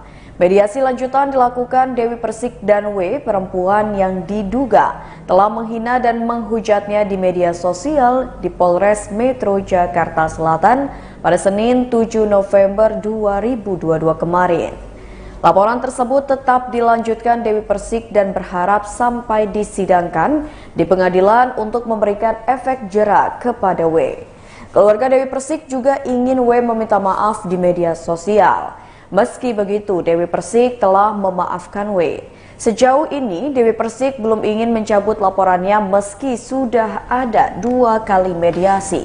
Akhir pekan kemarin, Dewi Persik sempat menangis saat bertemu dengan perempuan berinisial W tersebut yang dilaporkannya ke polisi. Dewi Persik menangis ketika menjalani upaya mediasi. DP, sapaan akrab Dewi Persik, bahkan mengaku sempat tegang saat bertemu dengan W. W dilaporkan setelah diduga menghina hingga menghujat Dewi Persik melalui media sosial pada 31 Oktober lalu. Mantan istri dari Saipul Jamil ini merasa tidak tega saat melihat W yang dilaporkannya ke polisi, apalagi W diketahui berusia sudah 50 tahun dan tidak muda lagi. Berikut wawancara dengan Dewi Persik didampingi oleh kuasa hukumnya. Yang sudah dilakukan oleh Mbak DP dan kami selaku kuasa hukum yang sudah kita lakukan dari hari Sabtu, tapi sampai saat hari ini sudah dipertemukan kembali antara Mbak DP dan terlapor, dan juga di situ dihadiri oleh kakak beliau langsung, Mas Bin. Tadi sudah saling menyampaikan apa yang diingini. Jadi pihak kami tetap ingin melanjutkan proses hukum ini untuk ke depan agar ada efek jerah supaya tidak lagi ada orang yang melakukan mencemarkan nama baik, memfitnah terhadap klien kami. Jadi kami selalu sepakat dan Mas Bin selaku kakak yang mewakili ibu yang harusnya hadir di sini hari ini sudah menyampaikan bahwa hari ini mediasinya sudah dinyatakan gagal. Tapi tadi ada juga pernyataan dari pihak keluarga agar yang bersangkutan bisa melakukan permintaan maaf baik secara melalui media sosial dan juga ke teman-teman media. Yang mana itu akan menjadi pertimbangan nanti ke depannya. Tapi untuk sementara ini, hari ini mediasi gagal. Jadi sudah diserahkan kepada pihak penyidik. Keputusan yang terbaik dari pihak keluarga dan tadi juga sudah menyampaikan bahwa sampai sejauh ini belum ada perdamaian. Alasan Mami apa sih tetap memenjarakan Mami? Kebetulan saya izin sama keluarga saya, jadi saya melaporkan, saya juga musyawarah dengan keluarga. Biar abang selaku pengganti almarhum papi biar menjelaskan. Gimana Mas Bin? Lu kamar lu? Karena apa yang disampaikan bahasa planet Inggris Timur ya, itu Madura. Jadi dari ungkapannya itu dia kurang serius, kurang bersungguh-sungguh permintaan maaf. Sehingga kita bisa mengambil tindakan untuk keseriusannya orang ini, karena ini sudah diskriminasi. Ini menyangkut warga Jember soalnya. Jadi warga Jember kan disangka main dukun dan lain sebagainya. Itu kan tidak asik. Jadi harus kita bersungguh-sungguh untuk ke teman-teman media untuk disampaikan permohonan maaf yang sesungguhnya. Karena waktu dia di HP kan begitu. Tapi waktu permintaan maaf, ya ini main-main dia ini. Main-main. Jadi kalau tidak serius, terus diproses. Mas Bin, ada obrolan apa aja tadi sama Oh, tak mungkin paham Anda, karena ini bahasa Inggris.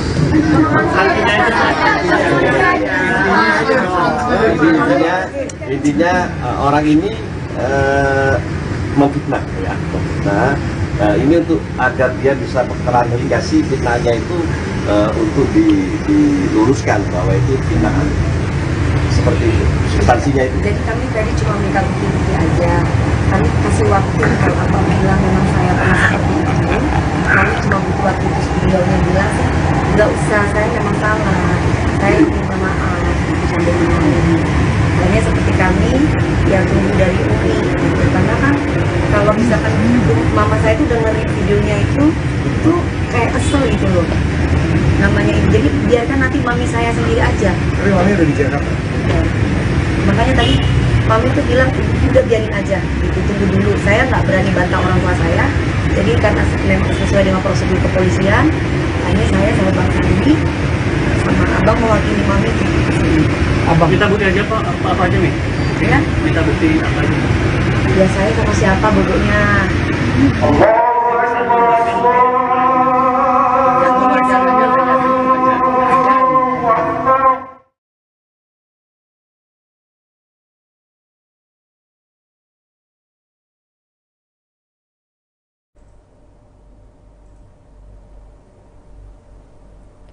Berita selanjutnya, Deo Lipa buka pintu damai berharap ada iktikat baik dari Angel Elga. Pengacara Deo Lipa Yumara menunggu iktikat baik Angel Elga yang dilaporkannya ke Polres Metro Jakarta Selatan terkait kasus dugaan penipuan. Menurut Deo Lipa Yumara, Angel Elga sudah 2 kali mangkir panggilan penyidik saat akan diperiksa sebagai saksi dalam kasus dugaan penipuan. Angel Elga disebutkan stres dan depresi setelah dilaporkan Deo Lipa Yumara terkait kasus dugaan penipuan. Deo Lipa Yumara menyebutkan Angel Elga bisa saja ditetapkan sebagai tersangka kasus tersebut jika terus mangkir dari pemeriksaan polisi. Meski begitu, Deo Lipa Yumara masih membuka pintu damai dengan Angel Elga jika bersedia memenuhi panggilan penyidik. Sebaliknya, apabila Angel Elga tetap tidak memenuhi panggilan penyidik, Deo Lipa Yumara akan melanjutkan kasus tersebut hingga sampai ke pengadilan. Berikut wawancara dengan Deo Lipa Yumara. Penyidikan ini dia nih, kedua film ini ya. Jadi nanti penyidikan Pak Angel dipanggil, kalau nggak datang lagi tentunya Kalau penyidikan itu akhirnya sudah mulai muncul. Jadi kalau nggak datang lagi ya sudah dijemput bawa, ya diperiksa proses persidangan. Nah, kalau dia datang diperiksa, kalau diperiksa kan kita ini kan manusiawi juga kan, ada timbang-timbang. Kalau dia datang, ini saya kasih pesan terbuka kepada Pak Angel, kalau Pak Angel datang, ya sudah kita timbang-timbang nih. Nah, pelajaran berharga tentang kehidupan yaitu adalah bahwasanya Anda harus terus terang bahwasanya Anda menyatakan dia minta maaf melakukan apa yang enggak kepada kami kan gitu kan. Harapan saya begitu. Harapannya ada permintaan maaf dan kemudian mengembalikan apa yang sudah dilakukan. Bukan itu aja. Tadinya kan saya pengen kasih pelajaran ini ke beliau, cuman kan begini. Kadang-kadang kita ini ada manusiawinya juga, jadi ya sudahlah. Selama proses kemarin ini tentunya kan dia juga tahu apa yang terjadi kan, dan kemudian dia mengikuti adanya proses kepolisian ini tentunya secara psikologis juga buruk buat Mbak Angel sendiri. Saya panggil lagi Mbak, gitu kan. Nah, jadi Mbak Angel mungkin secara psikologis buruk, atau malah dia nggak peduli, kita belum tahu nih. Kalau saya berposisi ini, mungkin Mbak Angel secara psikologis mengalami apa tekanan-tekanan di kejiwaan ya, sehingga bisa mengalami stres atau depresi. Ini juga saya nggak mau juga sebenarnya, karena saya juga kan psikolog ya. Jadi harapan saya dia datang, kemudian ya sudah, mari kita selesaikan ini, ya kan? Apakah dia selesaikan secara hukum atau kita restoratif justice? Kan itu ada dua kan, kalau hukum itu kan nggak boleh juga kita bilang harus hukum, nggak boleh, ya namanya nggak baik ya. Nah itu saya harapkan gitu ya. Nah kalau Angel datang itu dia, tapi kalau dia datang dua kali ya apa namanya? Buron. Bukan, buron. Bahasa halusnya mangkir. Bahasa lebih halusnya buron. Ya. Itu dia. Ya, itu harapannya kita. Tapi nanti di penyidikan dia akan dipanggil dua kali. Ya. Ya, jadi ini proses masih berjalan. Yang kedua, yang Mbak Feni Rose tadi juga sudah keluar perkara singkat, memang saksi-saksi sudah diperiksa semuanya dan mengarah kepada pemanggilan Mbak Feni Rose. Bukan sebagai tersangka, tapi sebagai saksi dulu terlapor. Nah juga timbang-timbang juga. Harapannya seperti yang terdahulu, Mbak Feni Rose datang, ya kita ngobrol-ngobrol, gampang kok itu kan, cuma persoalan-persoalan begini kan. Artinya supaya dia tidak latah atau tidak lagi melakukan perbuatan-perbuatan yang menganggap rendah seseorang, martabat seseorang. Ini masalah pencemaran nama baik. Siapapun dia harus kita hargai. Itu pesan saya kepada Mbak Feni Rose, siapapun, entah ini seorang begini atau yang begini, atau bahkan teman-teman Bapak juga harus dihargai. Itu supaya nanti kedepannya kehidupan ini berjalan selaras dalam konteks sosial yang baik. Tapi memang Mbak Feni Rose ini baru nanti dipanggil dalam kehidupan, masih sudah asistennya sudah dipanggil, sudah diterang apa adanya, dan memang nampaknya semuanya memang atas perintah dari Feni Rose dalam tindakan-tindakan yang dilakukan di wilayah handphonenya di ajudan asistennya Mbak Dari. Jadi ke depan dipanggil. Itu dari saya, dan ini adalah SP2P persoalannya Mbak Jaga. Ya.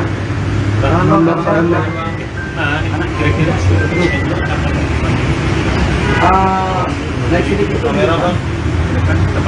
next sidik minggu depan itu Senin. Minggu ini itu kan ini baru Senin, jadi nanti apa next sidik, bikin surat next sidiknya langsung pemanggilan Mbak Angel sebagai apa saksi terlapor lagi.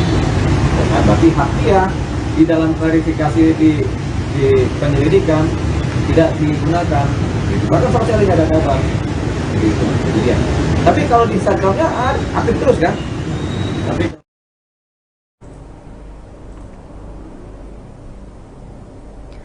berita selanjutnya datang dari Augie Fantinus, jaga eksistensinya di industri hiburan.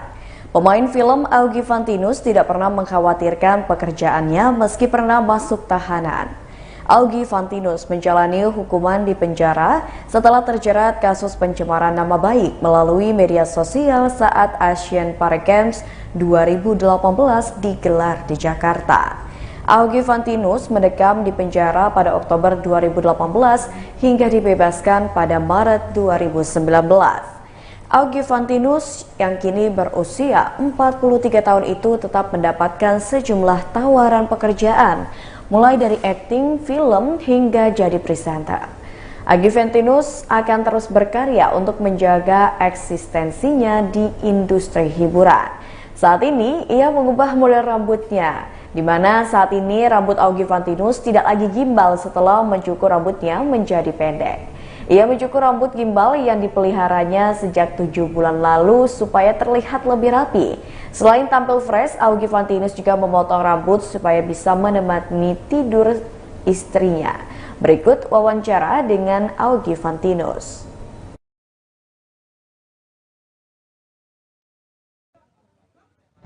Dan yang ngomong gitu pun juga komedian. Jadi kan kita tahu emang si seorang stand up komedi atau Kiki dulu ya, kalau di cerita ini Kiki emang orang yang emang suka roasting siapapun lah, termasuk semua kan, gubernur udah, presiden juga udah, menteri udah, semua udah. Gi, rambut baru nih Gi, apa gimana Gi, gimbal dilepas Gi? Ini udah pernah lama sih, ini ya menyambut ada proyek baru. Sementara ini sih belum ada, tapi ini adalah pada saat sekarang sudah mulai boyband Korea sudah bermunculan kembali. Saya kembali ke Korea. Kolera penyakit tuh. Kita ke Korea lagi. Gaya-gaya gini aja sebenarnya. Ternyata setelah gimbal selama 7 bulan dan istri nggak mau tidur bareng, akhirnya sekarang dia sudah menerima kembali aku ada di sisinya, tidur bareng lagi. Gimana ceritanya waktu itu? Baca dong, nggak baca berita saya. Itu banyak loh beritanya, yang gini-gini doang sih. Selain alasan yang tadi, apa emang lagi bosen gitu gimbal? Iya, kadang-kadang bosen gue, suka kritik, suka di-chat segala macam. Cuma kemarin sempat tanya juga sama hairstylist gue, apakah mau di-chat lagi, cuman nggak usah karena gue kebetulan sudah keriting. Bukan, ini udah putih juga kan, jadi ada kayak highlight lah. Jadi ya udah konsepnya gini aja. Gimana kalau menurut kalian? Bagusan gini kan lebih rapi, lebih muda lah. Lebih fresh ya. Muda 2 jam lah. Dia update kesibukan kerjaan lagi ada apa nih? Nah itu dia kesibukan, main bola, main basket. Konten lah masih. Gua konten-konten basket gua silakan lah di subscribe ya. Mungkin tidak seramai pebasket sombong karena mungkin gua kurang sombong. Tapi itu kita seru kalau gua banyak konten kreator basket gitu ya. Gua senang karena semakin besar komunitas basketnya, apalagi Indonesia kemarin jadi tuan rumah FIBA Asia.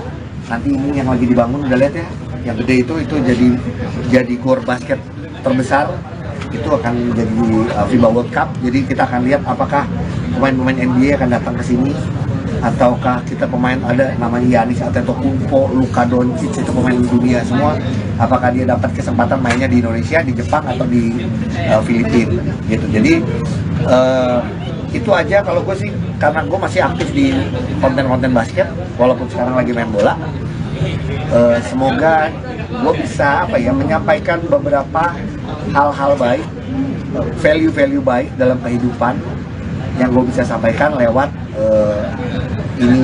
mungkin permainannya lewat basket, tapi banyak talk show-nya sebenarnya, ngobrolnya banyak soal kehidupan gitu aja. Gimana setelah kasus kemarin gitu, apakah mungkin kerjaan di dunia acting mulai agak berkurang kah atau seperti apa, atau memang lu selektif gitu untuk kerjaan? Kalau ngomong selektif ya pasti selektif ya, karena pasti kan ngelihat juga gue kayak sekarang aja kadang secara fisik suka capek ini kalau emang harus pekerjaan yang terus-terusan gitu. Tapi kalau ngomong kerjaan gue bilang apakah berkurang jadi apa, gue tidak bisa bilang gitu ya, cuman itu emang berkatnya masih segitu atau banyak atau sedikit. Tapi kemarin baru beres syuting film sama Monty, terus akan tayang atau nih.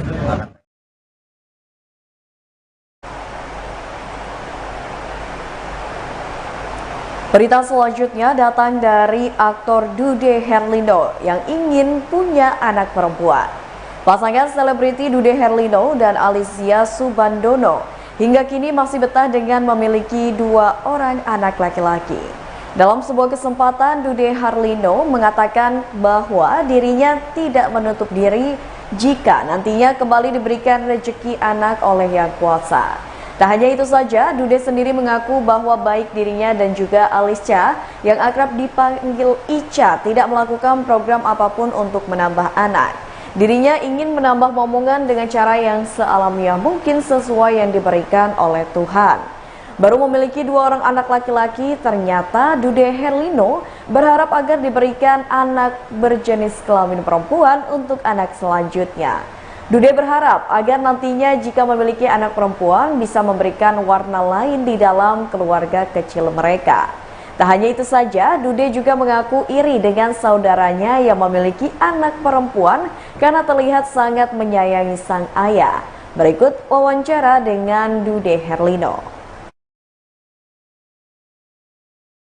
Jadi materinya, hafalan Qurannya, kemudian misalnya bahasa Arab dan sebagainya itu memang kita ulang lagi di rumah, orang tuanya juga belajar, bahkan anak kita menghafal, kita juga menghafal gitu ya. Jadi kalau buat saya sama Ica, pola didik kita adalah kita melibatkan diri secara langsung untuk proses pendidikan anak kita. Kemudian kalau sisi yang lain misalnya ya misalnya saat lagi ngambek atau apa dan sebagainya itu kan ada tahapan-tahapan ya sesuai dengan umurnya gitu ya. Ada masa di mana anak masih bisa kita manja misalnya, tapi ada masa di mana anak harus kita kasihkan ketegasan yang cukup keras gitu, apalagi kalau sudah misalnya masuk ke usia 8-9 tahun untuk sholat itu memang sudah menjadi satu keharusan gitu kan. Jadi dan itu sudah digariskan dalam Islam. Maka kita coba untuk bisa mengikuti itu dengan baik. Tapi mengingat ini era digital nih Mas, ada membatasi anak nggak sih untuk menggunakan handphone atau mengakses internet? Wah itu dia, memang saya melihat ya, bahkan kalau saya ngobrol sama teman-teman yang juga punya anak masih seumur dengan anak saya gitu ya, keluhannya sama gitu. Masalah gadget di mana nih ya? Anakmu ini main, bahkan ada yang main game sih bisa berjam-jam dan sebagainya. Nah, maka saya sama Ica dari awal tuh udah tegas gitu sama mereka.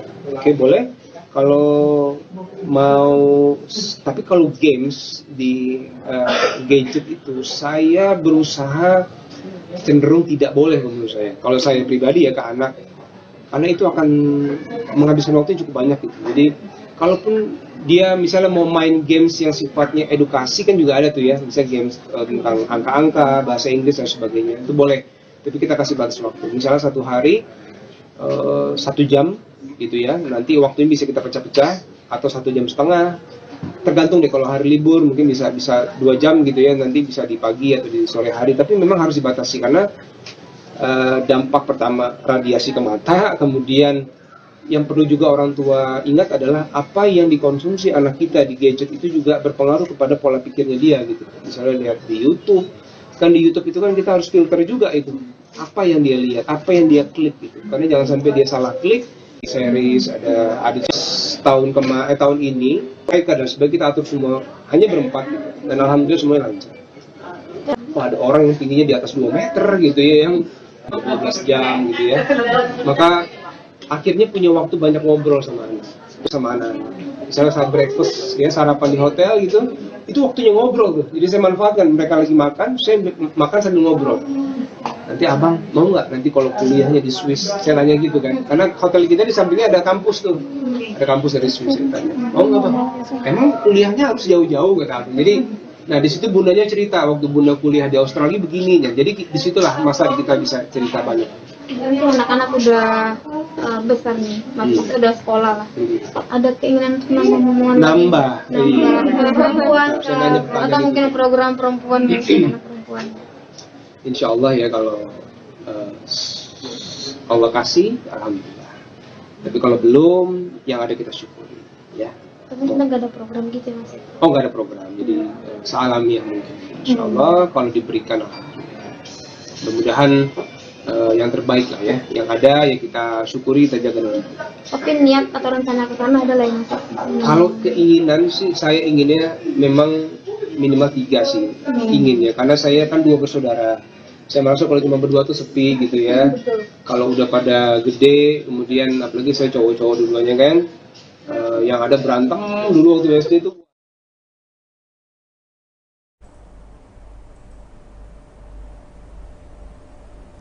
Berita selanjutnya datang dari Iqbal Tobing, yakin Dewa 19 akan tampil spektakuler meski konsernya ditunda. Musisi Iqmal Tobing tidak mempersoalkan saat konser Dewa 19 yang digelar di Jakarta International Stadium atau JIS Ancol Jakarta Utara harus ditunda.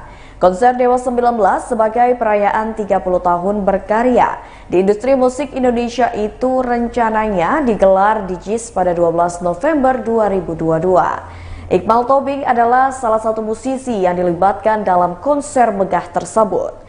Iqmal Tobing berharap penundaan rencana konser itu semakin membuat persiapan Dewa 19 menjadi semakin matang dan juga baik. Konser Dewa 19 di JIS akan dijadwalkan ulang pada tahun depan, yakni 4 Februari 2023. Meski 65.000 tiket konser perayaan 30 tahun berkarya Dewa 19 sudah terjual ludes kurang dari 1 jam, Iqmal Tobing yakin bala Dewa fans Dewa 19 tetap menantikan konser tersebut. Berikut wawancara dengan Iqmal Tobing.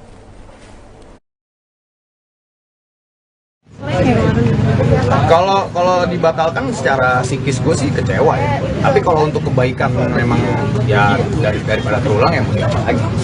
Ya memang harus menjalankan sesuai dengan protokol. Karena ya itu balik lagi kadang-kadang promotor atau IO yang suka bandel kalau tidak sesuai dengan agreementnya bagaimana gitu.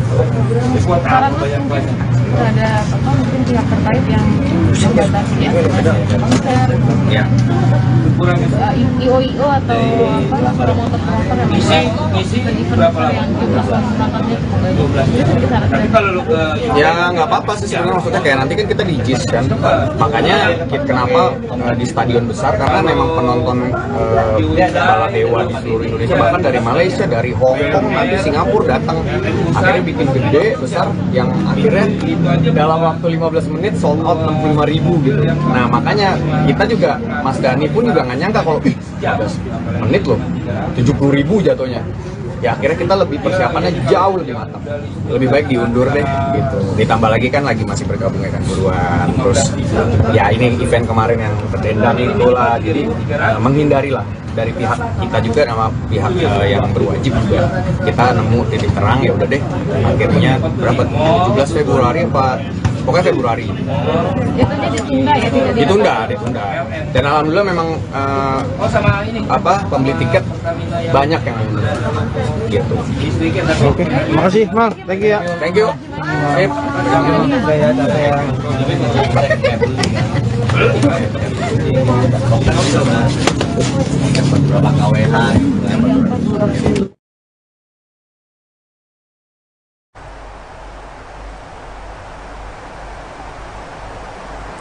Baiklah Tribuners, itulah berita selebritis bersama dengan saya Mutiara. Jangan lupa untuk terus saksikan YouTube Tribun Lampung News Video, Facebook Tribun Lampung, Instagram @tribunlampung, dan TikTok @tribunlampung untuk informasi terupdate lainnya. Selamat sore dan sampai jumpa.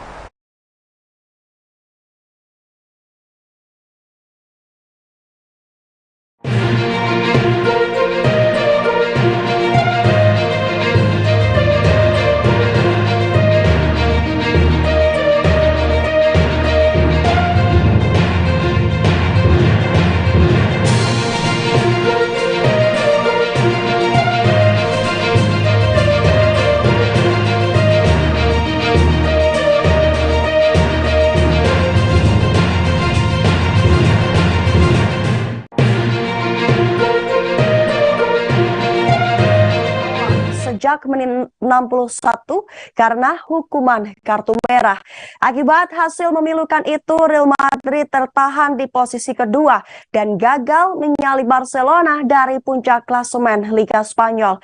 Anak asuh Carlo Ancelotti kini tertinggal 2 angka dari Barcelona yang memuncaki klasemen Liga Spanyol dengan 34 poin. Skuad yang dijuluki El Real itu juga harus rela melihat rekor tanpa kekalahannya berakhir di pekan 13 Liga Spanyol. Dalam 12 pertandingan Liga Spanyol sebelumnya, El Real mampu meraih 10 kemenangan dan 2 kali imbang. Beralih ke Rayo Vallecano yang mendapat kemenangan, mereka berhak naik 1 tangga ke posisi 8 dengan 21 poin. Rayo Vallecano menggeser tempat Villarreal yang sekarang hanya terpaut 3 poin. Dan berikut update klasemen Liga Spanyol 2022-2023. Barcelona berada di puncak dengan 34 poin dan Real Madrid yang gagal mendepak Barca berada di posisi 2 dengan 32 poin. Atletico Madrid di posisi 3 dengan 24 poin dan poin itu sama dengan Real Betis di posisi 4. Osasuna sendiri berada di posisi 5 dengan 23 poin sama dengan Real Sociedad di posisi 6. Lalu Athletic 21 poin sama dengan Rayo Vallecano di posisi 8, Villarreal 18 poin, Valladolid 17 poin, Valencia 16 poin, sama dengan Mallorca di posisi 12. Di posisi 13 ada Getafe 14 poin, Girona 13 poin, sama dengan Almeria di posisi 15. Lalu ada Espanyol dengan 12 poin, Sevilla 11 poin, sama dengan Celta dan Cadiz di posisi 18 dan 19. Dan terakhir ada Elche yang menjadi juru kunci dengan hanya menorehkan 4 poin saja.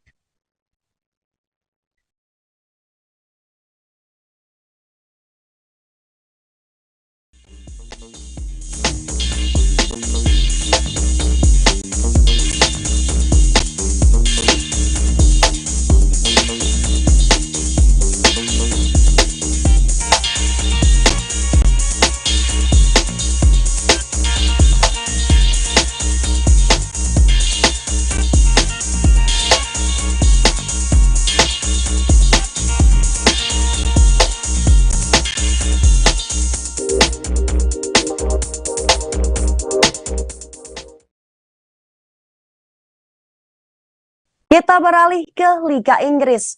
Berikut adalah jadwal Liga Inggris pekan 16 yang akan menjadi matchday terakhir sebelum perhelatan Piala Dunia 2022 di Qatar. Laga pembuka pekan 16 Liga Inggris akan menyajikan duel antara Manchester City versus Brentford. Pertandingan kedua tim akan dihelat di Stadion Etihad Sabtu 12 November 2022 pukul 19.30 waktu Indonesia Barat. Dilanjutkan Liverpool yang akan menjamu Southampton di Stadion Anfield pukul 22 waktu Indonesia Barat. Pada pekan 16, misi bangkit sama-sama diusung tim seperti Chelsea dan Manchester United yang keok pada laga terakhirnya. Dan berikut jadwal Liga Inggris pekan 16. Sabtu 12 November 2022 pukul 19.30 ada Manchester City versus Brentford. Lalu pukul 22 waktu Indonesia Barat ada Liverpool versus Southampton, Bournemouth versus Everton, West Ham versus Leicester City, Spurs versus Leeds United, dan Nottingham Forest versus Crystal Palace. Lalu Minggu 13 November 2022. Pukul 30 dini hari waktu Indonesia Barat, Newcastle United versus Chelsea. Pukul 2:45 dini hari waktu Indonesia Barat, ada Wolves versus Arsenal. Lalu pukul 21 malam, Brighton versus Aston Villa. Pukul 23:30 malam, Fulham versus Manchester United. Dan di saat Liverpool rawan sedekah poin, Chelsea dan Manchester United mengangkat misi bangkit. Setelah mengalahkan Spurs pada laga terakhirnya, Liverpool harus mampu menjaga tren positifnya dalam meraih kemenangan. Hal itu perlu diwanti-wanti lantaran Liverpool kerap mendulang poin maksimal melawan tim bagus, tapi kalah tak terduga melawan tim yang punya kualitas di bawahnya.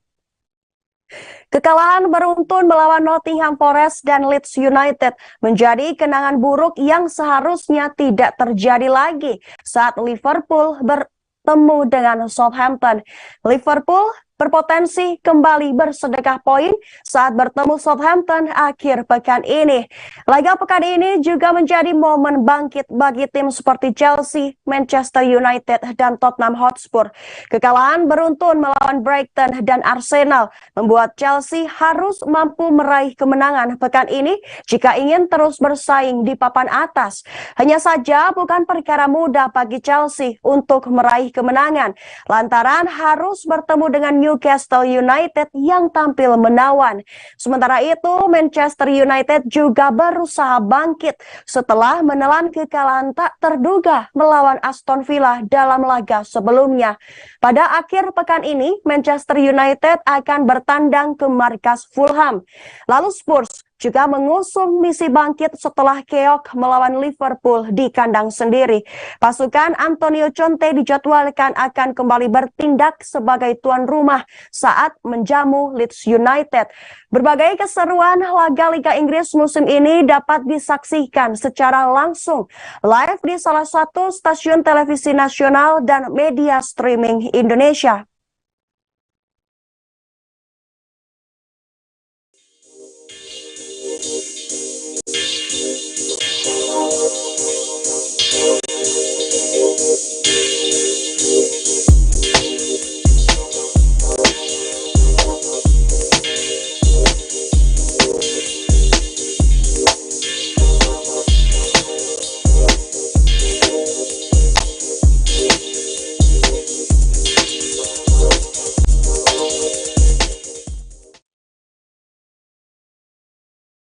Kita beralih ke Italia.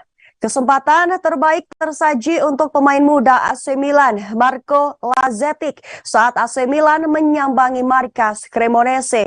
AC Milan menyambangi markas Cremonese dalam pekan ke-14 Serie A di Stadion Giovanni Zini, Rabu 9 November 2022 dini hari nanti. Pelatih AC Milan, Stefano Pioli, kemungkinan akan memanggil penyerang asal Serbia berusia 18 tahun tersebut untuk berlaga. Pasalnya, striker andalan AC Milan Olivier Giroud menjalani sanksi larangan bermain setelah mendapat kartu merah kala Milan mengalahkan Spezia 2-1 6 November lalu. Giroud menjadi pahlawan di laga tersebut dengan golnya di menit ke-89 dan ia merayakan gol itu dengan membuka jersinya sehingga di kartu kuning. Celakanya, itu menjadi kartu kuning kedua di laga panas tersebut sehingga dirinya terusir dari lapangan. Ia pun juga mendapat sanksi untuk tidak bisa main di laga kontra Cremonese ini. Mengingat stok penyerang murni menipis, maka Pioli pun melirik ke Lazetic. Seperti diketahui, striker veteran Zlatan Ibrahimovic masih cedera jangka panjang hingga mustahil diturunkan. Lazetic disebut-sebut sebagai penyerang bertalenta luar biasa. Namun, ia terkendala dengan sejumlah cedera sejak bergabung dengan Milan dari Red Star Belgrade. Kini, ia aktif membela AC Milan U19 di Liga Primavera dan baru saja mengemas hat-trick dalam kemenangan 4-0 atas Atalanta U19. Pioli diperkirakan akan memasang Divock Origi sebagai ujung tombak di laga dini hari nanti dan Lazetic akan menjadi opsi pemain pengganti. Debut dari striker muda Serbia ini akan sangat dinanti. Laga ini menjadi kesempatan bagi Milan untuk makin mendekati Napoli di puncak klasemen. Tim berjuluk Rossoneri saat ini di peringkat 2 klasemen sementara dengan 29 poin dari 13 laga. Terpaut 6 poin dari Napoli. Pasukan Pioli menyambut laga ini bermodal rekor tak terkalahkan dalam 5 dari 6 laga tandang musim ini dengan catatan 3 menang dan 2 kali seri. Di sisi lain, meskipun mungkin terlalu dini untuk mengatakan Cremonese adalah satu calon kuat terdegradasi. Saat ini mereka duduk di urutan ke-18 di klasemen Serie A, 1 poin di atas Hellas Verona. Salah satu titik terlemah dari skuad asuhan Massimiliano Alvini ini adalah lini pertahanan. Mereka memegang rekor terburuk kedua di liga dengan kebobolan 24 gol. Padahal mereka memiliki pemain dengan insting serang bagus seperti Christophe Piatek dan Lazzana Coulibaly. Sayangnya, lini buruk yang rapuh membuat mereka kerap kebobolan hingga kemenangan pun gagal digapai. Contoh paling nyata terlihat di laga terakhir saat imbang 2-2 kontra Salernitana. Gol Piatek dan Koulibaly menjadi sia-sia setelah mereka kemudian kebobolan 2 gol. Alhasil, Cremonese pun belum pernah merasakan kemenangan di Serie A musim ini. Lebih jauh lagi ditarik, mereka bahkan belum pernah menang di Serie A dalam 20 laga terakhir. Sepertinya tim calon degradasi ini bakal menjadi lawan yang tepat untuk debut Lazetic.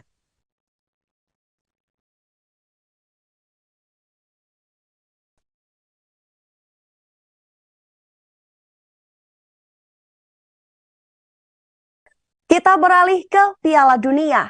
Pemain Manchester United Anthony membagikan reaksi yang sangat menyentuh kala dirinya dipastikan masuk ke skuad timnas Brazil untuk Piala Dunia 2022. Kurang dari 2 minggu sebelum kick-off Piala Dunia 2022 di Qatar, beberapa tim dari 32 peserta turnamen telah memastikan 26 nama yang akan bermain untuk tim nasional mereka masing-masing.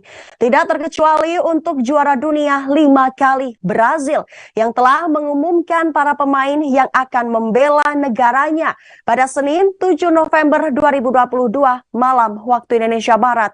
Di antara 26 nama tersebut, Anthony terpilih sebagai salah satu dari talenta berbakat yang ada di skuad Brazil. Mantan pemain Ajax Amsterdam tersebut membagikan kabar bahagia itu ke media sosial.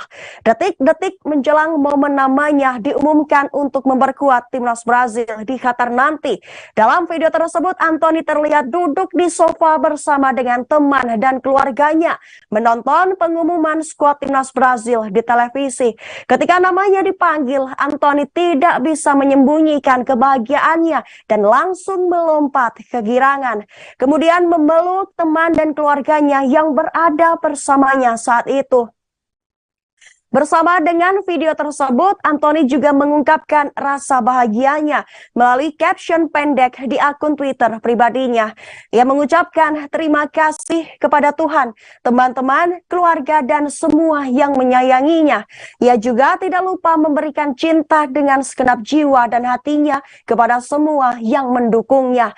Dengan secara resmi telah dipanggil ke skuad Brazil, Piala Dunia 2022 akan menjadi yang pertama kali bagi Anthony bermain di turnamen terbesar sepak bola tersebut. Anthony telah bermain dalam 11 pertandingan bersama timnas Brazil setelah menjalani debut internasionalnya pada tahun lalu, di mana Anthony telah mencetak 2 gol sepanjang karir internasionalnya. Pemain berusia 23 tahun ini terpilih sebagai salah satu dari 4 pemain Manchester United yang dipanggil ke skuad timnas Brazil bersama Alex Telles, Casemiro, dan Fred. Pada musim panas tahun ini, Anthony mengikuti jejak pelatihnya Erik ten Hag untuk pindah dari Ajax Amsterdam menuju ke Manchester United. Penampilan Anthony bersama Manchester United telah meyakinkan manajer Brazil Tite untuk membawanya ke Qatar bersama dengan pemain-pemain lain yang penuh bakat di skuad timnas Brazil. Anthony telah mencetak 3 gol dalam 6 pertandingan Liga Inggris bersama Manchester United, ditambah dengan bermain dalam 5 laga di Liga Europe. Saat ini, Anthony harus menepi sementara dari lapangan sepak bola karena menderita cedera, tetapi ia tetap akan diikut sertakan ke Qatar pada Piala Dunia mendatang.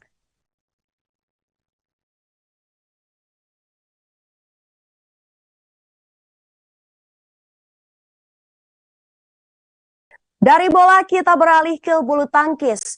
Berikut adalah update ranking BWF ganda putra terbaru dan Fajar Alfian Muhammad Rian Ardianto resmi menyandang status ganda putra nomor 3 dunia. Peringkat Fajarian naik 3 peringkat dalam update ranking BWF terbaru per Selasa 8 November 2022.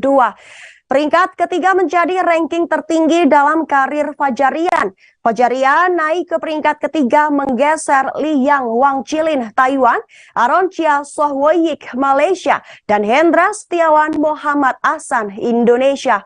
Adapun dua besar ranking BWF ganda putra secara berurutan masih ditempati oleh Takurohoki Yugo Kobayashi Jepang dan Marcus Fernaldi Gideon Kevin Sanjaya Sukamulyo Indonesia. Sepanjang 2022, Fajarian memang menjadi ganda putra yang paling konsisten. Fajarian tercatat sudah mengikuti 14 turnamen BWF pada tahun ini. Dari 14 turnamen tersebut, Fajarian 8 kali lolos ke final dengan 4 diantaranya berakhir dengan gelar juara. 4 gelar juara Fajarian tahun ini adalah Swiss Open 2022, Indonesia Masters 2022, Malaysia Masters 2022, dan Denmark Open 2022. Fajarian juga tercatat menjadi semifinalis kejuaraan Asia 2022 dan BWF World Tour Championship atau kejuaraan dunia 2022. Tidak hanya itu, Fajarian juga merupakan pilar penting di balik keberhasilan tim putra Indonesia menembus final Piala Thomas 2022. Konsistensi itu kemudian mengantar Fajarian lolos ke BWF World Tour Finalis 2022 dengan status ganda putra unggulan pertama. Terdapat dua ganda putra Indonesia lainnya yang juga mengalami kenaikan peringkat dalam update ranking BWF pekan ini. Mereka adalah Pramudia Kusuma Waradana, Yeremia Erik Yoce Yakob Rambitan, dan Muhammad Soibul Fikri Bagas Maulana. Pramudia Yeremia naik 1 peringkat ke urutan 11. Di sisi lain, Bagas Fikri naik 2 strip ke peringkat 13. Adapun Leo Roli Karnando Daniel Martin harus turun 3 tingkat ke urutan 17. Dan berikut adalah 10 besar peringkat ganda putra dunia berdasarkan update ranking BWF per Selasa 8 November 2022. Di urutan pertama ada Takurohoki Yugo Kobayashi, Jepang. 2. Marcus Fernaldi Gideon Kevin Sanjaya Sukamulyo, Indonesia. 3. Fajar Alfian Muhammad Rian Ardianto, Indonesia. 4. Aron Chia Sohwoyik, Malaysia.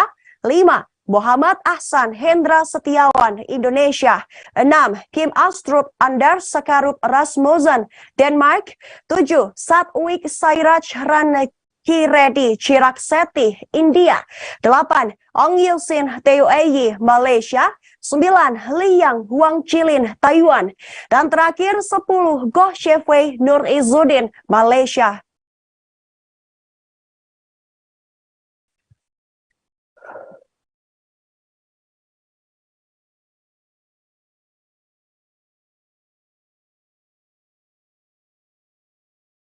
Kabar tadi sekaligus menjadi penutup jumpa kita hari ini dalam Live Update Sport. Jangan lupa untuk saksikan Live Update Sport hanya di kanal YouTube Tribun Network. Saya Yasi Winata beserta kru yang bertugas pamit. Terima kasih dan sampai jumpa.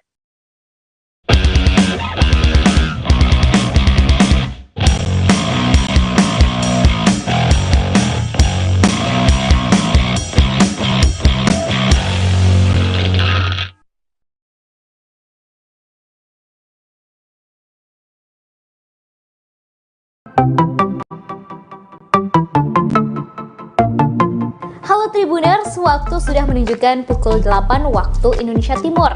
Langit tampak mendung dan tak lama kemudian hujan pun turun. Satu persatu dari kami menaiki speedboat dari Pelabuhan Usaha Mina, Sorong, Papua Barat. Yap, pagi itu Minggu 3 Juli 2022, kami akan berkeliling seharian di Raja Ampat, pulau yang berada di ujung barat Papua. Perjalanan kali ini akan dipandu oleh pemandu wisata kami bernama Randy. Keseluruhan bersama awak kapal berjumlah 14 orang. Mereka berasal dari berbagai daerah seperti Jakarta, Solo, Jawa Barat, Sumatera Utara, juga mereka dari Papua. Sebelum perjalanan, pemandu rombongan mengingatkan untuk tidak membuang sampah sembarangan. Deru suara mesin speedboat terdengar cukup kencang. Sampai Sampai-sampai kami harus mengeraskan suara ketika berbincang agar terdengar satu sama lain. Setelah menempuh perjalanan sekira 2,5 jam, akhirnya kami sampai di lokasi pertama, Piai Nemo. Tempat ini menjadi favorit banyak orang dalam mengabadikan momen. Gerimis tidak menyurutkan kami untuk menaiki tangga berbahan kayu hingga sampai di puncak spot berfoto yang sudah disediakan.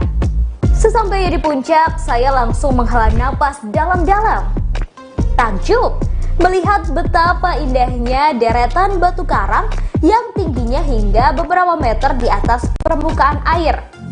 Batu karang tersebut seperti membentuk pulau-pulau kecil dan indah. Pemandangan yang sangat eksotis ini tersohor hingga penjuru dunia loh Tribuners. Piai Nemo sebenarnya sangat akrab dengan masyarakat Indonesia karena pemandangan deretan karang berbentuk pulau ini ada di uang kertas Rp100.000. Sayangnya tiba-tiba hujan turun cukup lebat. Kami pun bergantian turun mencari tempat berteduh di beberapa simpang tangga yang sudah disediakan seperti gazebo. Di tengah hujan, kami beristirahat di shelter sambil menikmati air kelapa. Sejumlah warga pulau sekitar tampak berjualan seperti kelapa muda, pernak-pernik, ikan-ikan kering, kopi, dan lainnya. Kemudian kami kembali ke kapal untuk melanjutkan perjalanan. Syukurlah hujan pun reda sebelum sampai di lokasi kedua Tribuners. Kami tiba di Telaga Bintang. Untuk meraih puncak pun tidak sejauh Piai Nemo, namun medannya cukup berat. Kami harus menaiki batu-batu karang yang keras dan tajam. Harus bergantian lantaran jalurnya hanya cukup untuk satu orang. Sampai di atas, kami bisa melihat batu karang tinggi yang membentuk seperti pulau-pulau kecil.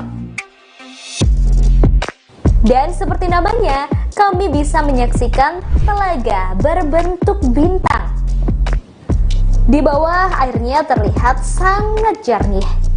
Kami bisa melihat batu karang serta ikan-ikan dengan mata telanjang. Tak lama rombongan melanjutkan perjalanan menggunakan kapal, yaitu ke kampung wisata Arborek. Menurut Putu, fotografer wisata kami, lokasi ini adalah kampung wisata pertama.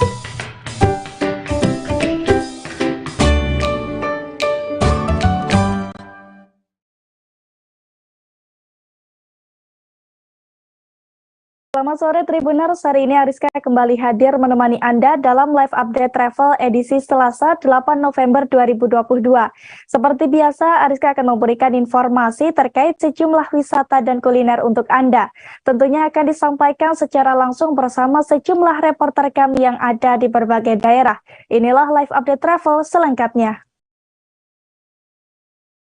Tribuners, sejak tanggal 5 November lalu di Kayu Tangan Coffee and Gelato terdapat pameran Toys. Pameran yang digelar oleh UKM Sanggar Minat Universitas Negeri Malang atau UM ini merupakan pra-event The Lidl's Toys Fest Tribuners. Dalam event yang satu ini ada sekira 48 perupa yang terlibat. Beberapa seniman bahkan membuat lebih dari satu karya Tribuners. Dan seperti apa suasana pameran di sana akan dilaporkan oleh rekan Silvianita Widiawati dari Surya Malang. Silakan rekan Silvi. Ya, selamat sore Tribuners dan Ariska.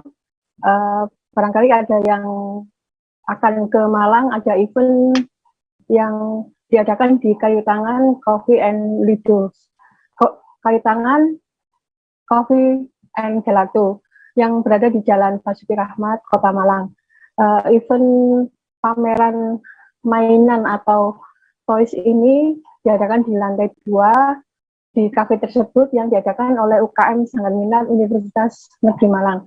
Dan yang menarik di pameran yang diadakan di lantai 2 itu adalah banyak mainan yang bisa kita lihat atau mungkin ada yang difavoritkan oleh para pengunjung yang dengan melihat figur-figur yang ada di pameran tersebut. Misalkan ada Gatot Kaca, atau Asmoro Bangun Blank Urban Toys. Jadi sosoknya memang tidak sama persis, tapi itu merupakan persepsi dari para perupa untuk membuat karya tersebut. Dan ini merupakan pra-event dari Delicious Toys Fest yang akan diadakan pada Desember mendatang di Malang Creative Center Jalan Ayani, Kota Malang. Dari para perupa itu, jika tidak ada panitia atau yang menerangkan di kegiatan itu, ada e-katalog yang bisa kita download dan kita bisa mendapat penjelasan tentang karya-karya yang ditampilkan di sana. Yang menarik lagi adalah event pameran ini untuk mainan itu memang jarang ada di Kota Malang, dan ini merupakan bagian atau mungkin hal baru yang di seni rupa yang biasanya kita melihat ada karya lukis dan sebagainya, tapi ini seni rupa ini bisa diwujudkan dalam bentuk toys atau mainan yang ada di sana. Misalkan ada custom Hot Wheels atau hal-hal lain yang bisa kita lihat di sekitar lantai 2 tersebut. Dari pengunjung mungkin sambil menunggu order makanan dan minuman juga bisa melihat pameran tersebut, dan yang tidak jauh dari lokasi mereka duduk. Jadi di sekitar tempat duduk juga ada rak yang bisa melihat produk-produk yang ditampilkan di sana. Esti Nanda dari Ketua Panitia acara, selain pameran, sebelum acara itu pada Sabtu lalu juga diadakan semacam talk show. Jadi talk show itu untuk memberi masukan bagi perupa bahwa karya-karya itu juga bisa dihakikan dan mendapat pengetahuan tentang intellectual property. Demikian Ariska. Baik, terima kasih rekan Silvianita Widiawati dari Surya Malang. Dan Tribuners, ada pula wawancara dengan Esti Nanda, Ketua Pelaksana. Berikut liputannya untuk Anda. Sebelumnya saya Esti Nanda selaku Ketua Pelaksana untuk acara The Delicious Toys Fest ini. Nah, sebelumnya untuk acara ini sendiri itu namanya The Delicious Toys Fest, yang kita tuh melaksanakan pameran toys. Sebenarnya untuk pameran toys ini kan jarang dilaksanakan ya di Malang. Nah, harapannya pameran ini nantinya bakal jadi pameran toys terbesar di Malang. Untuk acara di kayu tangan sendiri ini tuh judulnya Ghost to Delicious Toys Fest, sebagai serangkaian event di acara pameran yang main eventnya itu akan dilaksanakan di tanggal 3 sampai 9 Desember nanti. Jadi ini hanya acara pre-event untuk nantinya itu melaksanakan main eventnya di Desember nanti. Yang di sini berapa kreator, Mbak? Untuk karya sendiri itu ada 48 karya. Terus untuk nanti yang di main event itu ada 45 perupa yang akan berkarya. Tribuners, Menparekraf Sandiaga Salahuddin Uno dijadwalkan akan melaunching Festival Marabose 2022 pada 23 November mendatang, tepatnya di Bacan Halmahera Selatan, Tribuners. Namun kehadiran Sandiaga Uno ini akan dipastikan seusai pertemuan Bupati Halmahera Selatan Usman Sidik dan Sandiaga Uno di Jakarta. Dan terkait informasi lengkapnya akan dilaporkan oleh rekan Nur Hidayat Higani dari Tribun Ternate. Silakan rekan Hidayat.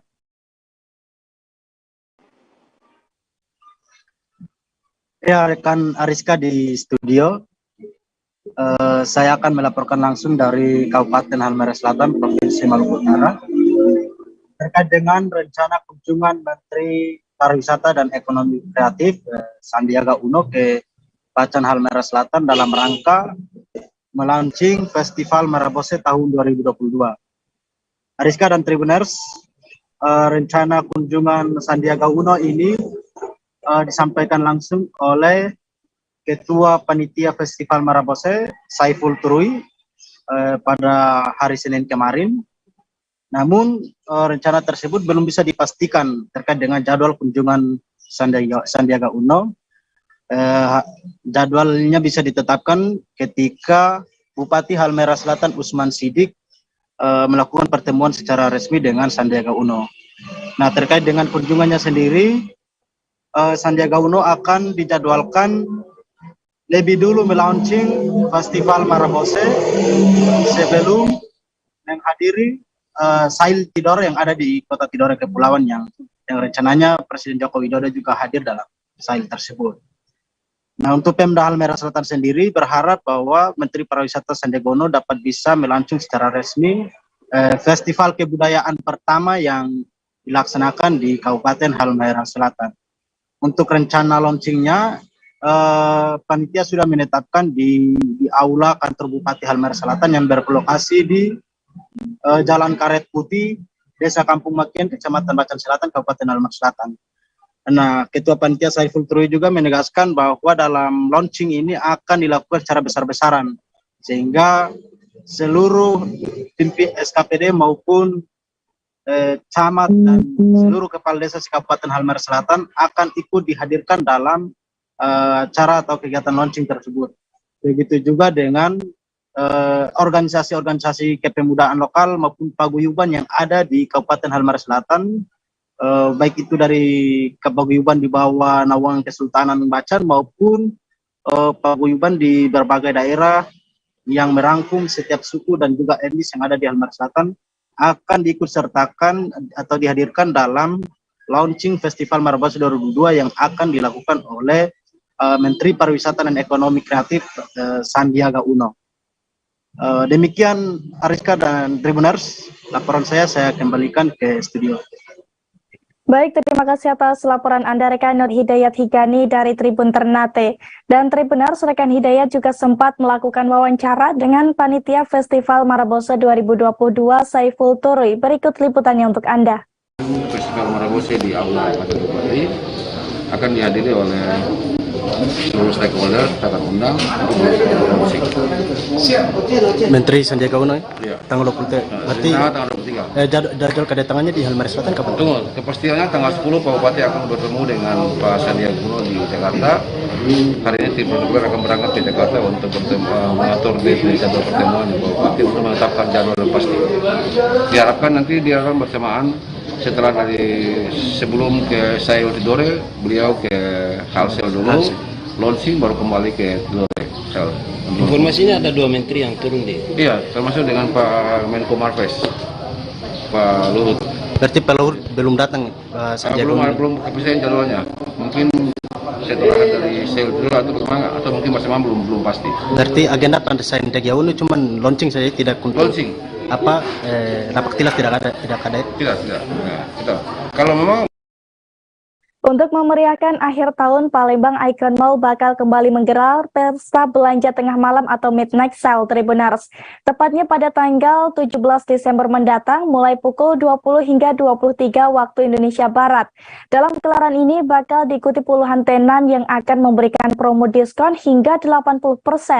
Selain itu ada juga berbagai kegiatan menarik seperti kompetisi menyanyi, atraksi sulap hingga pertunjukan Santa. Dan bagaimana informasi lengkapnya? Kita sudah terhubung dengan rekan Hartati dari Tribun Sumsel. Silakan informasi Anda, rekan Hartati.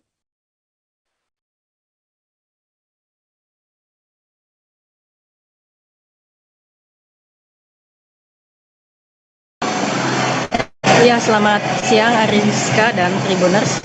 Dapat saya informasikan bahwa di Palembang atau Sumatera Selatan baru satu mall yang menyatakan siap menggelar midnight sale atau pesta belanja malam tahun baru, yaitu Palembang Icon atau Grup Itu Mall.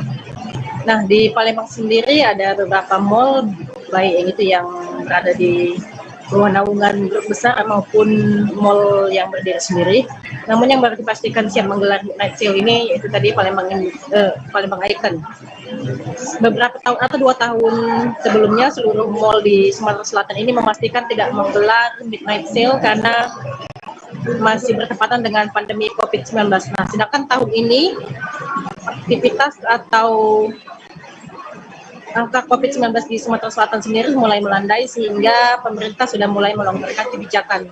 Salah satunya mall juga melonggarkan kebijakan dengan mulai menggelar sejumlah kegiatan di atrium ataupun di bagian pusat mall lainnya. Dan Palembang Icon sendiri juga memastikan bahwa mereka siap menggelar midnight sale yang akan diikuti oleh puluhan tenan mereka dengan memberikan diskon hingga 80%. Selain itu, pengunjung yang belanja atau top spender, belanja paling banyak selama midnight sale tersebut akan mendapatkan hadiah berupa smartphone. Seperti itu, Ariska. Dan selain itu juga, pihak manajemen juga menggelar beragam kegiatan untuk memeriahkan Natal dan Tahun Baru ini, seperti kegiatan lomba menyanyi, aksi sulap, dan pertunjukan anak-anak lainnya yang menghibur untuk dilaksanakan memperingati Natal dan Tahun Baru. Demikian, Ariska. Baik, terima kasih atas informasi Anda rekan Hartati dari Tribun Sumsel. Tribuners, selanjutnya kami akan ajak Anda untuk melihat keindahan Pulau Kalama dengan pantai pasir putih Kabupaten Sangihe di perbatasan NKRI. Tempat ini menjadi salah satu destinasi wisata menarik yang sayang untuk dilewatkan saat berada di Kabupaten Sangihe, Tribuners. Pantai pasir putih dan laut yang belum tercemari dengan sampah plastik ini bisa dijadikan sebagai salah satu tempat berlibur bersama keluarga. Dan bagaimana detail keindahan di sana akan disampaikan oleh rekan Nelti Manamuri dari Tribun Manado. Silakan rekan Nelti.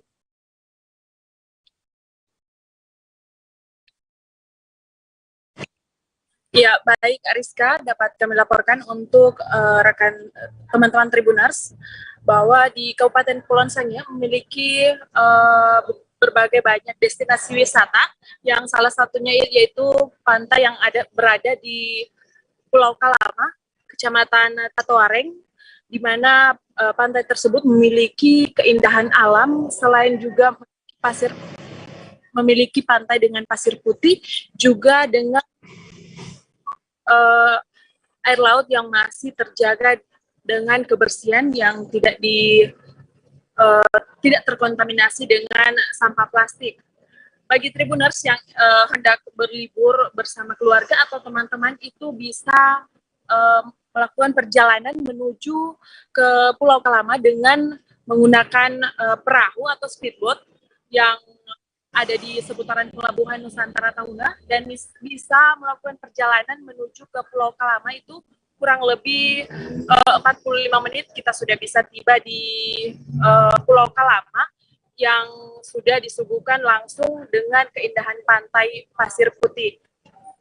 Dan tidak hanya di Kabupaten Kepulauan Sangihe sendiri, tidak hanya Pulau Kalama yang memiliki keindahan dengan pasir putih, tapi juga memiliki banyak destinasi wisata yang ada di Kabupaten Kepulauan Sangihe. Jadi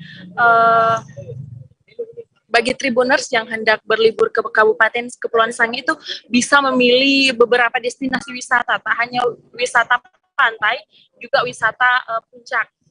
Ada beberapa destinasi yang ada di Kabupaten Kepulauan Sangihe. Jadi tinggal dari Tribuners sendiri yang akan memilih hendak menghabiskan waktu luang itu bersama keluarga di mana.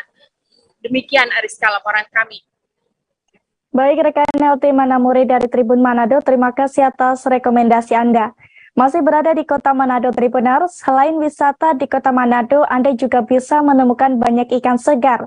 Tak hanya di pasar tradisional saja, namun Anda juga bisa menemukan ikan segar di pinggiran jalan, Tribuners. Seperti di ujung Jembatan Soekarno, Kelurahan Sindulang. Di tempat tersebut ada sekitar 4 lapak yang menjual ikan segar hasil tangkapan nelayan. Dan bagaimana informasi lengkapnya akan disampaikan oleh rekan Ferdi Guhuku dari Tribun Manado. Silakan rekan Ferdi. Oke, selamat sore rekan Ariska dan Tribuners yang berada di mana saja. Dari Kota Manado saya laporkan bahwa seperti yang dikatakan rekan Ariska bahwa di Kota Manado ini terkenal dengan ikan segar yang cukup banyak. Salah satunya seperti yang terlihat di Boulevard 2, tepatnya di ujung Jembatan Soekarno. Di Boulevard 2 ini menyediakan tempat jualan atau lapak yang menjual ikan segar hasil dari tangkapan nelayan. Nah, ikan segar ini dijual dimulai dari sore hari dan ada berbagai jenis ikan. Nah, yang seperti terlihat ini ikan goropa merah yang dijual dengan harga yang masih cukup terjangkau. Mengingat Tribuners, ikan dasar ini atau ikan segar ini cukup mahal di pasaran. Kalau di pasaran ketika dicek ya beberapa hari yang lalu sempat juga cek di harga per kilonya itu sampai 125 bahkan sampai 150 untuk berupa merah. Nah, di Boulevard 2 ini hanya dijual per kilonya itu 90, 70 bahkan ada yang 50.000 tergantung jenis ikan apa yang akan dipilih. Nah, ketika diwawancarai beberapa pengunjung atau warga yang seringkali membeli ikan di tempat ini, mereka mengatakan bahwa di tempat ini ternyata lebih murah dan ikannya pun segar karena baru diambil dari laut oleh para nelayan dan dijual ke tempat ini. Nah, Tribuners, seperti yang saya katakan, untuk harganya sangat murah. Jadi untuk masyarakat Kota Manado tentunya yang suka makan ikan segar, ikan dasar, boleh langsung berkunjung di tempat ini. Lokasinya itu dari Jembatan Soekarno, itu di sebelah kiri, di bahu jalan. Kalau kita dari Jembatan Soekarno pasti sudah kelihatan karena ini di pinggiran jalan. Nah, di sini dibuka mulai sore sampai malam hari. Sore itu jam 3 sudah dibuka dan sampai jam 7 malam. Salah satu penjual juga mengatakan bahwa ikan-ikan ini didapat oleh nelayan yang ada di Kota Manado dan sebagian juga dari luar Kota Manado seperti Maluku Utara dan juga dari Ternate. Karena memang di Ternate juga cukup banyak ikan-ikan segar ini, jadi dibawa dengan kapal satu malam dan tentunya ini ditaruh es dan di gold box sehingga ikan ini ketika dijual masih dalam keadaan segar dan layak untuk dikonsumsi. Mungkin itu laporan saya, saya dikembalikan ke studio. Baik, rekan Ferdi Guhuku dari Tribun Manado, terima kasih atas informasi Anda. Kita beralih ke informasi selanjutnya, Tribuners. Museum Transportasi di Taman Mini Indonesia Indah atau TMII yang ada di Jakarta Timur, DKI Jakarta telah rampung direvitalisasi. Pada Minggu 6 November lalu, Menteri Perhubungan Budi Karya Sumadi pun meninjau lokasi tersebut, Tribuners. Dilansir dari tribuntravel.com, Museum Transportasi ini telah direvitalisasi sejak April 2022 lalu bersamaan dengan revitalisasi TMII secara keseluruhan. Setelah rampung dan tampil dengan wajah baru, rencananya kawasan ini akan segera dibuka kembali untuk masyarakat umum pada akhir tahun 2022 mendatang. Melansir rilis resmi Kemenhub, revitalisasi kawasan ini meliputi beberapa bagian, mulai dari bangunan luar, landscape, desain interior, serta penambahan koleksi museum dan fasilitas pendukung lainnya. Pasalnya, revitalisasi kali ini dilakukan untuk menambah daya tarik pengunjung, Tribuners. Diketahui sebelumnya, saat meninjau lokasi ini, Menhub Budi Karya Sumadi mengatakan untuk turut mensosialisasikan penggunaan kendaraan listrik di Indonesia.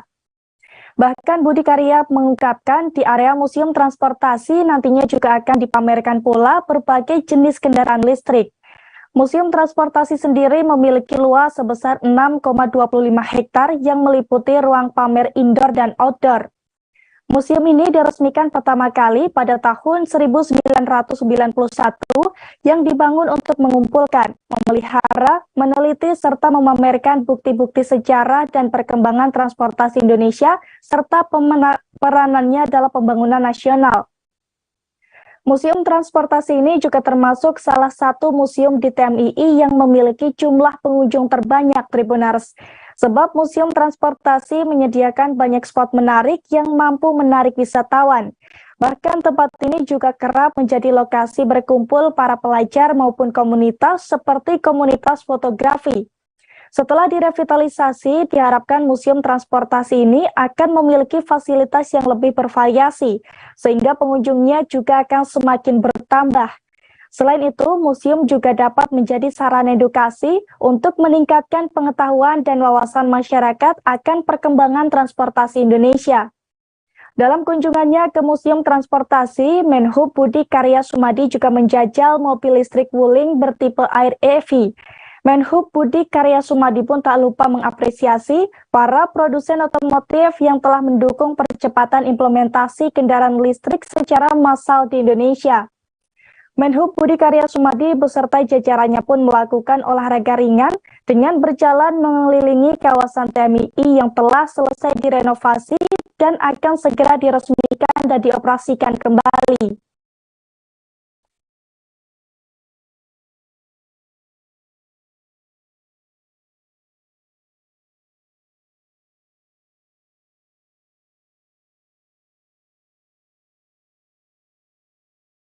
Tribuners, bagi Anda pecinta wahana horor, wahana baru bertajuk Misteri Dendam Hotel Palmerah wajib Anda coba.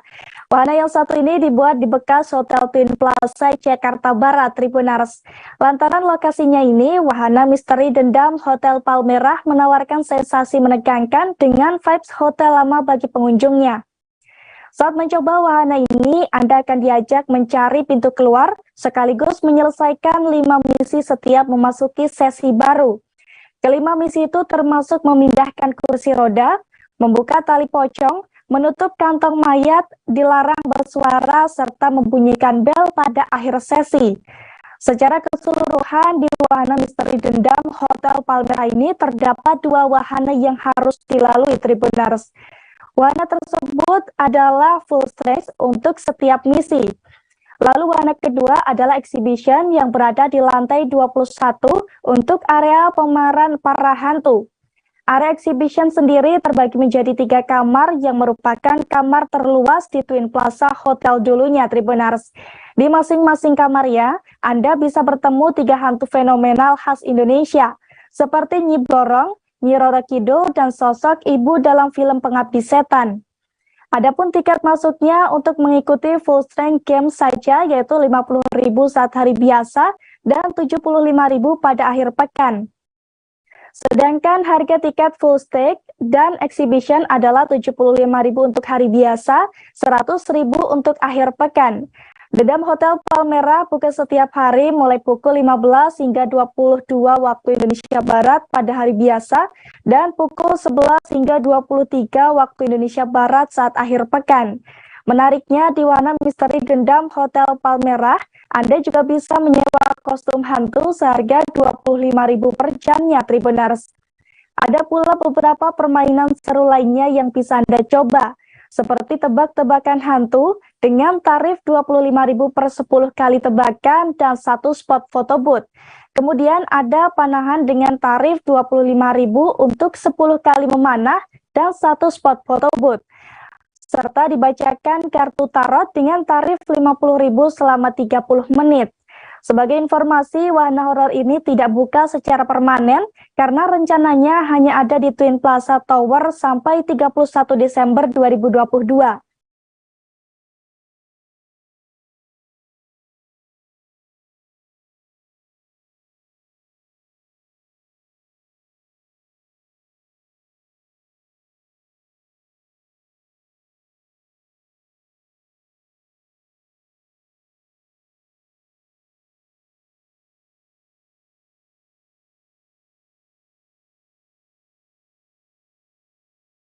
Tribuners, para calon pengantin biasanya memilih lokasi pernikahan di tempat yang indah, termasuk Masjid Istiqlal yang kerap dijadikan sebagai lokasi akad nikah oleh banyak pasangan calon pengantin, Tribuners. Masjid terbesar se-Asia Tenggara itu memang menyuguhkan nuansa sakral bagi calon pengantin. Namun bagaimana syarat menikah di sana akan dilaporkan oleh rekan Nuriatul Hikmah dari Warta Kota. Silahkan rekan Nuri. Ya, baik Ariska dan juga pemirsa, benar sekali bahwasannya salah satu masjid yang banyak dipakai untuk melangsungkan akad nikah adalah Masjid Istiqlal. Tak heran, masjid ini merupakan masjid terbesar se-Asia Tenggara yang menyuguhkan nuansa sakral bagi setiap calon pengantin yang hendak melangsungkan pernikahan. Nah, Masjid Istiqlal sendiri memang sudah diperkenankan bagi calon pengantin apabila hendak mengadakan akad nikah di gedung utamanya. Namun meski begitu, Masjid Istiqlal sendiri hanya menyediakan sarana dan prasarananya terlebih dahulu. Caranya adalah bagi seorang calon pengantin adalah untuk mengajukan surat terlebih dahulu kepada pihak sekretariat. Kemudian setelah mengajukan pihak sekretariat, maka pihak sekretariat akan kemudian mengajukannya kepada imam besar. Kemudian setelah itu pemohon akan mendapatkan balasan surat yang menyatakan akad nikah boleh atau tidak boleh dilaksanakan. Balasan surat tersebut didapat setelah mendapatkan izin dari Imam Besar Istiqlal, yakni Nasaruddin Umar. Kemudian biasanya menurut salah satu pengelola dari Masjid Istiqlal itu sendiri, yakni Sumarno, balasan surat akan diterima oleh calon pengantin selama 1 minggu setelah pengiriman. Namun bisa juga lebih cepat jika imam besar sudah bisa memberikan sebuah persetujuan.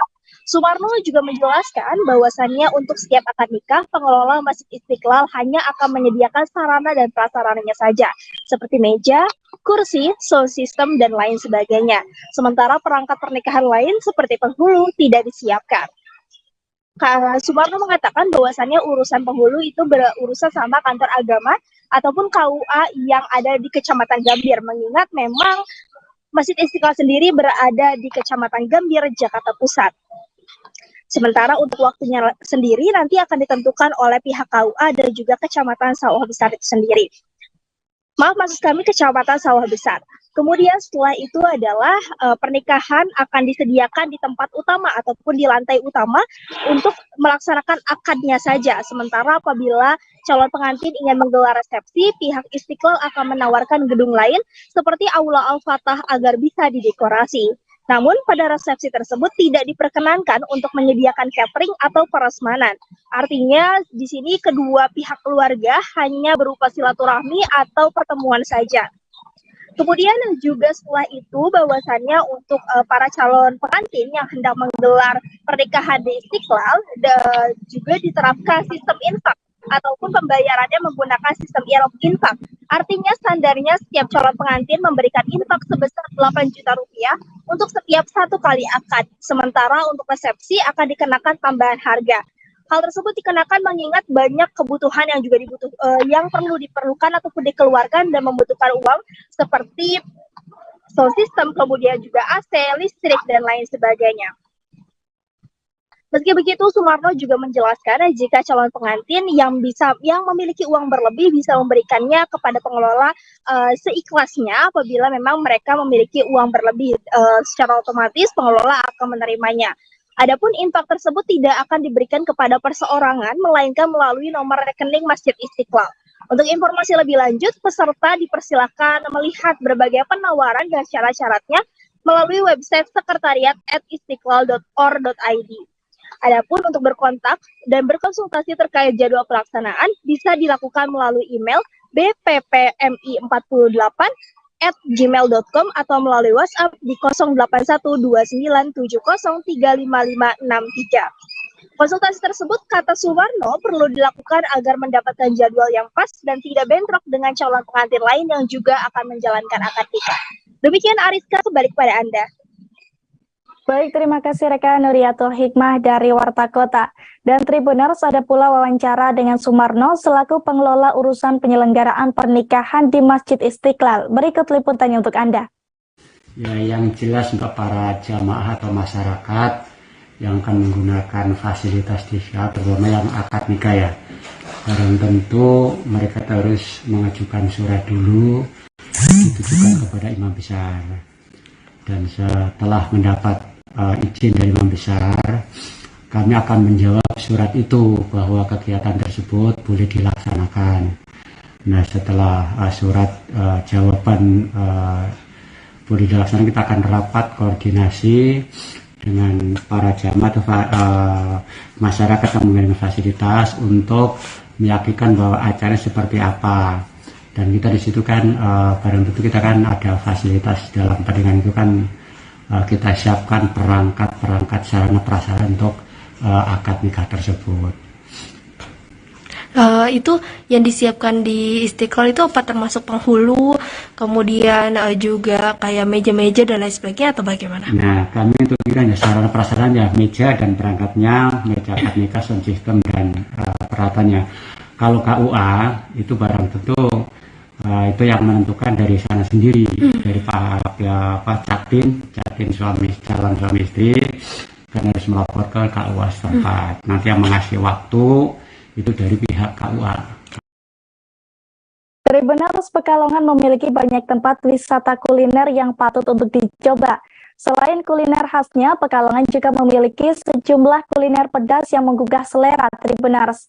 Seperti sajian dari mie jago damkar yang berlokasi di Kandang Panjang, Kecamatan Pekalongan Utara, Kota Pekalongan, Jawa Tengah. Dilansir dari tribuntravel.com, mie jago damkar kerap menjadi pilihan makanan mie pedas bagi masyarakat Pekalongan Tribuners. Tak heran tempat makan yang satu ini seakan tak pernah sepi dari pengunjung. Sejumlah pengunjung silih berganti datang ke tempat ini untuk menyantap sajian dari mie jago damkar. Padahal kuliner ini hanya dijual di atas trotoar menggunakan tenda sederhana Tribuners. Mie di tempat ini disajikan bersama taburan ayam, daun bawang, bakso, dan pangsit goreng. Selain pedas, mie jago damkar juga memiliki cita rasa gurih dan sedikit manis. Untuk tingkat kepedasannya, mie jago damkar disajikan dengan beberapa pilihan level sesuai selera pelanggannya, yakni mulai dari level 1 hingga level 10 Tribuners. Kenikmatan kuliner ini bisa Anda rasakan hanya dengan membayar 14.000 saja per porsi. Jadi jika tertarik langsung saja datang ke lokasi Tribuners. Mie jago damkar ini buka setiap Kamis hingga Selasa, mulai pukul 12 hingga 21 waktu Indonesia Barat. Selain mie jago damkar, Pekalongan juga memiliki sejumlah kuliner pedas lain yang bisa Anda coba Tribuners. Seperti sate Taichan Bangkirun yang berlokasi di Jalan Cendrawasih, Kandang Panjang, Pekalongan Utara, Jawa Tengah. Sate Taichan Bangkirun ini digadang-gadang sudah buka sejak tahun 2016 dan memiliki beberapa cabang di Pekalongan. Sesuai dengan namanya, tempat makan ini menyediakan menu sate Taichan Tribuners. Di antaranya ada sate Taichan kikil, sate Taichan kulit, sate Taichan daging, sate ceker, dan juga lain sebagainya. Ada pula kuliner garang asem Haji Mas Duki yang bisa menjadi pilihan di Pekalongan Tribuners. Tepatnya garang asem Haji Mas Duki ini berlokasi di Jalan Jenderal Sudirman nomor 169, Kebulen, Kecamatan Pekalongan Barat, Kota Pekalongan, Jawa Tengah. Garang asem Haji Mas Duki terbilang kuliner legendaris karena merupakan pelopor garang asem di Pekalongan yang sudah ada sejak tahun 1959. Meski sudah buka sejak puluhan tahun lalu, cita rasa dari garang asem Haji Mas Duki tetap nikmat dan jadi primadona warga lokal maupun luar kota. Maka wajar saja jika sajian garang asem Haji Mas Duki tetap digandrungi dan masih eksis hingga sekarang Tribuners. Lalu ada pula nasi uwet Haji Zarkasi di Jalan Sulawesi nomor 25 Pekalongan, Jawa Tengah. Sajian nasi uwet Haji Zarkasi ini ternyata merupakan masakan jeroan kambing yang diikat dengan ususnya yang disajikan dengan satu porsi nasi putih hangat. Jeroan kambing sengaja diikat dengan usus untuk menjadi ciri khas warung tersebut. Maka dari itu dinamakan nasi uwet Tribuners. Dalam proses memasaknya, bumbu masakan hampir sama dengan gulai, namun bumbu uwet tidak memakai santan, kunyit, serai, dan diganti dengan kecap.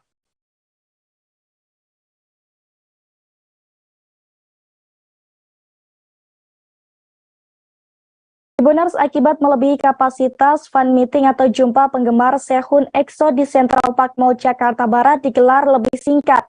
Meski dibubarkan demi keselamatan dan keamanan, namun tak sedikit EXO-L atau penggemar boyband tersebut kecewa. Dilansir dari tribunjogja.com, fan meeting digelar oleh brand kosmetik Wet Lab tersebut digelar pada Minggu 6 November 2022 lalu secara gratis.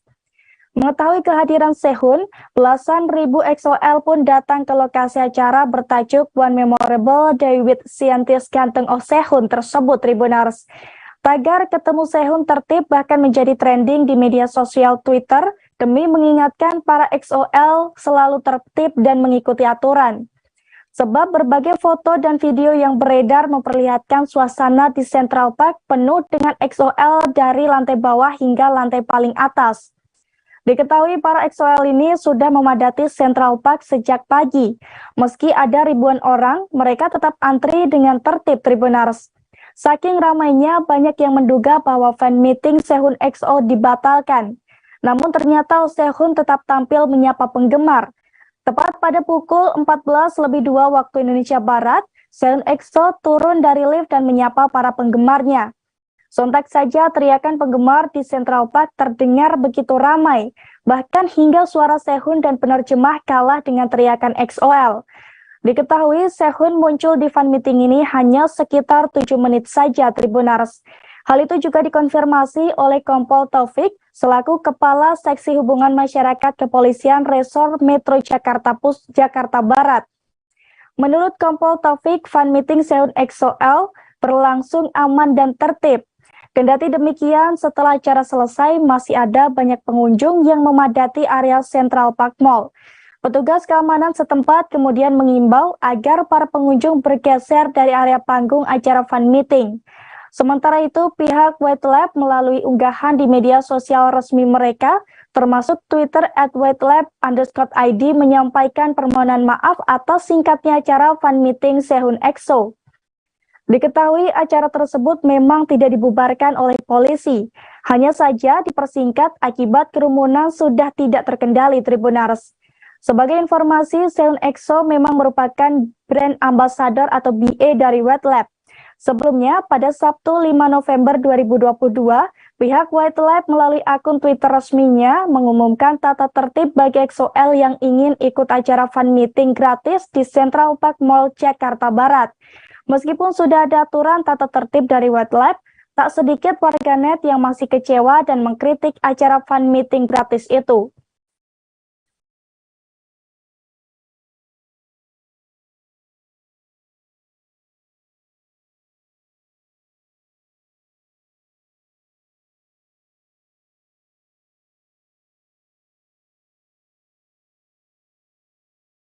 Tribuners, PT KAI menerapkan sejumlah aturan bagi calon penumpang yang akan menggunakan kereta api di masa angkutan Natal dan Tahun Baru 2023.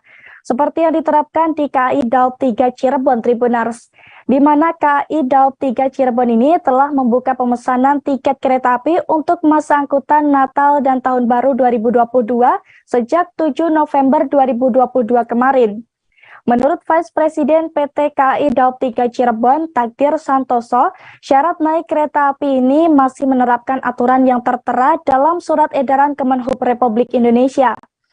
Salah satunya pengunjung atau penumpang yang berusia 18 tahun ke atas wajib sudah divaksin booster. Berdasarkan Surat Edaran Nomor 84 Tahun 2022, penumpang yang berusia 6 hingga 17 tahun juga wajib menjalani vaksinasi COVID-19 dosis kedua. Menurut Takdir Santoso, persyaratan tersebut berlaku bagi para pelaku perjalanan keluar daerah, termasuk penumpang kereta api di masa angkutan Natal dan Tahun Baru 2022.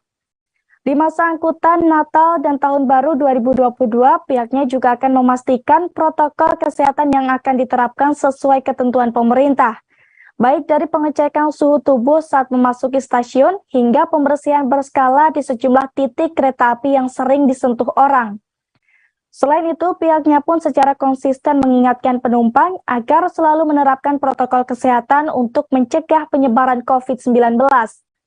Namun apabila terdapat penumpang yang tidak mematuhi aturan naik kereta api berdasarkan Surat Edaran Kemenhub RI, maka akan ditolak naik kereta api.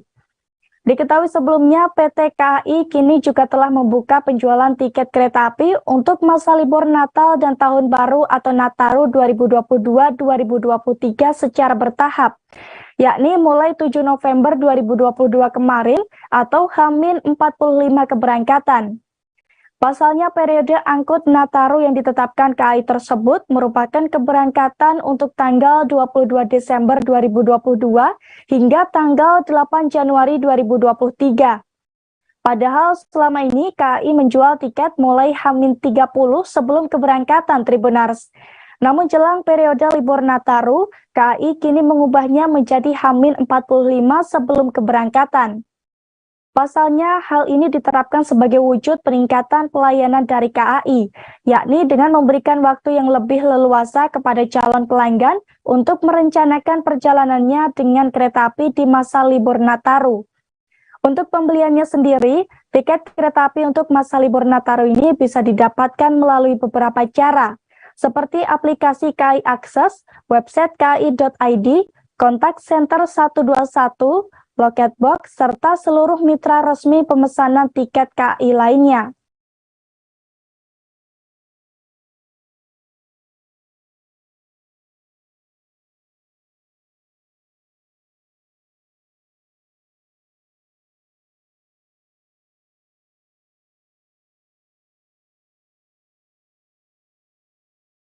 Tribuners, sebelum membeli tiket kereta api, biasanya calon penumpang akan memilih jenis kereta yang akan digunakan.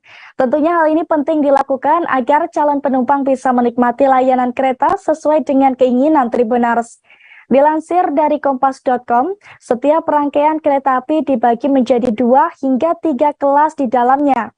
Mulai dari kelas eksekutif, kelas bisnis, dan kelas ekonomi. Namun selain itu ada pula luxury dan ekonomi premium Tribuners. Menurut VP Public Relation PT KAI Persero, Johnny Martinus, perbedaan di setiap jenis kereta api ini bisa terlihat dari fasilitas, kapasitas gerbong, tempat duduk, serta tarif tiket. Seperti di kelas eksekutif atau kelas penumpang tertinggi dalam kereta api. Dalam kelas kereta api ini, kelas eksekutif hanya mampu menampung kapasitas sekitar 50 penumpang dengan fasilitas yang lebih maksimal. Kursi di kelas eksekutif ini juga dibuat nyaman, empuk, dan bisa diatur sesuai keinginan. Adapun fasilitasnya, di kelas eksekutif ini pengunjung akan dimanjakan dengan AC, televisi, meja makan, reclining seat, rotary seat, toilet, dan juga stop kontak. Waktu tempuh kereta eksekutif juga lebih cepat karena tidak berhenti di banyak stasiun. Selain kelas eksekutif, di kereta api juga terdapat kelas bisnis yang memiliki fasilitas sedikit berbeda dengan kelas eksekutif, yaitu tidak adanya reclining seat Tribuners. Posisi kursi duduk juga bisa diubah sesuai keinginan penumpang jika ingin berhadapan dengan kursi di depan atau di belakangnya. Sama seperti kelas eksekutif, di kelas bisnis pun sudah ada AC dan colokan listrik. Sementara di kelas ketiga, ada kelas ekonomi yang paling banyak memiliki kapasitas penumpang, yaitu 80 hingga 106 penumpang. Beberapa tahun belakangan, kondisi kelas kereta yang satu ini banyak mengalami perubahan, mulai dari adanya AC hingga stop kontak Tribuners. Sama seperti kelas-kelas sebelumnya, kelas ekonomi juga memiliki rak bagasi untuk menaruh barang-barang penumpang dan juga toilet. Di kelas ini ada 3 tipe gerbong ekonomi yang bisa Anda pilih. Di antaranya ada tipe ekonomi SS, ekonomi paket, dan AC split. Untuk tipe ekonomi SS atau yang biasa disebut kereta api ekonomi premium, memiliki kapasitas 80 penumpang dengan formasi kursi 2x2. Tempat duduk kereta api ekonomi premium ini juga dibagi menjadi 2 Tribuners. Ada yang sejalan dengan arah laju kereta dan ada yang berlawanan dengan arah laju kereta. Sementara itu, jenis kereta terakhir ada kereta api luxury yang diperkenalkan pada tahun 2018 lalu dengan kapasitas tempat duduk 18 tempat duduk. Kereta api luxury ini juga memiliki kursi empuk dan bisa disandarkan dengan kemiringan 170 derajat. Pengunjung juga bisa menikmati fasilitas lainnya Tribuners, seperti pembatas antar penumpang, entertainment on board, laci penyimpanan, lampu baca, stop kontak, dan juga headphone. Ada pula kereta api luxury generasi kedua berkapasitas 26 tempat duduk yang diperkenalkan pada tahun 2019. Selain itu, KAI juga diberikan fasilitas gratis makan 1 kali, snack, camilan, dan minuman pada kereta luxury. Anda bahkan bisa menikmati fasilitas ruang tunggu luxury yang tersedia di beberapa stasiun Tribuners.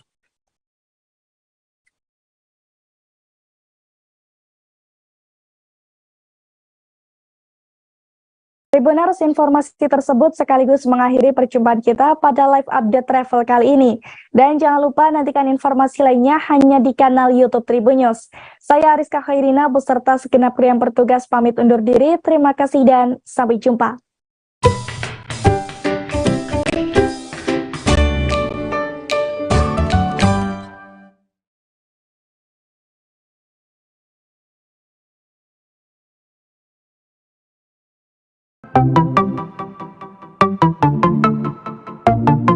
Halo Tribuners, waktu sudah menunjukkan pukul 8 waktu Indonesia Timur. Langit tampak mendung dan tak lama kemudian hujan pun turun. Satu persatu dari kami menaiki speedboat dari Pelabuhan Usaha Mina, Sorong, Papua Barat. Yap, pagi itu Minggu 3 Juli 2022 kami akan berkeliling seharian di Raja Ampat, pulau yang berada di ujung barat Papua. Perjalanan kali ini akan dipandu oleh pemandu wisata kami bernama Randy. Keseluruhan bersama awak kapal berjumlah 14 orang. Mereka berasal dari berbagai daerah seperti Jakarta, Solo, Jawa Barat, Sumatera Utara, juga mereka dari Papua. Sebelum perjalanan, pemandu rombongan mengingatkan untuk tidak membuang sampah sembarangan. Deru suara mesin speedboat terdengar cukup kencang. Sampai-sampai kami harus mengeraskan suara ketika berbincang agar terdengar satu sama lain. Setelah menempuh perjalanan sekira 2,5 jam, akhirnya kami sampai di lokasi pertama, Piai Nemo. Tempat ini menjadi favorit banyak orang dalam mengabadikan momen. Gerimis tidak menyurutkan kami untuk menaiki tangga berbahan kayu hingga sampai di puncak spot berfoto yang sudah disediakan. Sesampai di puncak, saya langsung menghela napas dalam-dalam. Takjub melihat betapa indahnya deretan batu karang yang tingginya hingga beberapa meter di atas permukaan air. Batu karang tersebut seperti membentuk pulau-pulau kecil dan indah. Pemandangan yang sangat eksotis ini tersohor hingga penjuru dunia loh Tribuners. Piai Nemo sebenarnya sangat akrab dengan masyarakat Indonesia. Karena pemandangan deretan karang berbentuk pulau ini ada di uang kertas Rp100.000. Sayangnya tiba-tiba hujan turun cukup lebat. Kami pun bergantian turun mencari tempat berteduh di beberapa simpang tangga yang sudah disediakan seperti gazebo. Di tengah hujan, kami beristirahat di shelter sambil menikmati air kelapa. Sejumlah warga pulau sekitar tampak berjualan seperti kelapa muda, pernak-pernik, ikan-ikan kering, kopi, dan lainnya. Kemudian kami kembali ke kapal untuk melanjutkan perjalanan. Syukurlah hujan pun reda sebelum sampai di lokasi kedua Tribuners. Kami tiba di Telaga Bintang. Untuk meraih puncak pun tidak sejauh Piai Nemo, namun medannya cukup berat. Kami harus menaiki batu-batu karang yang keras dan tajam. Harus bergantian lantaran jalurnya hanya cukup untuk satu orang. Sampai di atas, kami bisa melihat batu karang tinggi yang membentuk seperti pulau-pulau kecil. Dan seperti namanya, kami bisa menyaksikan telaga berbentuk bintang. Di bawah airnya terlihat sangat jernih. Kami bisa melihat batu karang serta ikan-ikan dengan mata telanjang. Tak lama rombongan melanjutkan perjalanan menggunakan kapal, yaitu ke kampung wisata Arborek. Menurut Putu, fotografer wisata kami, lokasi ini adalah kampung wisata pertama yang ada di Raja Ampat loh. Arborek masuk 10 besar desa wisata terbaik di Indonesia. Daya tarik lain tempat ini adalah memiliki dasar laut yang sangat menawan. Anda bisa bersnorkeling, melihat karang, dan berbagai biota laut.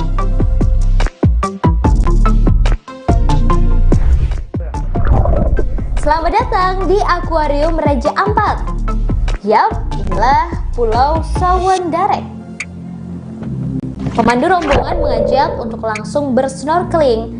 Peralatan sudah disiapkan, seperti kacamata hingga masker snorkeling. Para wisatawan langsung melompat dari kapal untuk bersnorkeling. Di bawah terlihat ikan-ikan berparas cantik, biota laut, dan berbagai rupa batu karang. Tempat terakhir yang kami kunjungi tak kalah indah, yakni Pulau Pasir Timbul. Seperti namanya, pulau ini muncul 3 kali dalam satu hari. Pukul 6 waktu Indonesia Timur, pukul 11 waktu Indonesia Timur, dan 15 waktu Indonesia Timur. Masing-masing sekitar 30 menit. Tepatnya saat air laut surut. Kapal kami menepi di sekitar pasir putih pulau ini yang berada bukan di pinggir daratan, tetapi lebih menjorok seolah muncul pasir di laut. Wisatawan tampak berfoto di pulau ini berlatar pulau roti yang memang bentuknya menyerupai roti. Anak-anak pun terlihat senang bermain pasir putih.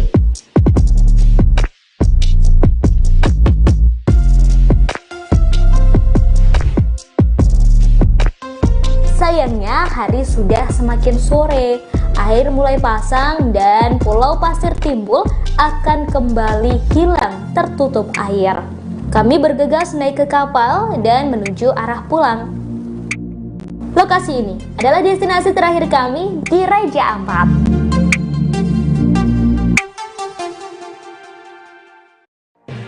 Tribun News Live Update. 21. Selamat siang Tribuners, selamat sore Tribuners, selamat petang Tribuners, Anda sedang menyaksikan live update. Informasi teraktual dan terupdate dari siang hingga petang kami sajikan untuk Anda. Menewaskan 2 orang penumpang, yang mana kedua penumpang. Kami perdalam dengan laporan langsung dari lokasi kejadian dan narasumber terpercaya. Benar-benar menghukum mereka-mereka yang terlibat menghentikan terduga pelaku yang ingin Laporan terkait peristiwa pompong hilang kontak menabrak sejumlah pemotor yang melintas tepat. Saksikan live update siang, sore, dan petang hanya di channel YouTube Tribun News.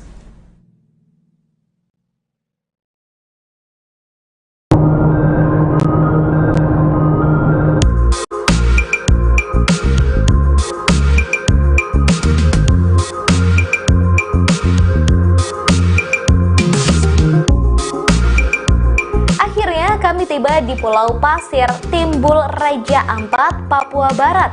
Hamparan pasir tersebut memang benar berada agak ke tengah lautan.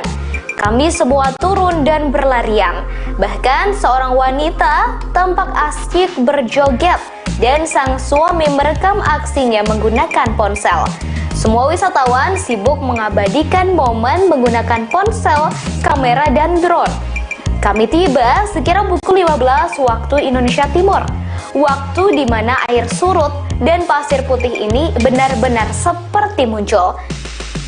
Menurut pemandu wisata kami, Randy, Pulau Pasir Timbul muncul 3 kali dalam 1 hari, yaitu pukul 6 waktu Indonesia Timur, 11 waktu Indonesia Timur, dan 15 waktu Indonesia Timur, masing-masing sekitar 30 menit.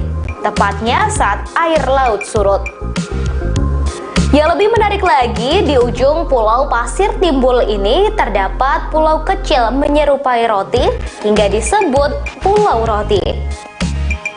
Sebelum ke Pulau Pasir Timbul, kami sempat ke lokasi wisata lain di Raja Ampat yang juga tak kalah indah, yakni Pieng Nemo, Telaga Bintang, Arbore, dan Sawan Dareng. Kami memulai perjalanan dari kota Sorong menggunakan speedboat sejak pukul 8 waktu Indonesia Timur. Pulau Pasir Timbul menjadi destinasi terakhir kami dalam trip seharian di Pulau Raja Ampat.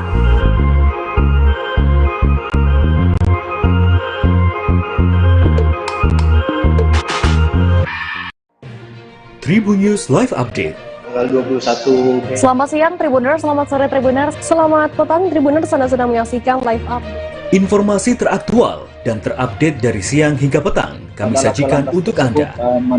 Menewaskan 2 orang penumpang, yang mana kedua penumpang. Kami perdalam dengan laporan langsung dari lokasi kejadian dan narasumber terpercaya.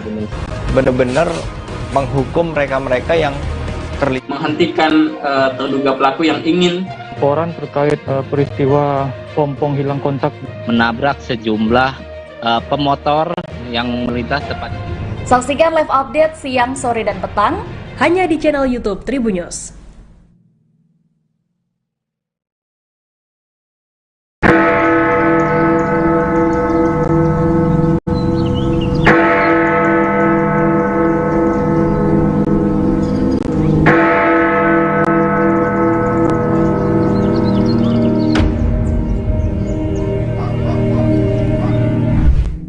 Berkunjung ke Jam Gadang di kota Bukit Tinggi, Provinsi Sumatera Barat menjadi impian banyak orang. Sebagai bangunan bersejarah yang menjadi ikon pariwisata Indonesia, hampir tak banyak orang yang tak kenal dengan menara itu. Terkadang berpose di depan jam gadang menjadi sebuah keharusan bila berkunjung ke Sumatera Barat, terutama kota Bukit Tinggi. Tak hanya bagi pelancong dari luar Sumber, namun juga bagi warga Sumber sendiri yang tak pernah bosan berfoto dan menikmati jam gadang. Bangunan jam gadang terdiri dari 4 sisi seperti persegi panjang yang berdiri dengan lantai dasar mirip tapak bangunan beranjung. Sepintas dari luar bangunan jam gadang, setelah tapak bangunan hanya terlihat 4 tingkat. Namun aslinya dari dalam terdapat 6 tingkat.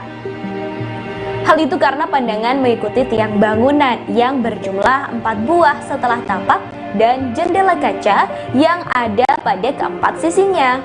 Sebelum menaiki menara ini, terdapat 2 tangga yang berada di samping kiri pintu masuk menara. Pintu masuk menghadap ke arah barat. Setiap tingkat bangunan dihubungkan dengan tangga melingkar yang kian ke atas, kian kecil karena mengikuti pola bangunan yang mengerucut ke atas. Di bagian atas terdapat atap bergonjong 4 yang semuanya berbahan kayu dan penuh ukiran khas Minangkabau. Ruangan paling menakjubkan tentu ruangan yang berisikan mesin-mesin jam gadang. Mesin yang disebut-sebut hanya ada 2 di dunia. 1 di jam gadang dan 1 lagi dipakai untuk menggerakkan jam raksasa menara Big Ben di London, Inggris yang juga menjadi kebanggaan negara itu. Beranjak ke bagian puncak menara, terdapat sebuah lonceng berukuran besar. Di tengah-tengah lonceng terdapat tulisan B. Fortman, Rellinghausen, dan Iwe Germany. Diketahui Fortman adalah nama belakang Bernhard Fortman, si pembuat jam, dan Recklinghausen nama kota di Jerman, tempat mesin jam ini diproduksi pada 1892. Lonceng ini selalu berbunyi setiap waktu menunjukkan menit ke 00. Misal pukul 8 waktu Indonesia Barat dan sebagainya.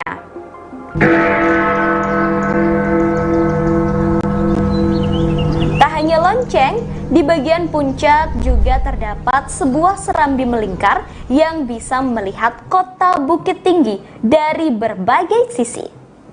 Dari puncak ini tentu bisa melihat bagaimana keramaian pengunjung di pelataran jam gadang serta padatnya rumah penduduk di kota Bukit Tinggi.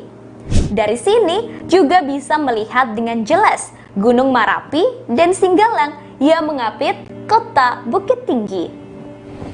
Yang menjadi generator kota ini adalah jam gadang. Oke, jam gadang. Wali Kota Bukit Tinggi Erman Safar mengatakan bangunan jam gadang ini didirikan pada 1926 dan selesai pada 1927 pada masa kolonial Belanda.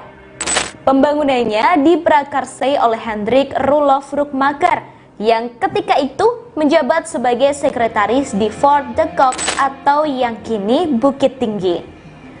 Sementara bangunan didesain oleh seorang arsitek asal Koto Gadang Agam bernama Yasid Raijo Mangkuto. Erman mengatakan pembangunannya memakan biaya 21.000 gulden, 15.000 untuk bangunannya dan 6.000 untuk pekerja.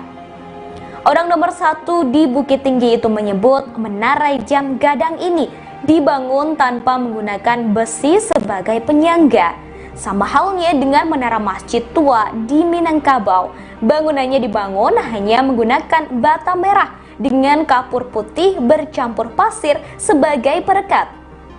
Diketahui mesin jam gadangnya didatangkan dari Jerman oleh Ratu Belanda Wilhelmina sebagai hadiah karena berhasil merebut Fort de Kock ketika itu.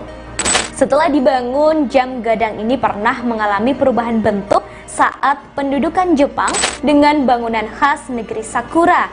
Pasca kemerdekaan, bangunannya juga mengalami perubahan ke bentuk yang sekarang ini. Hingga berdiri kokoh saat ini, bangunan Jam Gadang sudah melewati berbagai perbaikan.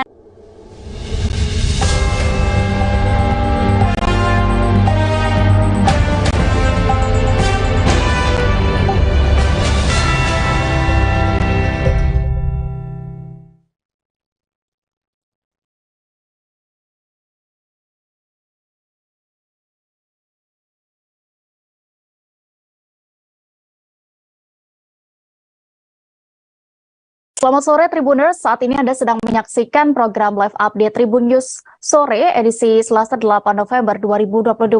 Informasi seputar peristiwa yang terjadi di tanah air akan kami hadirkan untuk Anda selama 1,5 jam ke depan. Bersama saya Diamita dan sejumlah reporter kami dari berbagai daerah di Indonesia. Inilah live update Tribun News sore selengkapnya. Kita menuju informasi pertama, Tribuners.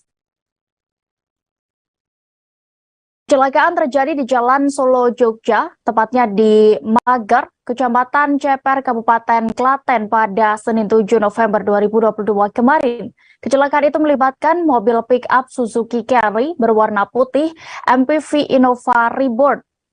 Dalam insiden ini, pengemudi pick-up sempat terjepit rangka depan mobil yang hancur. Untuk mengetahui detail kejadian ini kami sudah terhubung dengan rekan Zarfan, reporter dari Tribun Solo yang akan melaporkan. Silakan rekan. Terima kasih rekan Dea, saya saat ini sudah di Klaten.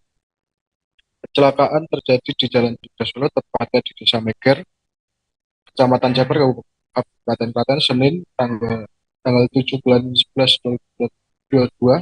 Kecelakaan yang melibatkan Suzuki Carry ini berplat nomor H9618 Begi yang dikemudikan oleh Mursid, warga Keradenan, Desa Jotangan, Kecamatan Bayat, beserta penumpang Setianto, 37 tahun, warga Desa Juwiran, Kecamatan Juwiring.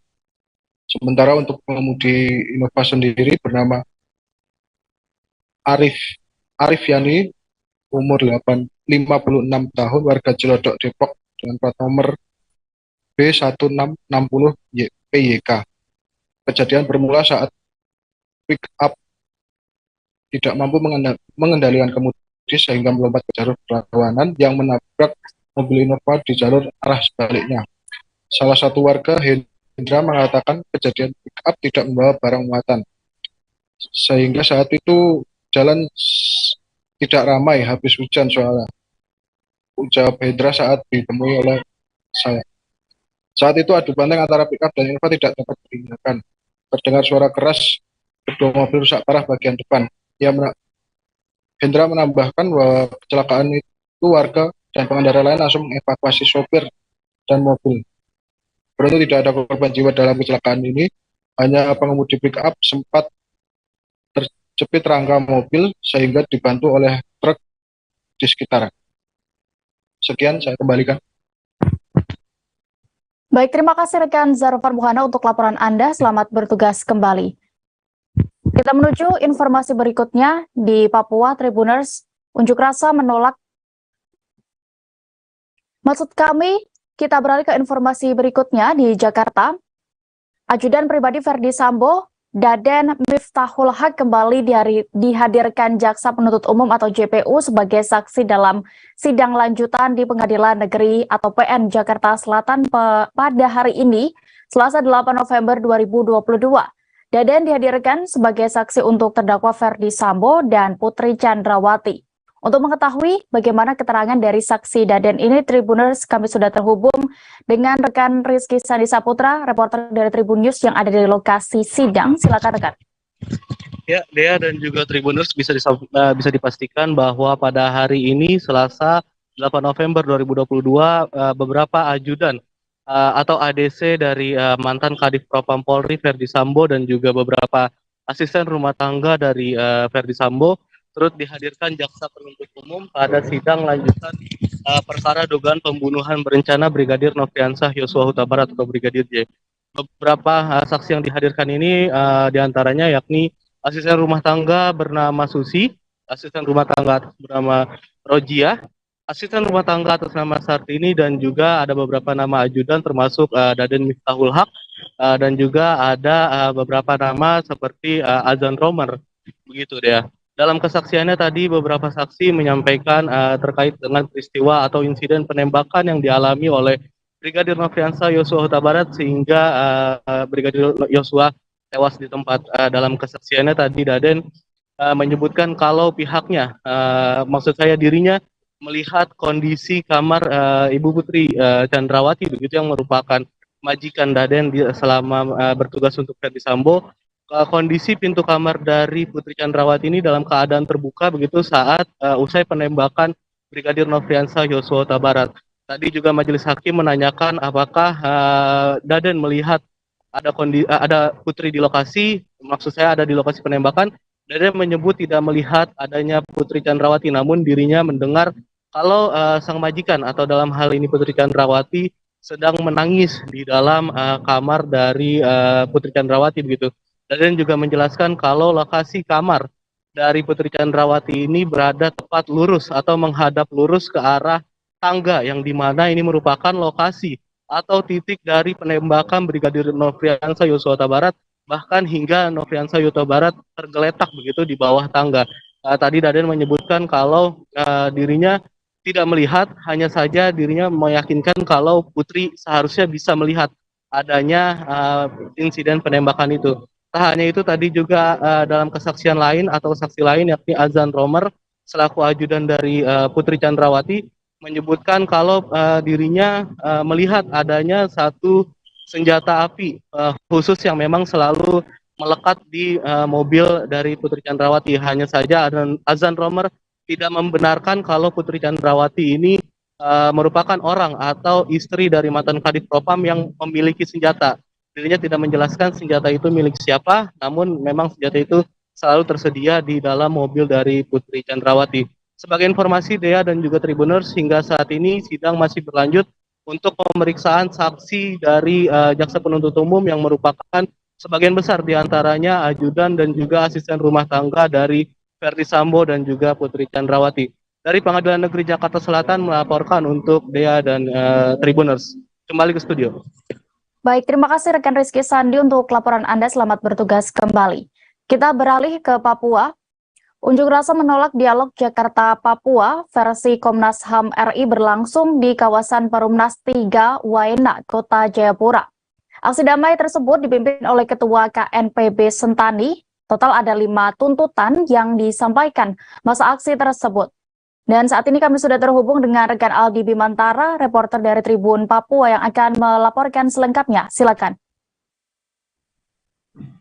Ya baik, halo Dea dan juga Tribuners, tepat sekali dilaporkan dari Kota Jayapura, Provinsi Papua. Puluhan orang berkumpul di kawasan Perumnas 3 Waena, Kota Jayapura, melakukan unjuk rasa menolak dialog Jakarta-Papua versi Komnas HAM Republik Indonesia. Berdasarkan pantauan kami para awak media, Dea dan juga Tribuners, aksi demonstrasi berlangsung sekira pukul 10.00 waktu Indonesia Timur pagi tadi di area putaran taksi Perumnas 3 Waena, Kelurahan Yabanse, Distrik Heram, Kota Jayapura, Provinsi Papua, dan juga tersebar di Perumnas 4 dan juga Kota Sentani, Kabupaten Jayapura, Provinsi Papua. Aksi damai tersebut dipimpin oleh Ketua KNPB Sentani sekaligus bertindak sebagai Korlap Umum, Alen Halitopo, dan Ketua Panitia Penyambutan KT Dewan HAM PBB sekaligus Wakorlap, Kaitanus Ikinia. Dan Dia dan juga Tribuners, dalam masa aksi unjuk rasa ini ada 5 tuntutan dari masa aksi tersebut, yakni menolak versi Komnas HAM Republik Indonesia, menolak pertemuan KTT G20 di Denpasar, Bali, mendesak Indonesia membuka akses kunjungan bagi KT HAM PB ke West Papua atau Tanah Papua, lalu pihaknya juga meminta penyambutan baik kunjungan Komisaris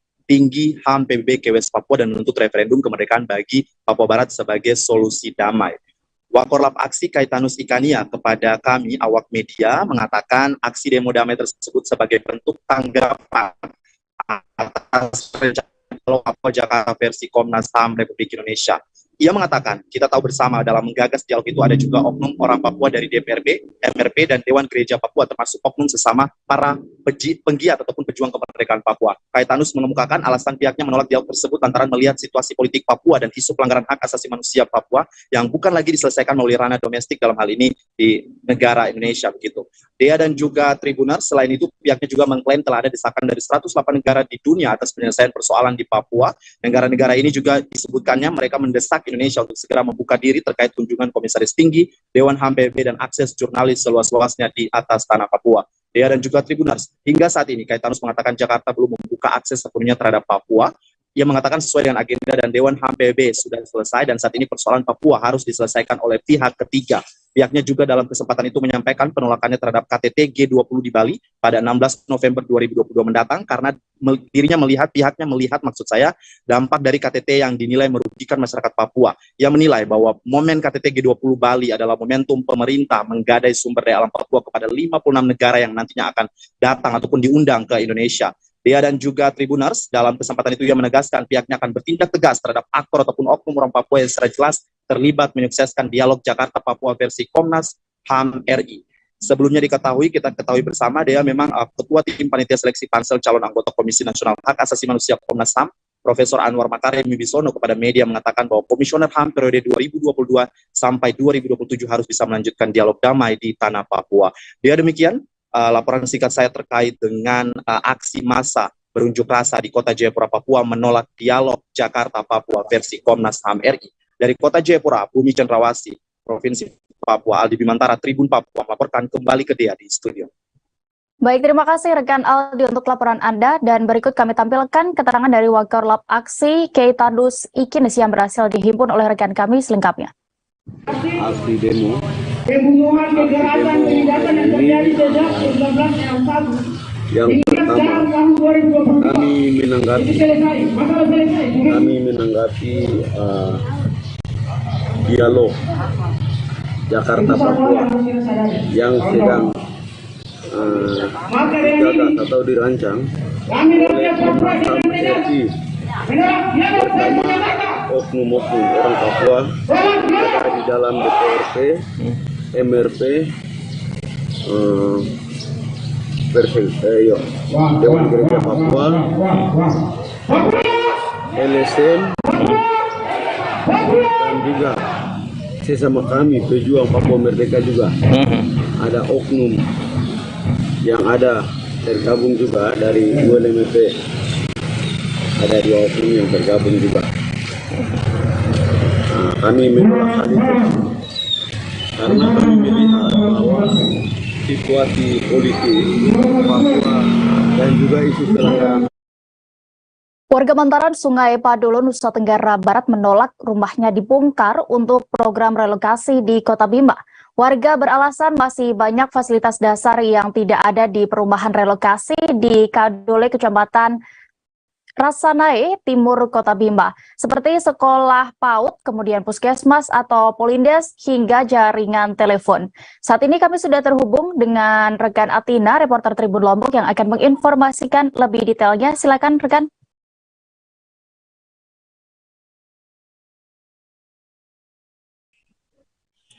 Baik, terima kasih rekan Dea. Selamat sore Tribuners, dapat saya laporkan dari Kota Bima di mana saat ini terjadi aksi penolakan warga di sepanjang bantaran sungai yang ada di wilayah Kota Bima. Setidaknya ada 2 sungai besar yang ada di wilayah Kota Bima, yaitu Sungai Padolo dan juga Sungai Melayu, yang akan menjadi sasaran penataan besar-besaran di tahun 2023 mendatang.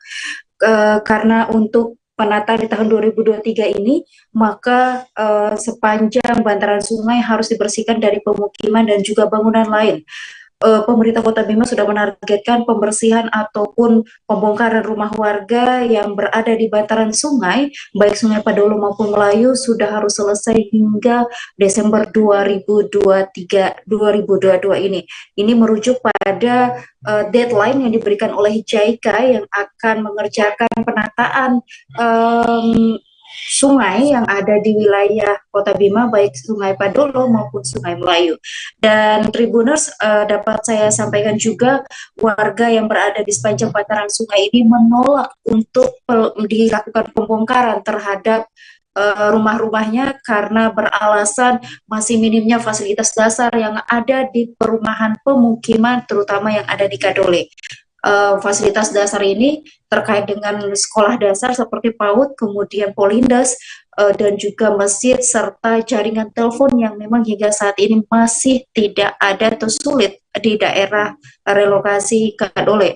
Dan gelombang penolakan pembongkaran rumah ini tidak hanya terlontar dari warga yang ada di Sungai Padolo, tapi juga muncul seperti tadi pagi dari warga yang ada di Sungai Melayu, terutama yang ada di Kelurahan Naem.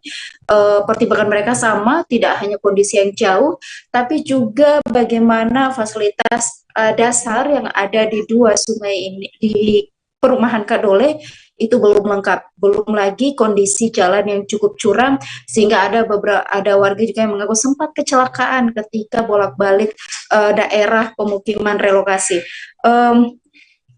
Terbaru yang saya bisa kabarkan dari suasana upaya pembongkaran sepanjang rumah sepanjang bantaran sungai ini, yaitu tadi pagi ada beberapa warga yang dilaporkan kembali melakukan pembongkaran secara mandiri. Ini ada di Kelurahan Sarata, Kecamatan Rasa Nae Barat, Kota Bima, namun hanya beberapa dan sebagian besarnya masih enggan untuk membongkar rumahnya, termasuk pemilik ruko yang justru sekarang ini menantang pemerintah Kota Bima untuk menghargai ganti rugi terhadap bangunan ruko mereka sesuai dengan nilai bangunan, bukan berdasarkan ganti rugi seperti warga lain yang memperoleh 1 unit rumah di pemukiman Kadole. Hingga saat ini pemerintah Kota Bima belum memiliki penjelasan yang jelas atau yang pasti, namun kemarin pihak BPBD Kota Bima sempat menyampaikan bahwa fasilitas yang dituntut oleh masyarakat ini akan disiapkan nanti di 2023, seperti itu disampaikan oleh Caleg BPBD, maksud saya PLT, Caleg BPBD Kota Bima Soekarno, yang menyatakan bahwa telah ada instruksi dari Wali Kota Bima yang meminta kepada Sekda untuk segera menganggarkan anggaran untuk pembangunan fasilitas di perumahan Kadole. Namun ini masih menjadi tanya bagi masyarakat, sehingga mereka meminta kepada pemerintah, mereka akan melakukan pemindahan atau pembongkaran ke daerah relokasi jika fasilitas tersebut sudah selesai dibangun. Demikian rekan Dea. Baik, terima kasih rekan Atinda untuk laporan Anda di Kota Bima. Selamat bertugas kembali. Kita beralih ke informasi selanjutnya. Pria lansia terjatuh di lubang galian pekerjaan yang berlokasi di Tanjung Pinang, Kecamatan Jambi Timur, Provinsi Jambi. Para pekerja yang ada di sekitar galian pun langsung membantu melakukan evakuasi terhadap korban. Korban kemudian dilarikan ke Rumah Sakit Bayangkara dan mendapatkan perawatan di sana. Saat ini kami sudah terhubung dengan reporter Jambi, Tribuners, ada rekan Sri Tuti Apriliani Putri. Silakan rekan, bisa Anda informasikan terkait kronologi kejadian dan juga bagaimana update dari kondisi korban.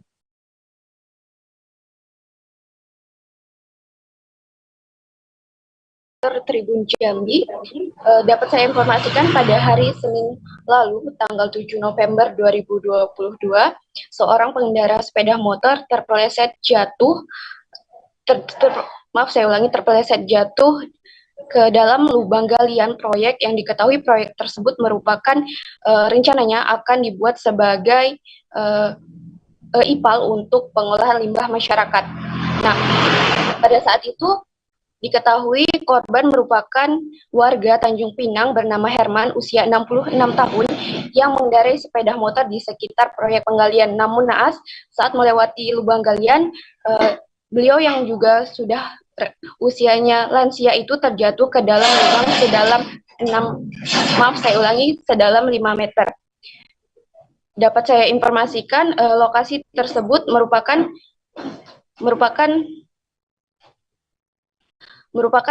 proyek dari PU untuk dilakukan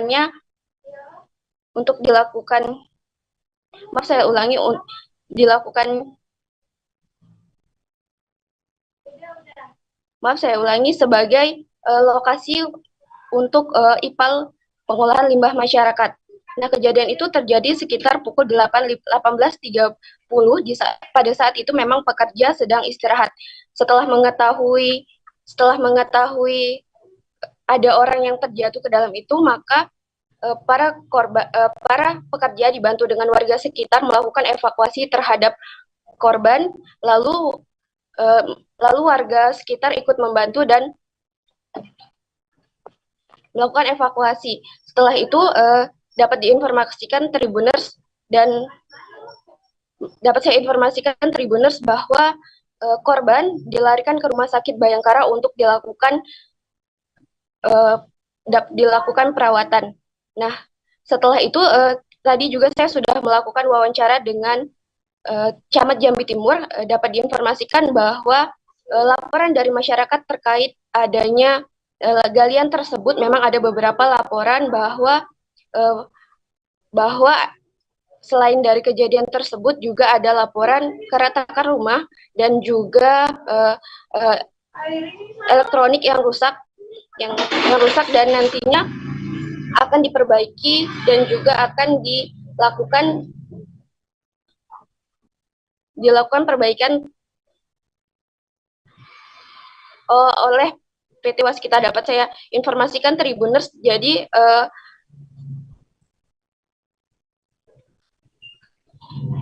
korban Herman sendiri merupakan warga Tanjung Pinang, berusia 66 tahun, warga Tanjung Pinang, yang saat itu memang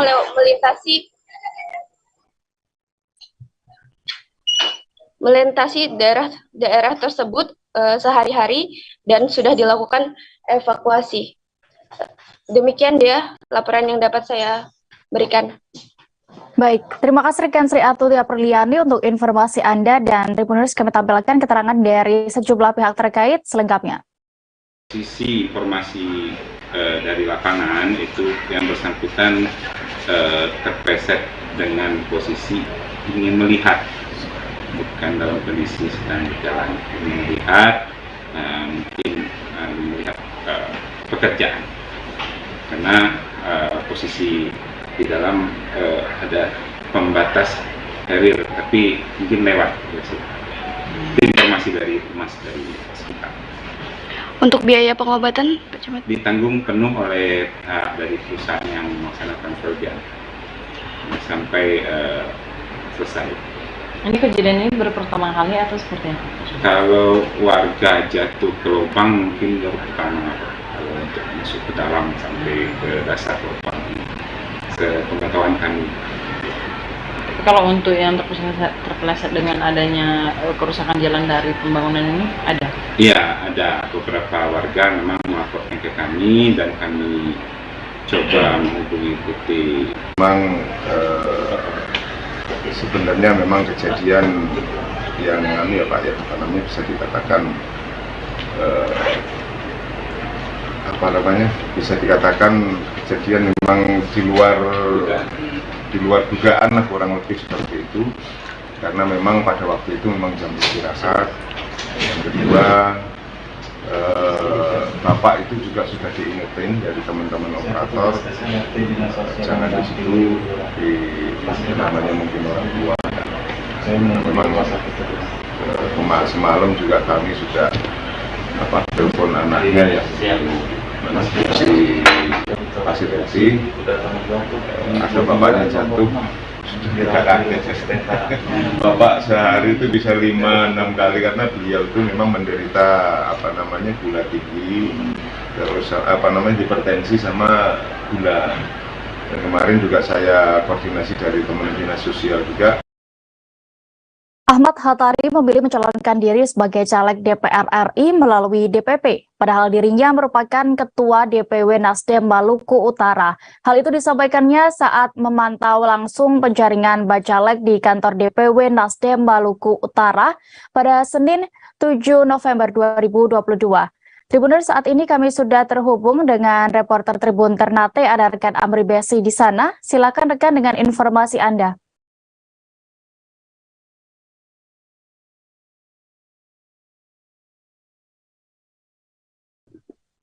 Terima kasih dengan Ketua DPW Partai Nasdem Maluku Utara, Ahmad Hattari, memilih mencalonkan diri sebagai caleg DPR RI melalui DPP.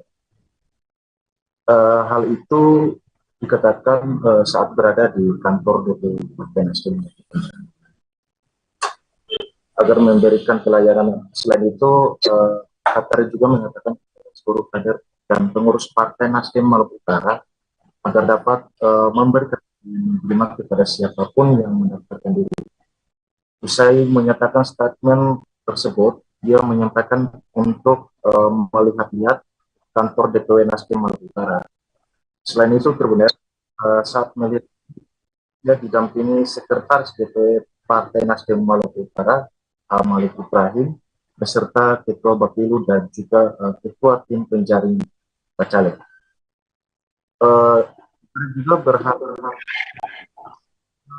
berjalannya melalui program Nasdem memanggil putra-putri terbaik untuk mencalonkan diri sebagai caleg DPRD Provinsi Maluku Utara dan juga DPR RI, agar lebih memperhatikan terkait dengan dokumen serta lainnya yang faktor utama dalam hal ini.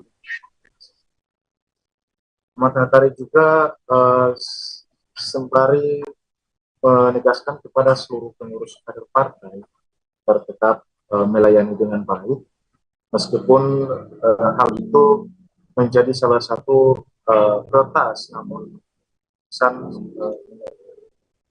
hal yang tidak diinginkan bakal terjadi, sehingga Ahmad Hattari menyatakan sikap bahwa kepada seluruh kader partai baik dan melayani khususnya tim penjaringan Bacalek DPRD Provinsi Maluku Utara dan juga DPR RI. Ya, sekian yang dapat kami laporkan.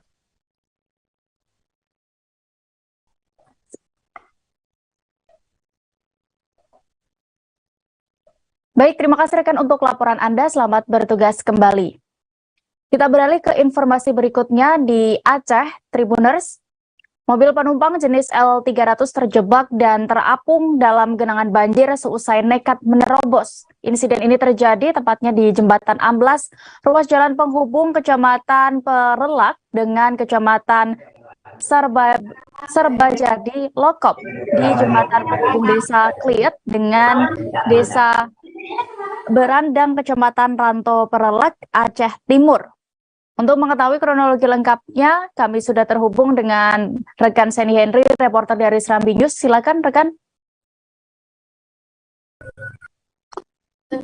Ya, terima kasih Dea dan Tribuners dimanapun berada dari Aceh.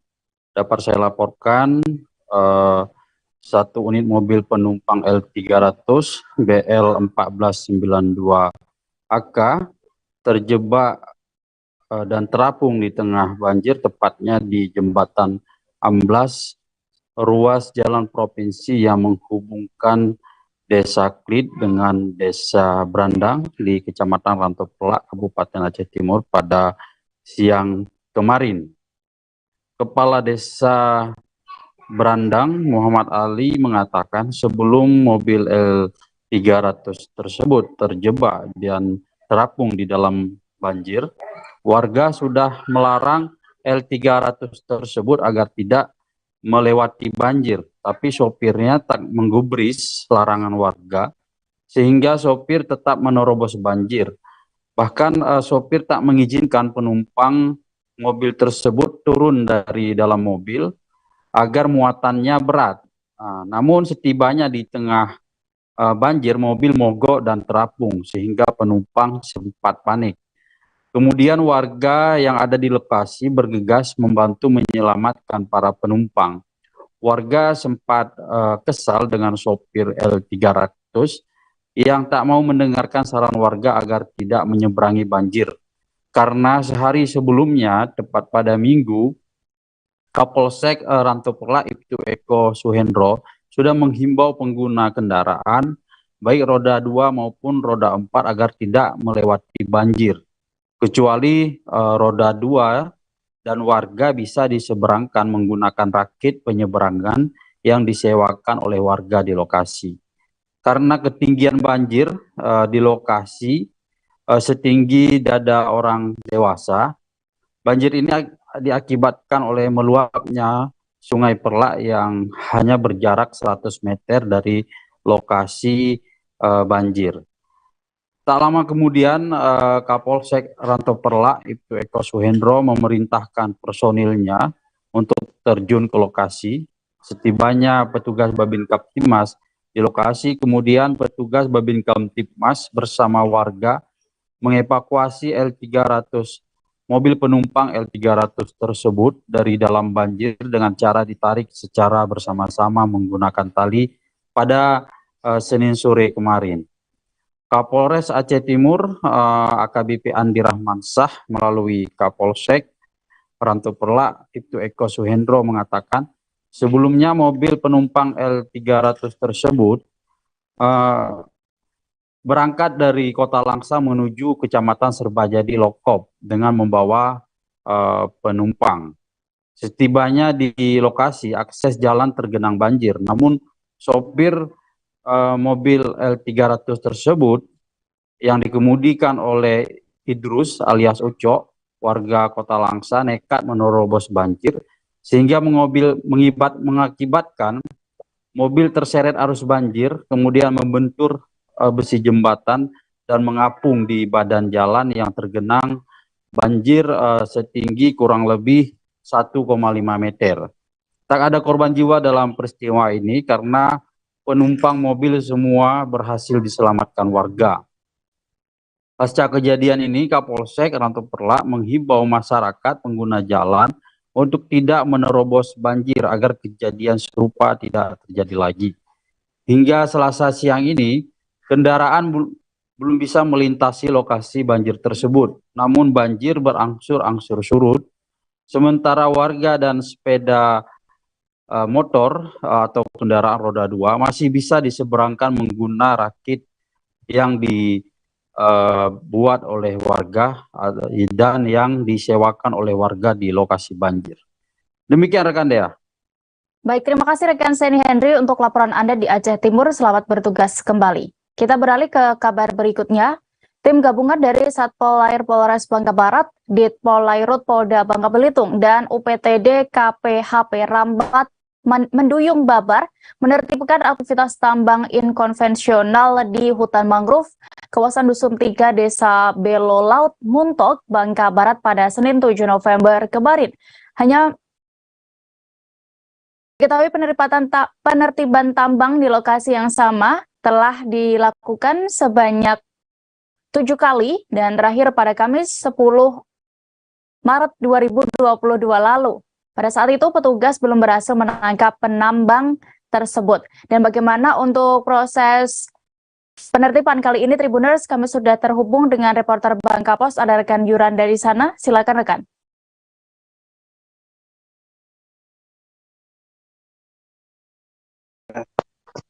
Ya Dea, baik saya sampaikan dari Kabupaten Bangka Barat. Pada kemarin Selasa Senin 7 November 2022, tim gabungan langsung melakukan terjun ke lokasi untuk melakukan penertiban tambang. Namun pada saat penertiban, para pekerja tambang timah inkonvensional ini tidak ada lagi di sana. Diduga informasi adanya razia penertiban ini diduga bocor. Sebelumnya tim gabungan sudah melakukan penertiban sebanyak 7 kali maksud kami. Terakhir pada 10 Maret 2022. Hal yang sama yang dialami oleh tim gabungan belum bisa mengamankan para penambang, baik para penambang maupun alat-alat penambang. Lantaran pada saat kedatangan tim rupanya sudah diketahui oleh penambang ini, sehingga peralatan tambang mereka dan orangnya pun sudah tidak ada lagi di lokasi. Kasat Pol Air akan menindak tegas bila ada Kasat Pol Air Polres Bangka Barat Ibtu Sugianto akan menindak tegas apabila terulang kembali yang menambang di hutan mangrove di daerah Dusun 3, Dusun Desa Belo Laut, Kecamatan Muntok, Kabupaten Bangka Barat ini. Sementara pihak KPHP Rambat Menduyung Bangka Barat mengatakan kerusakan hutan ini sudah hampir 5 hektar lantaran hutan mangrove itu dibabat oleh para penambang yang kerap kali setelah ditertibkan seminggu tidak melakukan aktivitas, namun 2 minggunya lagi melakukan aktivitas hal yang sama, sehingga mereka juga meminta semua pihak agar berpartisipasi untuk melakukan penertiban aktivitas tambang di hutan mangrove desa, maksud kami Dusun 3 Desa Belo Laut untuk Kabupaten Bangka Barat ini. Begitu dia yang bisa saya sampaikan. Baik, terima kasih rekan dan Tribuners, berikut hasil wawancara rekan Yuranda bersama Kasat Polair Polres Bangka Barat Ibtu Sugianto selengkapnya kami tampilkan. Dapat informasi dari masyarakat bahwa di daerah hutan mangrove, tepatnya di Belo, Kecamatan Mentok, Kabupaten Bangka Barat, terdapat penambangan ilegal. Jadi kita bertindak cepat, gabungan dengan kapal patroli 2005 Direktorat, Satpol Air Polres Bangka Barat, dan dari rekan kita dari kehutanan, kita tadi mengecek ke TKP. Di sana tidak kita temukan aktivitas penambangan. Tidak kita temukan aktivitas penambangan, hanya sisa-sisa penambangan yang sebelum-sebelumnya. Penindakan yang akan kita ke depannya seperti apa, Mendan? Kita akan terus melaksanakan patroli, kita laksanakan pengawasan dengan instansi-instansi terkait. Kalaupun nanti memang ada penambangan ilegal, akan kita tindak secara tegas.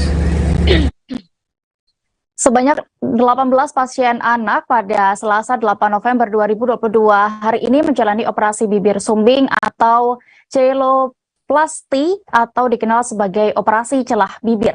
Operasi berlangsung di Rumah Sakit Umum Carsa Tarakan dalam acara Baksos Alumni dan BEM Unhas Makassar. Saat ini kami sudah terhubung dengan reporter Tribun Kaltara. Silakan rekan Andi Pausiah dengan informasi Anda.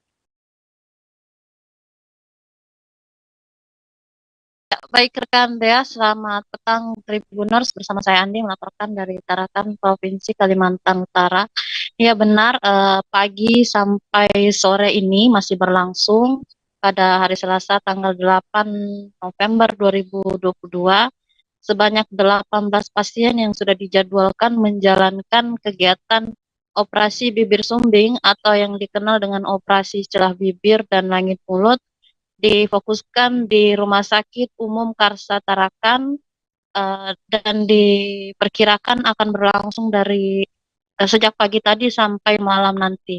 Adapun kegiatan ini sebenarnya sudah dibuka pendaftarannya sejak 6 November kemarin dan diperkirakan selain operasi bibir sumbing juga ada kegiatan sunatan massal. Ini adalah hasil kerjasama dari alumni serta Badan Eksekutif Mahasiswa Universitas Hasanuddin Makassar serta Pemkot Tarakan sebagai wujud program bakti sosial nasional secara nasional. Dikatakan Wali Kota Tarakan Dr. Khairul Kemkes dan juga sekaligus pemilik Rumah Sakit Umum Carsa Kota Tarakan yang berlokasi di Kelurahan Sebengkok. Memang operasi celah bibir ini sengaja difokuskan di Rumah Sakit Umum Carsa Tarakan karena mengingat agar tidak mengganggu pelayanan kepada masyarakat yang ada di baik di Rumah Sakit Umum Kota Tarakan maupun di RSUD Dr. Haji Yusuf SK di Provinsi Kalimantan Utara yang ada di Kelurahan Kampung 1. Adapun ini adalah hasil kolaborasi bersama dengan tim dari dosen-dosen Unhas, dosen dokter Unhas Makassar, khususnya dosen Fakultas Kedokteran Gigi, Bedah, Mulut, dan bersama timnya. Selain adanya kegiatan operasi celah bibir, juga ada kegiatan sunatan massal yang dilaksanakan sejak kemarin, dikatakan Wali Kota Tarakan Dr. Khairul. Juga dilaksanakan kegiatan vaksinasi hewan dalam rangka mencegah penyakit mulut dan kuku atau PMK, dan dilakukan juga penyuluhan pakan ternak, kemudian penyuluhan hidroponik, dan juga stunting, dan semua berjalan secara paralel. Adapun tujuannya ini diharapkan bisa membantu pemerintah Kota Tarakan terkait dengan keberadaan masyarakat yang memiliki berstatus atau menyandang penyakit celah bibir, dan juga ini adalah sebagai wujud bakti sosial berangkat atas dasar kemanusiaan sehingga dilaksanakan secara gratis dan masyarakat ya atau anak atau pasien yang menjalani operasi bibir sumbing hari ini tidak dipungut biaya apapun atau tidak dipungut biaya sama sekali. Kami juga mengonfirmasi salah seorang dokter yang melaksanakan langsung kegiatan operasi, yakni dokter gigi Bapak Tajrin. Dia juga menjabat saat ini sebagai direktur Tarakan untuk melaksanakan kegiatan baksos, dan diupayakan dilaksanakan dalam jumlah banyak dan pasiennya bisa dikumpulkan lebih banyak dari yang dilaksanakan hari ini. Adapun ia juga meminta kepada masyarakat jika menemukan anak yang mohon maaf menyandang status dengan kondisi bibir sumbing atau mengalami penyakit celah bibir, diharapkan agar tidak dibuli dan anak tersebut harus segera dilaporkan atau diakomodir untuk bisa mendapatkan bantuan, dan pihaknya siap untuk memberikan operasi secara gratis. Dan ia juga menitipkan nomor handphonenya, yakni masyarakat yang ingin melaporkan jika ingin meminta untuk operasi bibir sumbing gratis bisa menghubungi kontaknya di nomor 0811 455 6161. Kemudian saya juga mewawancarai salah seorang orang tua dari pasien anak yang menjalani operasi celah bibir hari ini, adalah Waluyo, yang dia mengakui berasal dari Tanjung Selor, mengakui sangat bersyukur sekali karena operasi bibir yang dilaksanakan hari ini untuk anaknya bisa dilaksanakan secara gratis, dan tentunya dengan kondisi kemampuan finansialnya, pendapatannya sebagai seorang wira swasta yang tidak banyak, tentu tidak mampu menutupi jika harus membayar, jika operasi tersebut harus berbayar. Dan ia berterima kasih kepada Wali Kota Tarakan sekaligus pemilik Rumah Sakit Karsa Tarakan, juga kepada tim dokter yang sudah melakukan operasi bibir sumbing atau celah bibir pada hari ini di Rumah Sakit Umum Karsa Kota Tarakan. Ia juga mengakui perjalanannya dari Tanjung Selor menuju ke Tarakan juga tidak ada mengeluarkan biaya karena difasilitasi menumpang speedboat pemerintah. Ya, demikian rekan dia. Baik, terima kasih rekan Andi Pausiah. Berikut juga Tribuners kami tampilkan keterangan dari sejumlah pihak terkait selengkapnya. Sosial untuk kesehatannya, sunatan masal dan operasi bibir sumbing ini dipusatkan di kebetulan yang punya kan saya, jadi ya saya lakukan ya, karena ini untuk untuk masyarakat, kemanusiaan tapi saya kira juga support dari pemerintah kota juga ada, termasuk dari rumah sakit kota, rumah sakit provinsi juga ikut sama-sama membantu, tapi kerjanya ini. Kegiatan ini akan berlangsung berapa hari dan persyaratannya bagi yang melakukan operasi bibir sumbing? Kalau operasi bibir sumbingnya udah kita mulai hari ini, tapi pengumpulan datanya kan sejak mungkin 3 minggu yang lalu ya. Jadi sudah karena timnya hari ini bekerja mulai pagi sampai sore, mudah-mudahan selesai yang 18 itu, besok mereka pulang. Soalnya yang ada di mahasiswa masih ada beberapa kegiatan di sini karena ada lagi nanti penanaman mangrove, masih ada beberapa rangkaian. Normal, ya keadaan normal ini penting terutama untuk anak-anak sekolah. Ya mereka banyak yang tidak sekolah oleh karena mengalami penyakit bibir sumbing sehingga menjadi malu dan sebagainya. Harapan yang kedua bahwa masyarakat ikut berpartisipasi, ya apa yang dimaksud masyarakat ikut berpartisipasi bahwa kalau ada kasus-kasus seperti ini ditemukan, mereka jangan dilecehkan, ya justru sebaiknya mereka bisa diberikan ya saluran, didaftarkan untuk kita lakukan operasi. Jadi kalau misalnya ada kasus seperti itu dan bingung ya mau kemana, boleh ya, boleh ke timnya kami, ya bisa ke timnya kami, boleh juga kontak saya langsung ya, boleh di 0811 455 6161, itu saya kasih. Ini gratis. Kalau anak saya Putra ini umur 6 tahun, ini tahap yang kedua. Dulu yang pertama itu kami ikuti Baksos Pertamedika kerjasama dengan Pemprov, itu di Tanjung Selor, itu bibir. Nah sekarang ini yang sumbing langit-langit, ya kan. Alhamdulillah ini sudah di dalam, sedang proses ya kan. Tadi malam puasa jam 3 ya kan, tadi jam 9 masuk ke ruangan. Gimana nih Pak perasaannya? Karena ini kan mengingat ini juga gratis ya Pak ya. Gimana? Ya, alhamdulillah. Kalau bagi kami sangat bersyukur sekali. Karena anak saya ini prosesnya itu labio, scientific. Jadi bibir, gusi, ya langit-langit. Jadi 3 kan itu. Jadi kalau kami sendiri merasakan ya bersyukurlah dengan adanya program ini. Karena jaraknya sangat jauh sekali. Dulu waktu operasi pertama itu umurnya 8 bulan. Nah ini baru ketemu sekarang udah 6 tahun. Berarti berapa tahun tuh ya gitu. Seorang bandar motor di Kecamatan Cilimus, Kuningan terkejut dengan konsumen yang membeli dengan uang pecahan. Ia menerima uang 17 juta rupiah untuk membayar motor, namun pembayaran dengan uang nominal 1.000 rupiah, kemudian 2.000 rupiah, dan paling besar nominal 5.000 rupiah. Adanya perlakuan konsumen demikian merupakan pengalaman baru dalam menggeluti dunia usaha jual beli motor yang dilakoninya. Saat ini kami sudah terhubung dengan rekan Ahmad Ripai, reporter dari Tribun Cirebon yang akan menginformasikan. Silakan rekan dengan laporan Anda.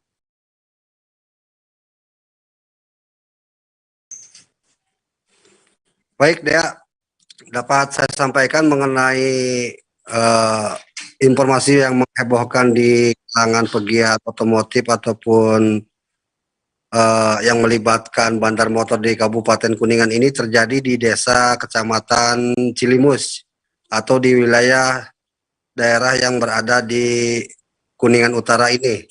Nah, bandar motor ini yang diketahui bernama Rizky tentu merasa terkejut dengan aksi daripada konsumen ataupun pembeli saat konsumen ini berani membeli harga motor Ninja 250 cc dengan tahun 2010 yang dihargakan sebesar 17.500.000.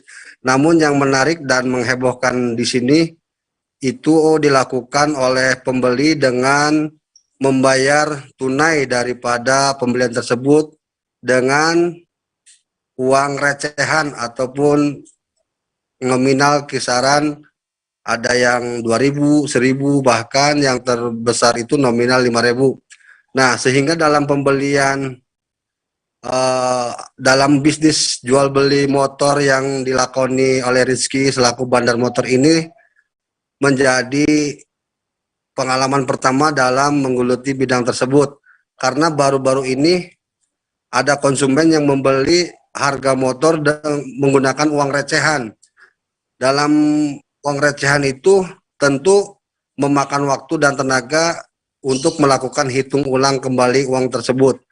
Dari keseluruhan total yang diterima 17 juta, baru terhitung hingga malam tadi itu sekitar 5 juta. Angka 5 juta itu dilakukan penghitungan dari jam 9 malam hingga jam 2 dini hari. Dan dilanjutkan tadi pagi. Untuk jenis motor tentu berplat nomor Jakarta dengan tahun pembuatan 2010. Demikian dia yang dapat saya sampaikan dari Kuningan. Baik, terima kasih rekan Ipai untuk informasi Anda dari Jawa Barat. Selamat bertugas kembali. Kita beralih ke kabar berikutnya. DPRD bersama Pemprov Sulawesi Utara menetapkan APBD 2023 di ruang rapat paripurna DPRD Sulut, Gedung Cengkih, Kota Manado pada hari ini Selasa 8 November 2022. Gubernur Sulut Oli Dondo Kambe didampingi Wakil Gubernur Stephen Kando. Dalam rapat ini pun menekan perda APBD 2023. Seperti apa informasinya Tribuners? Kami sudah terhubung dengan reporter Tribun Manado. Silakan rekan Rio Nur dengan laporan Anda.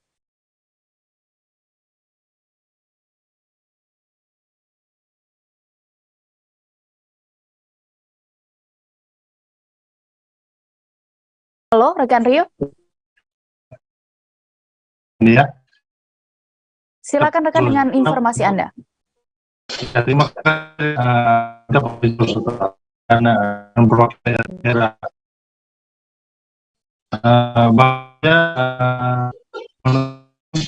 pendapatan belanja daerah saudara tahun anggaran 2023 proyeksi APBD seluruh 2023 ya angka ini menurun dari yang mencapai 4 triliun karena memang kondisi situasi saat ini menyebabkan pendapatan itu menurun. Karena dalam penetapan APBD ini juga difokuskan ke beberapa kegiatan besar sesuai dengan program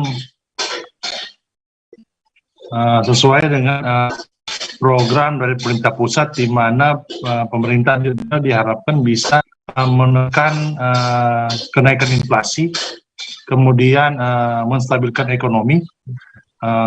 Diharapkan ekonomi juga bisa bertumbuh dengan bantuan dari APBD 2023. Selain itu juga program-program fokus juga menjaga ketahanan dan kedaulatan pangan. Jadi SKPD perangkat daerah seperti Dinas Pertanian, Dinas Pangan itu difokuskan agar menjaga ketahanan dan kedaulatan pangan.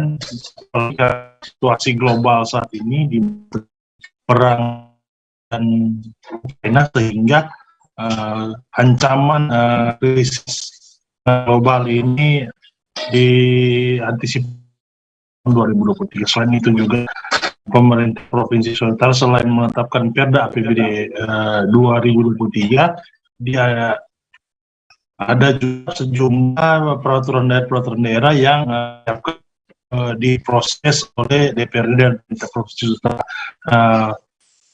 terkait juga perda pengembangan pariwisata, ada juga perda terkait lingkungan hidup, perda pengelolaan keuangan daerah, hingga perda tempat pembuangan pembersihan air sampah di Minahasa Utara. Tersebut diharapkan bisa di 2000. Demikian rekan. Baik, terima kasih rekan Rio Nur untuk laporan Anda. Selamat bertugas kembali. Kita beralih ke informasi berikutnya di Kepulauan Riau. Dinas Ketenagakerjaan menggelar Job Fair Batam 2022 yang dipusatkan di SP Plaza Sagulung. Wali Kota Batam Muhammad Rudi meminta perusahaan yang berpartisipasi untuk dapat mengutamakan warga Batam. Dia menegaskan jika pencakar yang berKTP Batam sudah terakomodir, baru bisa menerima pencakar yang KTP berada di luar Batam. Saat ini kami sudah terhubung dengan rekan Ian Pertarian Sitanggang, reporter dari Tribun Batam. Silakan rekan dengan informasi Anda.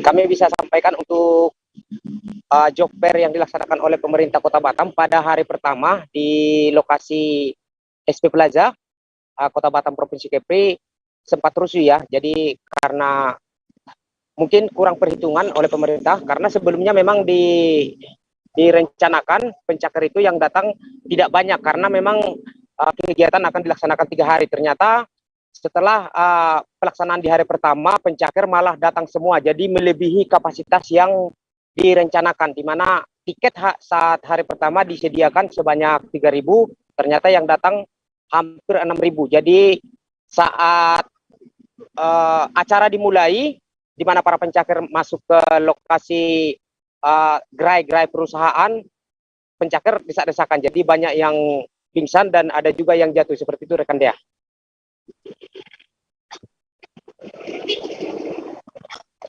Baik, terima kasih rekan Ian untuk informasi Anda. Selamat bertugas kembali. Kita menuju informasi berikutnya, Tribuners. Seorang ibu di desa Kambata Wundut, Kecamatan Lewa, Kabupaten Sumba Timur harus berurusan dengan pihak berwajib.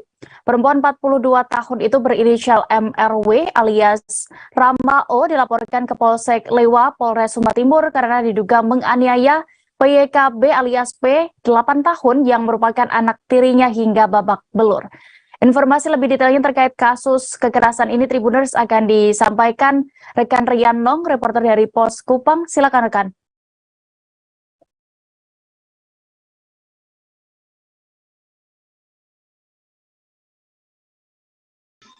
Dan Tribuners, dapat saya laporkan dari Sumba Timur, seorang ibu di desa Kambata Wundut, Kecamatan Lewa, dilaporkan ke pihak kepolisian karena diduga menganiaya anak tirinya hingga babak belur, dan bukan hanya itu, ibu tersebut juga diduga menganiaya anak tirinya hingga buang air besar di celana. Kejadian tersebut terjadi pada hari Minggu tanggal 6 November sekitar pukul 11, dan penganiayaan itu menyebabkan korban yang merupakan anak tiri dari terduga pelaku mengalami ketakutan dan trauma. Setelah kejadian, tetangga langsung melaporkan kejadian itu ke Polsek, dan pihak Polsek langsung meminta korban untuk divisum dan juga dirawat di Puskesmas Lewa. Tribuners, Kapolres Sumba Timur, saya ulangi, Kapolres Sumba Timur AKBP Fajar WLS memerintahkan aparat Polsek Lewa untuk segera menahan terduga pelaku, dan pada hari ini Selasa tanggal 8 November proses penanganan perkara tersebut naik ke penyidikan, dan berdasarkan keterangan daripada Kasat Reskrim Polres Sumba Timur Ibtu Jumpatua Simanjorang, dirinya menyebut bahwa tersangka dikenakan pasal 80 ayat 1 Undang-Undang nomor 35 tahun 2014 dengan ancaman hukuman 3,5 tahun atau pasal 351 ayat 1 KUHP. Tribuners, dapat saya laporkan bahwa saat ini korban atau anak 8 tahun tersebut dititipkan di dusun, dan rencananya oleh pihak Dinas Sosial yakni Peksos akan membawa anak tersebut ke Kota Waingapu dan ditempatkan di rumah aman. Sementara itu, berdasarkan keterangan dari pihak kepolisian, koordinasi sudah dilakukan antara Polres dan Dinas Sosial, sehingga diharapkan proses penanganan kasus ini bisa berjalan lebih cepat. Demikian, Dea. Baik, terima kasih rekan Riano untuk laporan Anda dari Sumba Timur. Selamat bertugas kembali. Kita beralih ke informasi berikutnya di Jawa Barat, Tribuners. Stasiun pengisian kendaraan listrik umum atau SPKLU kini mulai hadir di depan Balai Kota Bogor per Senin 7 November 2022 kemarin. SPKLU ini bisa diakses oleh masyarakat Bogor yang sudah memiliki kendaraan listrik. Mulai hadirnya SPKLU ini pun menjadi maksud kami memunculkan sinyal keseriusan Pemkot Bogor sesuai instruksi Presiden nomor 7 tahun 2022. Dan saat ini kami sudah terhubung dengan reporter Tribun Bogor, ada rekan Rahmat Hidayat di sana yang siap dengan informasinya. Silakan.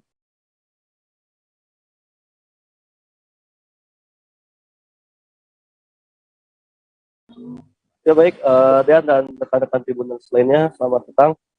Dapat kami jelaskan bahwasanya pada hari kemarin, Senin 7 November 2022, stasiun pengisian kendaraan listrik umum mulai hadir di Kota Bogor. Salah satunya yakni di depan Balai Kota Bogor. Namun, SPKLU yang berada di Balai Kota Bogor sampai saat ini masih proses pembangunan. Dan dikonfirmasi oleh kami kepada pihak PLN yang memang membangun SPKLU tersebut, dipastikan dalam 2 pekan ke depan SPKLU yang berada di Balai Kota Bogor ini dapat diakses dan dapat digunakan oleh masyarakat Kota Bogor yang sudah mempunyai kendaraan listrik. Dan hal ini pun perlu diketahui oleh rekan-rekan Tribuners lainnya, kembali memunculkan sinyal keseriusan pemerintah Kota Bogor untuk menghadirkan kendaraan listrik dan menjalankan instruksi Presiden nomor 7 tahun 2022 tentang penggunaan kendaraan listrik di wilayah instansi kepemerintahan. Namun dipastikan juga nanti ketika sudah beroperasi SPKLU ini, dalam penggunaannya dipastikan berbayar. Lalu kami pun mewawancarai Humas PLN wilayah Kota Bogor. Pada kami, beliau mengatakan bahwasanya SPKLU yang dihadirkan oleh PLN di Balai Kota Bogor ini sesuai dengan permintaan Wali Kota Bogor Bima Arya Sugiarto yang memang saat ini konsen mendukung migrasi kendaraan konvensional menuju kendaraan listrik. Dan tidak hanya di Balai Kota Bogor saja, di wilayah Kota Bogor ada beberapa SPKLU yang sudah dihadirkan oleh pihak PLN. Namun untuk yang berada di wilayah instansi yakni baru dua, yakni di Istana Bogor, lalu di Balai Kota Bogor. Dan untuk yang ketiganya memang sedianya satu spot lagi itu di alun-alun Kota Bogor, namun sampai saat ini masih belum bisa dilakukan progres pembangunan lantaran harus ada beberapa izin yang harus diurus oleh pihak PLN dan pemerintah Kota Bogor. Dan dipastikan juga SPKLU ini yang berada di Balai Kota Bogor ketika nanti sudah bisa beroperasi dan diakses oleh masyarakat Kota Bogor hanya bisa digunakan oleh kendaraan roda 4 saja. Adapun untuk kriteria SPKLU yang berada di Balai Kota Bogor ini merupakan SPKLU yang fast charging. Artinya SPKLU yang berada di Balai Kota Bogor ini bisa digunakan dan diisi secara full oleh kendaraan listrik ini selama 2 jam dari 0 hingga 100% hingga kendaraan itu dikatakan penuh. Dan perbedaan dari SPKLU yang berada di Balai Kota Bogor dengan SPKLU yang berada di wilayah lain termasuk yang berada di PLN itu sendiri, yakni soal kriteria yang sudah kami sebutkan tadi, di mana di wilayah-wilayah yang sudah ada SPKLU ini SPKLU-nya berjenis medium charging, artinya membutuhkan waktu lebih lama untuk mengisi kendaraan dari 0 hingga full. Dan kami pun pada hari tadi mewawancari ulang kembali pihak Humas PLN Kota Bogor, di mana dalam kesempatan wawancara pada hari tadi kami menanyakan soal penggunaan tarif, kemudian ada beberapa tempat lagi yang memang sedianya sudah disiapkan SPKLU ini. Dan keterangan yang kami dapatkan dari Humas PLN Kota Bogor memang untuk pengisian kendaraan listrik di SPKLU ini memerlukan tarif kisaran 2.300 sekian untuk beberapa KWH, dan pengisian hingga full itu tergantung kendaraan mobil listriknya itu sendiri, di mana ada yang kapasitas 60 kWh dan 85 kWh, dan itu tinggal dikali saja untuk mengetahui total biaya yang harus dikeluarkan ketika mengisi listrik di SPKLU ini. Dan pihak PLN pun mengimbau kepada masyarakat di Kota Bogor yang memang sudah mempunyai kendaraan listrik tidak perlu merasa khawatir dan kebingungan mencari bakar listrik ketika sudah habis. Di semua stasiun PLN di wilayah Bogor sudah tersedia, bahkan yang teranyar tadi yang sudah kami sebutkan di Balai Kota Bogor, dan mungkin kedepannya akan berada di alun-alun Kota Bogor. Begitu dia laporan yang bisa kami sampaikan terkait SPKLU yang sudah hadir di Balai Kota Bogor. Terima kasih rekan Rahmat Hidayat untuk laporan Anda. Selamat bertugas kembali. Kita beralih ke Provinsi Riau. Warga Kebun Kapas 1, Kelurahan Rimba, Sekampung, Devi Ardin mendapatkan bantuan renovasi rumah. Ia pun tidak dapat menahan haru saat didatangi oleh Kapolres Bengkalis yang datang langsung melihat tempat tinggalnya. Kondisi rumah Devi memang dalam kondisi yang kurang layak. Bangunan terbuat dari kayu dan sudah mengalami beberapa kerusakan. Untuk mengetahui seperti apa proses yang akan dilakukan terkait renovasi ini, Tribuners, kami sudah terhubung dengan rekan M. Natsir, reporter dari Tribun Pekanbaru. Silakan rekan.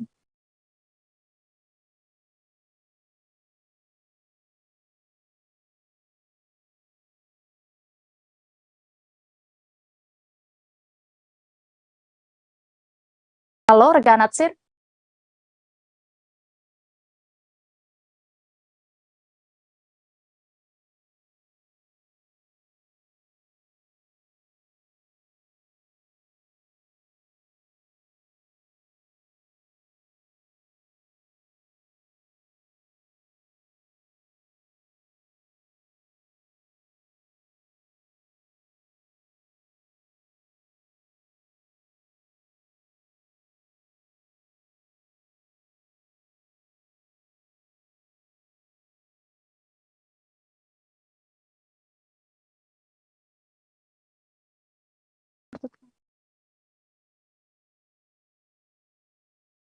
Maaf Tribuners, terjadi gangguan, kita menuju informasi berikutnya terlebih dahulu.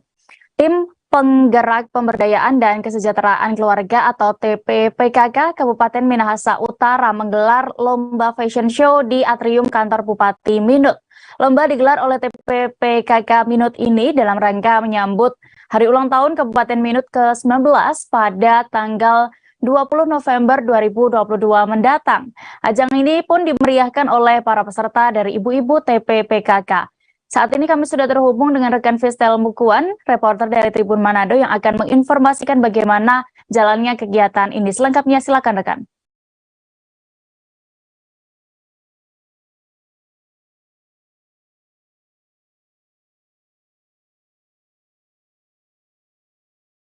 Halo Ya, rekan Fistel. terima kasih. Ya, halo rekan Dea. Halo. Ya, silakan rekan dengan informasi Anda.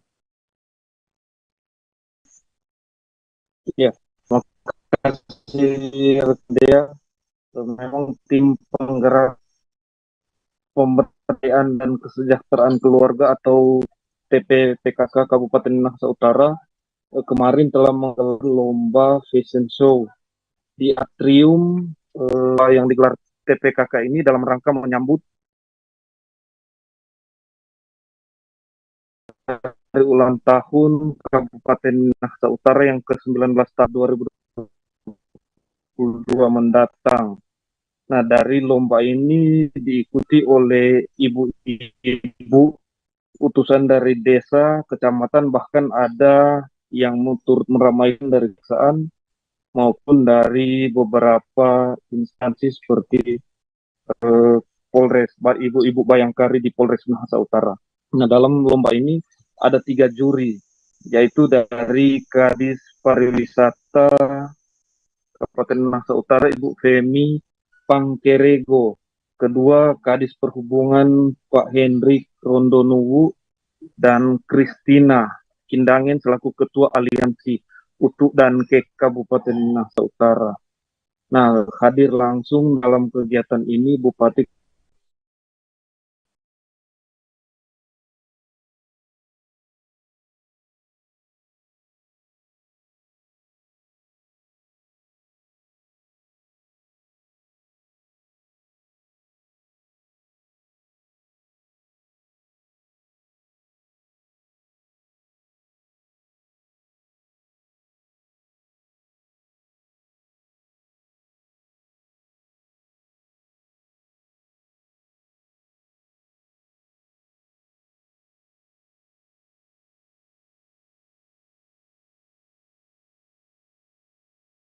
Kita beralih ke informasi berikutnya.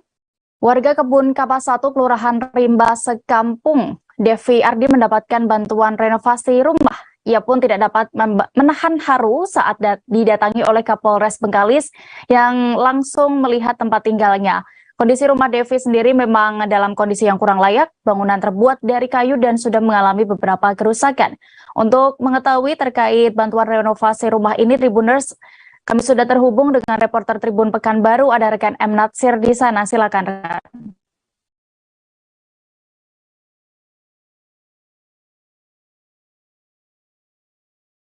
Ya, selamat sore dia dan Tribuner dimanapun berada. Benar, semalam Kapolres Bengkalis KBP Indra Wijatmiko melakukan kunjungan ke Kelurahan Rimba Sekampung, tepatnya di daerah Kebun Kapas 1, di mana di sana ada seorang warga yang mengalami kondisi rumah yang sudah tidak layak untuk huni. Kapolres datang di sana untuk memberikan bantuan renovasi rumah serta memberikan bantuan sembako kepada warga tersebut yang bernama Devi Adrian yang merupakan bapak dari 4 orang anak. Kondisi rumah tersebut cukup memprihatinkan karena sudah banyak terjadi kerusakan di bangunan-bangunan rumah yang terbuat dari kayu ini. Nah, kedatangan Kapolres sendiri memberikan bantuan renovasi rumah agar Devi ini bisa hidup layak seperti masyarakat lainnya. Nah, Devi Adri sendiri sudah cukup lama tinggal di rumah yang dihuninya, namun belum pernah direnovasi karena keterbatasan ekonomi yang dimilikinya. Kemudian dengan bantuan ini Devi sangat terharu, bahkan saat diwawancara oleh awak media dia sempat menitikkan air mata dan sangat berterima kasih sama Kapolres Bengkalis. Kapolres Bengkalis sendiri membantu rumah layak huni ini di Kota Bengkalis ini ada 5 rumah layak huni, salah satunya rumah Devi ini. Bantuan Kapolres ini sebesar 20 juta rupiah yang dibantu dalam bentuk kebutuhan-kebutuhan untuk renovasi serta dibangunkan rumah yang direnovasikan langsung oleh pihak Polres Bengkalis. Begitu dia. Baik, terima kasih rekan M. Natsir untuk informasi Anda. Dan berikut Tribuners kami tampilkan keterangan dari penerima bantuan yakni Devi dan juga Kapolres Bengkalis AKBP Indra Wijatmiko selengkapnya. Kita juga sama pemerintah daerah ini. Nah, gimana tuh kerjasama yang ya kalau ada kerjasama berarti kita hubungan baik di sini antara Polri dan daerah, dan itu harus kita bina, kita kondisikan jadi hidup harmonis sehingga pekerjaan kita bisa mengalir dan berkoordinasi semuanya. Target kita kapan ya selesai pembedahan rumah? Mungkin 2 minggu selesai. 2 minggu selesai. Yang kita renovasi apa aja nih dan untuk rumah ini? Kita lihat itu ada dapur, ya, nanti ada genteng, seng, atap-atap. Pokoknya ada rumah yang belum lengkap kamar mandinya, MCK kita lengkapi nanti. Harapannya kan komandan terkait kegiatan ini? Harapannya saya minta dengan adanya bedah rumah ini, saya minta pada masyarakat apabila ada yang kurang begitu mampu, kita coba bantu, dan antar tetangga juga harus. Pagi makan, sore tidak. Dari penghasilan parkir satu hari 15.000 sampai 30.000. Iya, kadang makan, kadang tidak, kadang buat bubur kami. Bantuan yang lain sudah pernah dapat, Pak? Pernah PKH sekarang tidak dapat lagi, Pak. Anak saya udah tamat sekolah. Sebelumnya sudah dapat bantuan rumah, area rumah, Pak? Belum, Pak. Belum. Ini dari rumah sendiri, Pak? Rumah sendiri. Dari parkir sendiri Bapak dapat berapa per hari, Pak? Kadang kalau air hujan dapat 15.000, kadang 40. Satu hari ya? Sudah berapa lama jadi tukang parkir, Pak? 4 tahun, Pak. 2018 sampai sekarang. Sebelum tukang parkir kerja apa, Pak? Jadi kuli Cina. Kuli bangunan, kuli apa? Cina jual ikan. Jadi Cina tukang bang, awak polis lah itu. Langsung kawan tuh ngajak Repi, kalau ada kegiatan dia lah ikut parkir. Gimana biaya rumah, dialah saya bilang sini aja. Saya ikut sampai sekarang. Jadi sudah berapa lama rumahnya rusak, Pak? Sejumlah atlet Muay Thai peraih medali di PON 20 Papua 2020 akan memanaskan arena Pekan Olahraga Provinsi atau Porprov ke-11 di Sulawesi Utara di Kabupaten Bolembong. Setidaknya ada 3 atlet peraih medali PON Papua yang akan berlaga di Bolembong pada 14 hingga 21 November 2022 mendatang. Bagaimana terkait persiapannya Tribuners? Kami sudah terhubung dengan reporter Tribun Manado, ada rekan Fernando Lumbowa di sana. Silakan dengan informasi Anda.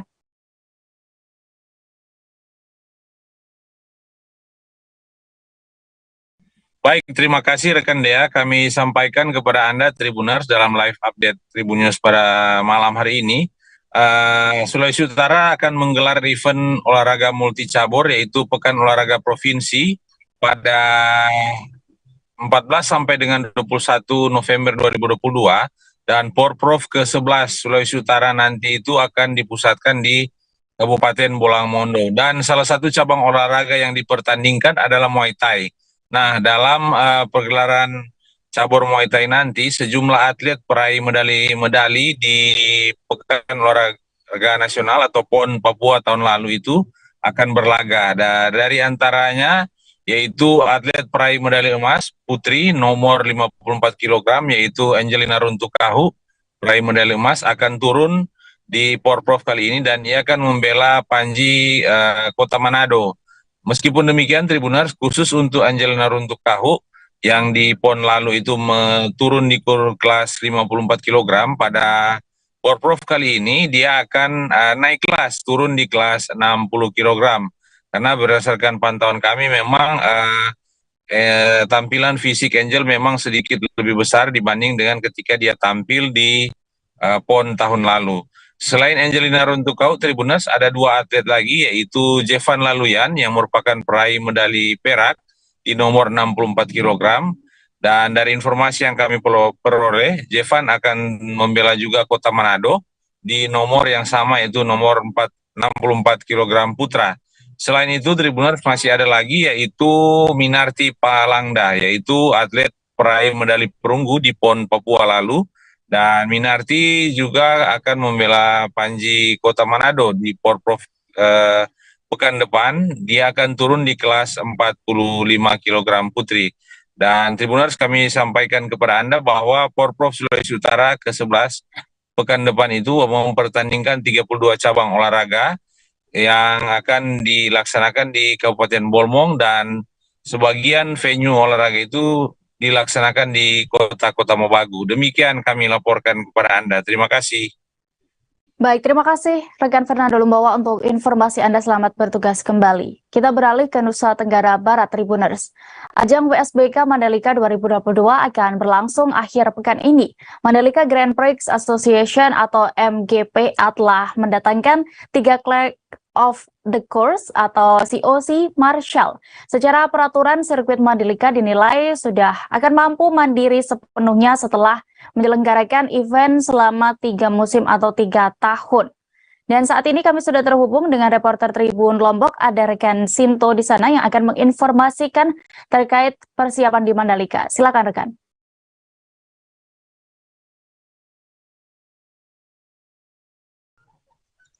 Baik, terima kasih rekan Dea ya. Benar sekali bahwasanya Mandalika Grand Prix Association telah mendatangkan 4 Clerk of the Course atau COC Marshal yang berasal dari Malaysia, Tribuners. Hal tersebut dikungkapkan oleh Doni Marjono selaku instruktur Marshal dari Ikatan Motor Indonesia atau IMI Pusat, yang mengatakan bahwasanya secara peraturan ya sirkuit Mandalika yang memang terbilang masih baru, yaitu masih umur 1 tahun, Tribuners, sehingga kemudian untuk bisa mengadakan event sendiri dengan adanya tanpa bergantung dengan marshal dari negara lain, itu harus 3 tahun atau 3 musim begitu, Tribuners. Dalam hal ini kemudian Doni Marjono menambahkan bahwasanya COC Marshal dari Malaysia ini nantinya akan berperan sebagai komandannya Marshal, Tribuners, yang dimana nantinya akan menentukan jalannya balapan selama tanggal 11 sampai 13 November 2022, Tribuners. Dalam hal ini ia akan menjadi pemandu ya yang menentukan juga kepada para track marshal yang ada di dalam lintasan nantinya, apakah nantinya seperti contohnya misalkan terjadi kecelakaan saat atau insiden atau crash di balapan, maka mereka lah yang menentukan harus kemudian track marshal ya termasuk medis dan lain sebagainya untuk datang untuk membersihkan lintasan dan melakukan evakuasi, Tribuners. Dalam hal ini kemudian Doni Maharjono menambahkan bahwasanya untuk marshal yang bertugas di WSBK Mandalika 2022 itu sebanyak 320 marshal, Tribuners, yang dimana memang banyak sekali sudah marshal yang memang di tingkat advance atau memang sudah menjadi marshal sejak event World Superbike sampai kemudian di MotoGP Mandalika 2022 kemarin, sehingga mereka kemudian mereka hanya mengikuti basic training program hanya untuk refreshing saja, untuk menguatkan keilmuan mereka, Tribuners. Sementara itu, Priandi Satria menambahkan bahwasanya marshal ini memang Indonesia sendiri memang belum banyak memiliki COC marshal, sehingga kemudian nantinya ia mengharapkan agar Ikatan Motor Indonesia segera mendapatkan lisensi FIM untuk mendapatkan COC marshal begitu, Tribuners, karena memang hal ini sangat dibutuhkan nantinya, yang dimana ia mengharapkan agar di event MotoGP Mandalika 2023 ataupun WSBK tahun 2023 nantinya bisa secara mandiri begitu tanpa menggunakan COC marshal dari negara lain. Sekian rekan Dea. Baik, terima kasih rekan Sinto. Dan berikut Tribuners kami tampilkan keterangan dari Priandi Satria selaku Direktur Utama Mandalika Grand Prix Association selengkapnya. Marshal ini kita kan belum belum semua marshal yang kita miliki dan dapat kita pergunakan ini memiliki lisensi.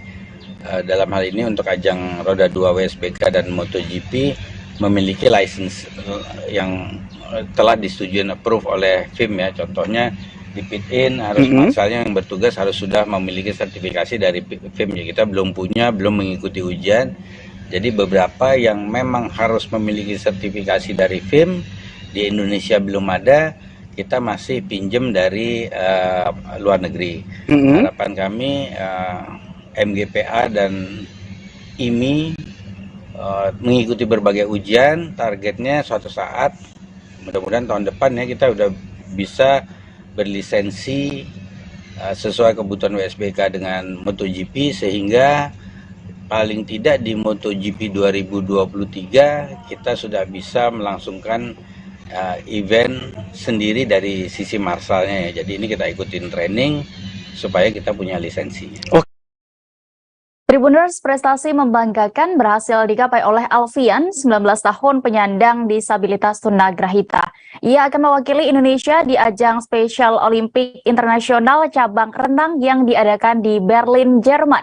Alfian mengungkapkan perasaan bahagianya untuk prestasi olahraga cabang renang yang memang menjadi hobinya sejak kecil. Seperti apa perjuangan dari Alfian selama ini, Tribuners? Kami sudah terhubung dengan rekan Rizky Irianda Palevi, reporter dari Bank Kapos yang akan menginformasikan selengkapnya. Silakan.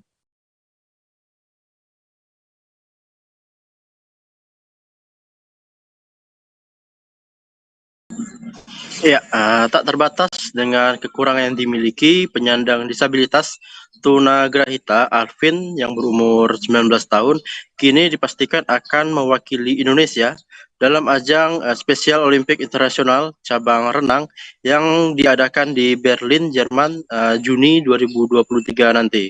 Untuk mencapai posisi tersebut tentunya tak mudah untuk dilakukan oleh Alvin. Ya, dikarenakan Alvin yang mulai belajar berenang sejak masih duduk di bangku kelas 3 SD, terlebih dahulu harus bersaing ketat mulai dari ajang tingkat provinsi Bangka Belitung hingga dirinya sukses menjadi juara pertama dalam ajang atau Pekan Spesial Olimpik Nasional atau Personas 2022 yang diselenggarakan di Semarang, Jawa Tengah pada 3-8 Juli 2022 lalu. Diketahui juga Alvin yang berlatih otodidak saat mengikuti ayahnya merupakan seorang nelayan belajar berenang di perairan laut Desa Penagan. Dengan prestasi yang membanggakan tersebut terselip cita-cita mulia yang ingin diwujudkan Alvin yang juga pernah menjadi juara kriya kayu tingkat SMP LB dalam lomba keterampilan siswa pada 2019 lalu. Anak kedua dari 3 bersaudara yang kini tinggal menumpang di rumah kakeknya pun ingin memberikan sebuah rumah yang layak untuk orang tuanya. Hal ini memang dikarenakan kedua orang tuanya yang berada di rumah kedua orang tuanya yang berada di Jalan Rem, Kecamatan Rangkui, Kota Pangkal Pinang memang kerap dilanda banjir. Bahkan untuk mewujudkan cita-cita mulanya untuk berbakti kepada orang tua, selain dari prestasi olahraga, Alfian juga tak segan untuk melakukan bekerja serabutan di sela-sela latihannya, mulai dari membersihkan bawang, sayuran, hingga menjadi marbot masjid pun dilakukan Alfian yang juga bercita-cita sebagai polisi. Sementara itu kini Alvin juga mengatakan juga akan terus berlatih di Kabupaten Bangka Tengah. Tentunya hal itu dilakukan untuk dapat meraih juara di Berlin, Jerman, dan tentunya juga mengharumkan nama Indonesia di kancah internasional. Demikian, Dea. Baik, terima kasih rekan Rizky Rianda untuk informasi Anda. Selamat bertugas kembali. Kita menuju informasi berikutnya, Tribuners. Presiden Joko Widodo memberikan pendapat pribadinya bahwa Pilpres 2024 boleh menjadi giliran Prabowo Subianto menjadi pemenang. Menanggapi pernyataan Jokowi saat itu, Prabowo pun langsung berdiri dan memberikan hormat kepada rivalnya di Pilpres 2019 silam. Prediksi Presiden ke-7 RI itu disampaikan dalam hari ulang tahun ke-8 Partai Perindo di kawasan Menteng, Jakarta Pusat pada Senin 7 November 2022 kemarin. Jokowi awalnya berbicara soal rekam jejaknya yang berkali-kali memenangi pemilihan umum dari tingkat kota hingga nasional. di mana sebelumnya dibicarakan bersama Ketua Umum Partai Perindo, Heri Tanu Sudibyo. Dengan nada sedikit bergurau, Jokowi juga sempat menyampaikan permohonan maaf kepada Prabowo. Pernyataan ini lantas membuat hadirin tertawa lepas. Prabowo yang duduk di barisan terdepan pun berdiri dan memberikan hormat ke arah Jokowi. Jokowi kemudian melanjutkan bahwa bisa jadi pada Pilpres 2024 mendatang justru Prabowo akan keluar sebagai pemenang dan terpilih untuk menggantikannya sebagai presiden. Menteri Pertahanan RI itu pun kembali berdiri dan memberi hormat ke arah Presiden Jokowi. Usai acara itu, saat ditanya apakah pidatonya merupakan sinyal dukungan untuk Prabowo pada Pilpres 2024 mendatang, Jokowi tidak membantahnya. Sementara itu terkait kriteria Capres dan Cawapres yang tepat untuk menggantikannya nanti, Jokowi mengatakan rakyat sudah mengetahuinya.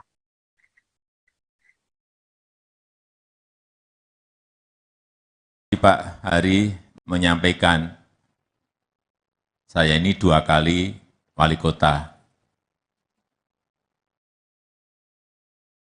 Solo menang, kemudian ditarik ke Jakarta, gubernur sekali menang, kemudian 2 kali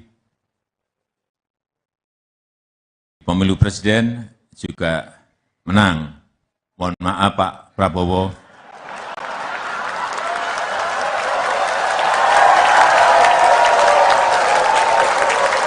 Kelihatannya setelah ini jatahnya Pak Prabowo.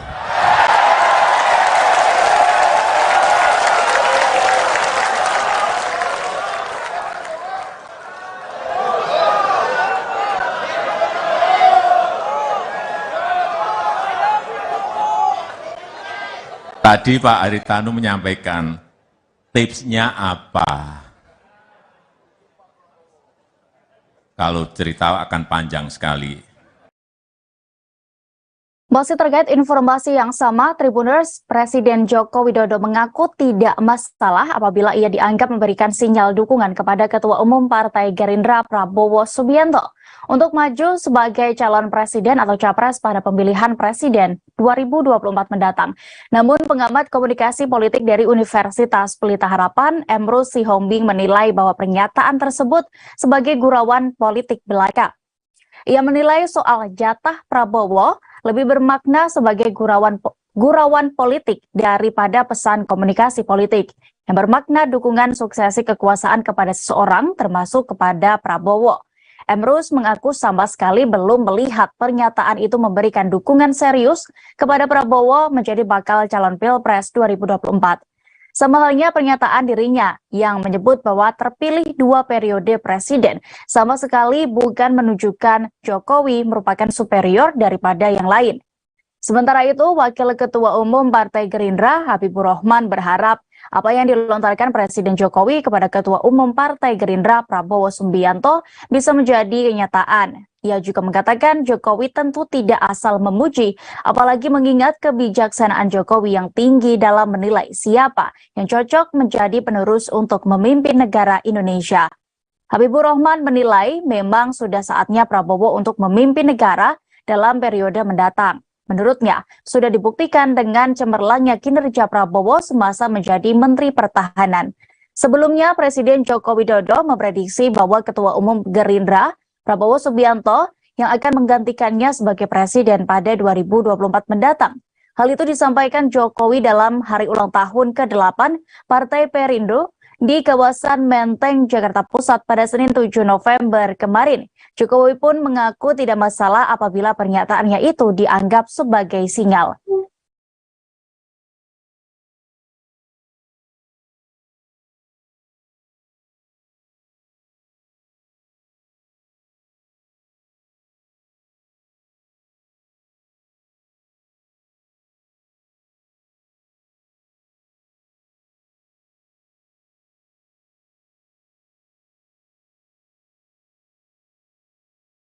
Beralih ke kabar berikutnya, Tim Penggerak Pemberdayaan dan Kesejahteraan Keluarga atau TPPKK Kabupaten Minahasa Utara menggelar lomba fashion show di atrium kantor Bupati Minut. Lomba digelar TPPKK Minut dalam rangka menyambut Hari Ulang Tahun ke-19 Kabupaten Minut pada tanggal 20 November 2022 mendatang. Ajang ini dimeriahkan oleh para peserta ibu-ibu TPPKK. Dan seperti apa kegiatannya Tribuners, kami sudah terhubung dengan reporter Tribun Manado, ada rekan Fistel Mukuan. Silakan rekan.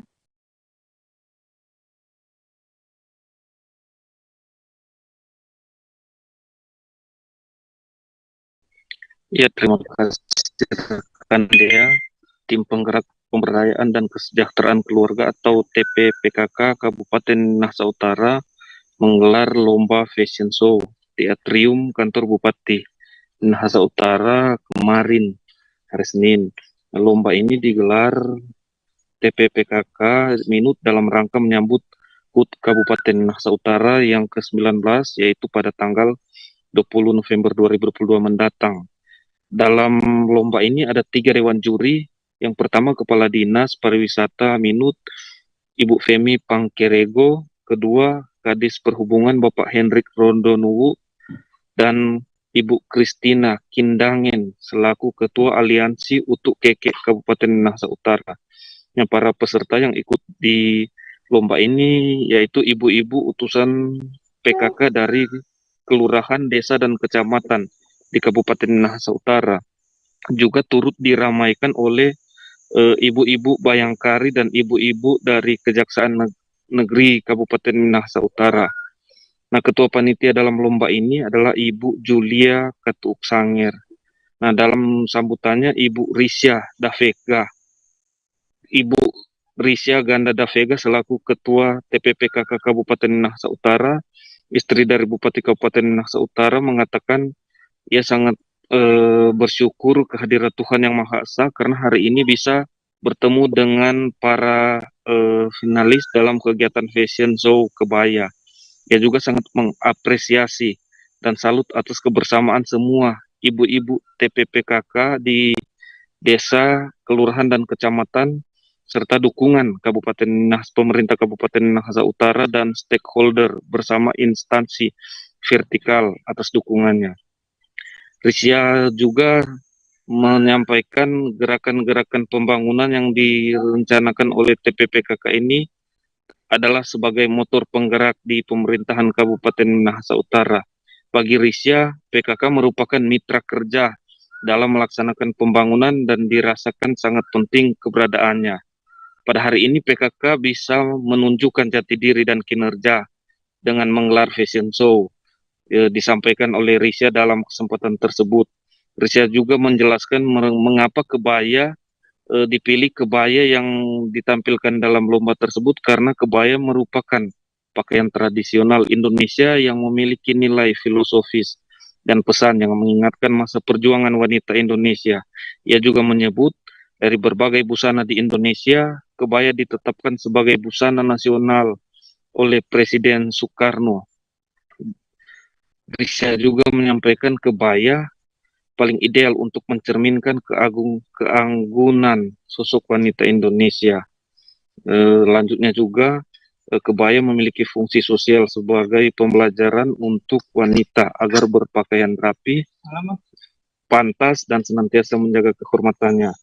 Risya juga menyampaikan dahulu kebaya hanya dipakai oleh kaum pria atau masyarakat di lingkungan keraton saja. Tetapi sekarang masyarakat dari berbagai kalangan dapat memakainya. Risya berharap melalui lomba ini dapat melestarikan kebaya dengan cara mengubah sudut pandang masyarakat bahwa kebaya bisa dipakai di mana saja dalam kehidupan sehari-hari, bukan hanya dalam kegiatan-kegiatan yang tertentu. Dengan begitu, Risya mengajak semua ibu-ibu PKK agar bersama mendukung kebaya agar bisa goes to UNESCO untuk memperoleh pengakuan sebagai warisan. Demikian rekan Dea. Baik, terima kasih rekan Fistel Mukuan untuk informasi Anda. Selamat bertugas kembali. Kita beralih ke kabar berikutnya. Terdakwa pembunuhan berencana terhadap Brigadir Yosua Huta Barat alias Brigadir J, Verdi Sambo, menuai sorakan hadir di ruang sidang PN Jakarta Selatan. Sorakan itu memenuhi ruangan saat Sambo mencium pipi dan kening istrinya Putri Chandrawati hari ini, Selasa 8 November 2022. Sorakan itu datang dari arah hadirin yang terdiri dari wartawan dan warga sipil lainnya. Hakim Ketua Wahyu Iman Santoso pun langsung menegur peserta sidang serta awak media untuk tenang dan tertib mengikuti jalannya persidangan. Momen tersebut terjadi setelah Putri menyalami dan mencium tangan suaminya saat berjalan menuju ke kursi terdakwa bersama tim penasehat hukum mereka. Sebelumnya, Sambo memang sudah masuk ke ruang sidang terlebih dahulu sebelum istrinya datang. Tidak lama setelah hakim mempersilahkan mantan Kepala Divisi Profesi dan Pengamanan Polri itu duduk di kursi terdakwa, Putri masuk ke ruang sidang. Sambo yang duduk di deretan kursi penasihat hukum pun tampak berdiri seolah menyambut istrinya. Ia tampak mendekap Putri sesaat, sontak para hadirin pun langsung menyoraki mereka. Momen berpelukan dan saling menyalami itu kembali terjadi saat Susi, ART Ferdi Sambo kembali dihadirkan sebagai saksi. Tidak lama setelah majelis hakim mempersilahkan sejumlah saksi untuk duduk di kursi tengah, Susi langsung menghampiri meja kedua terdakwa. Ia pertama-tama menyalami dan memeluk Putri Chandrawati yang tak lain adalah majikannya. Setelah itu, Ferdi Sambo juga ikut disalami oleh saksi Susi. Terkait tindakan yang dilakukan Susi, pakar hukum pidana Jamin Ginting mengatakan semestinya seorang saksi tidak dibolehkan untuk kontak langsung dengan terdakwa, mengingat kesaksian mereka yang diperdengarkan di persidangan diharapkan objektif tanpa terpengaruh relasi. Semestinya Susi bisa menyalami seluruh pihak di dalam persidangan, termasuk meja JPU jika ingin dinilai objektif oleh publik.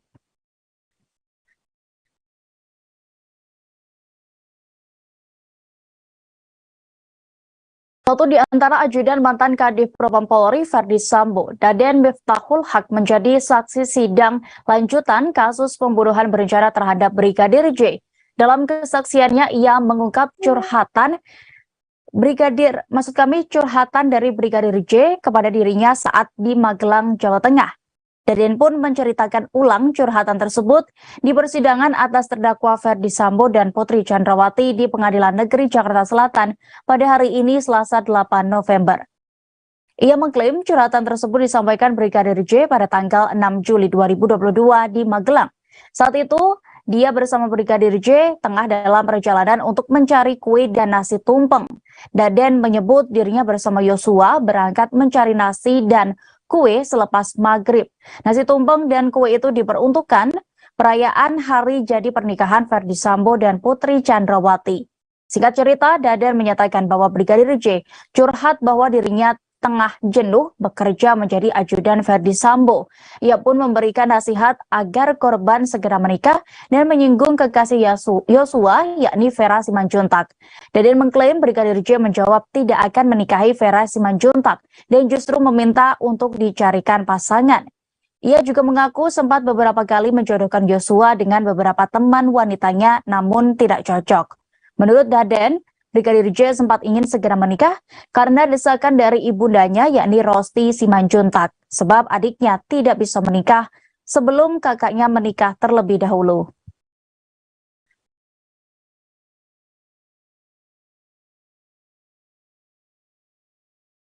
Masih terkait informasi yang sama, Tribuners, nama mantan Kapolri Jenderal Purnawirawan Idam Aziz disebut di sidang pembunuhan Brigadir Nofriansyah Yosua Huta Barat pada hari ini. Namanya muncul saat ajudan Ferdi Sambo Daden Miftahul Haq bersaksi dalam persidangan di Pengadilan Negeri Jakarta Selatan.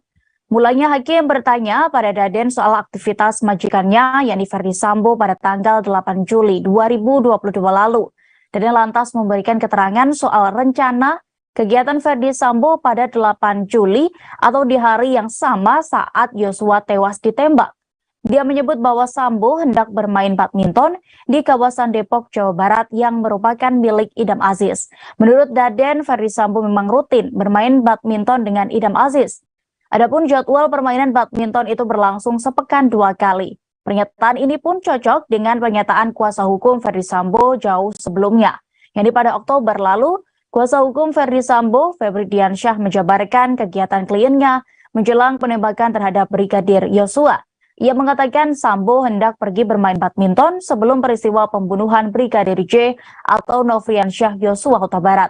Namun sehari sebelumnya juga ada kejadian di Magelang yang melibatkan istri Sambo yakni Putri Chandrawati dan Brigadir J. Kejadian itu membuat kliennya langsung emosional saat mendengar laporan Putri terkait kejadian di Magelang.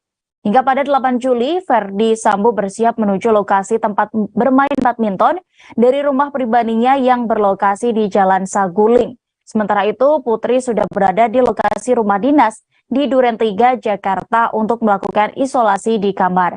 Namun, Verdi Sambo batal bermain badminton saat dirinya melewati rumah dinasnya di Duren 3, Jakarta.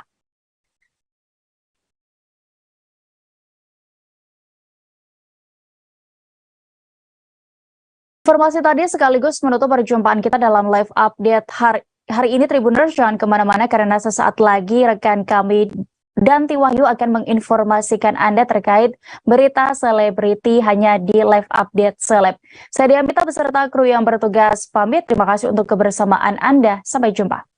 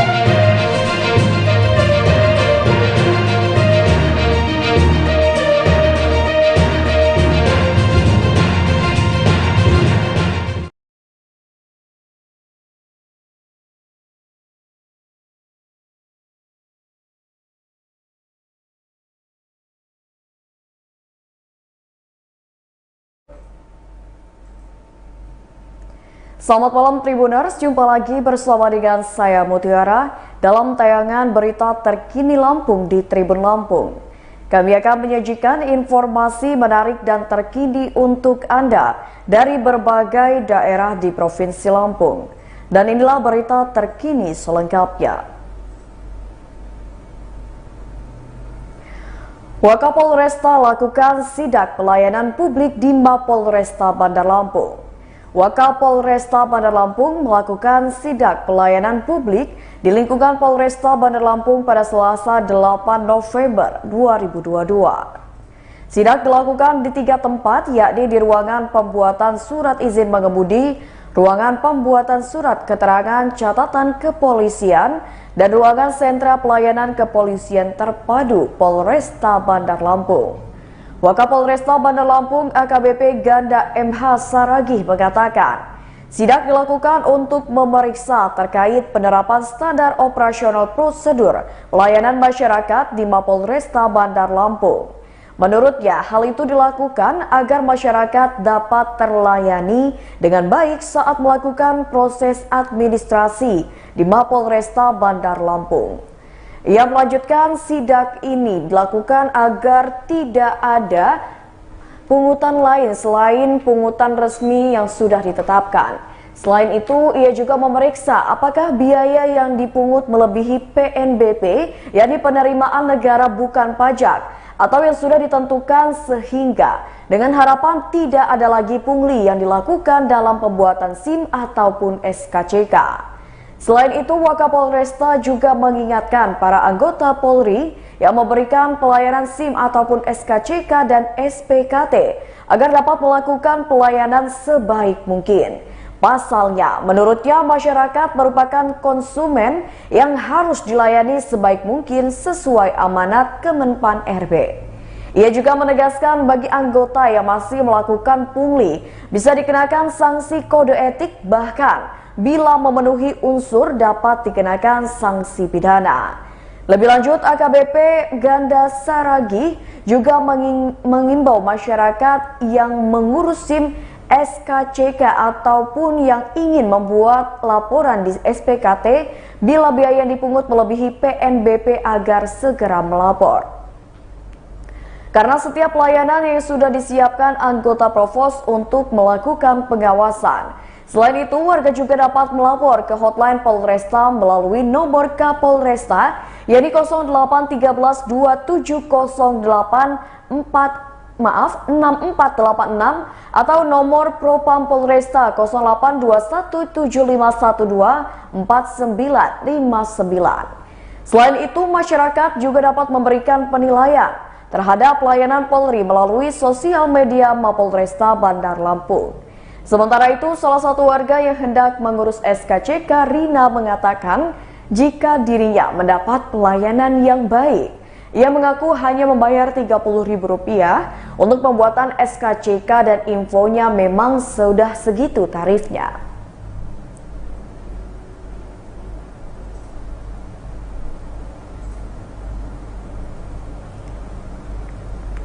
Berita selanjutnya. Intensitas hujan tinggi, beberapa bangunan di Kebun Raya Liwa terancam ambles.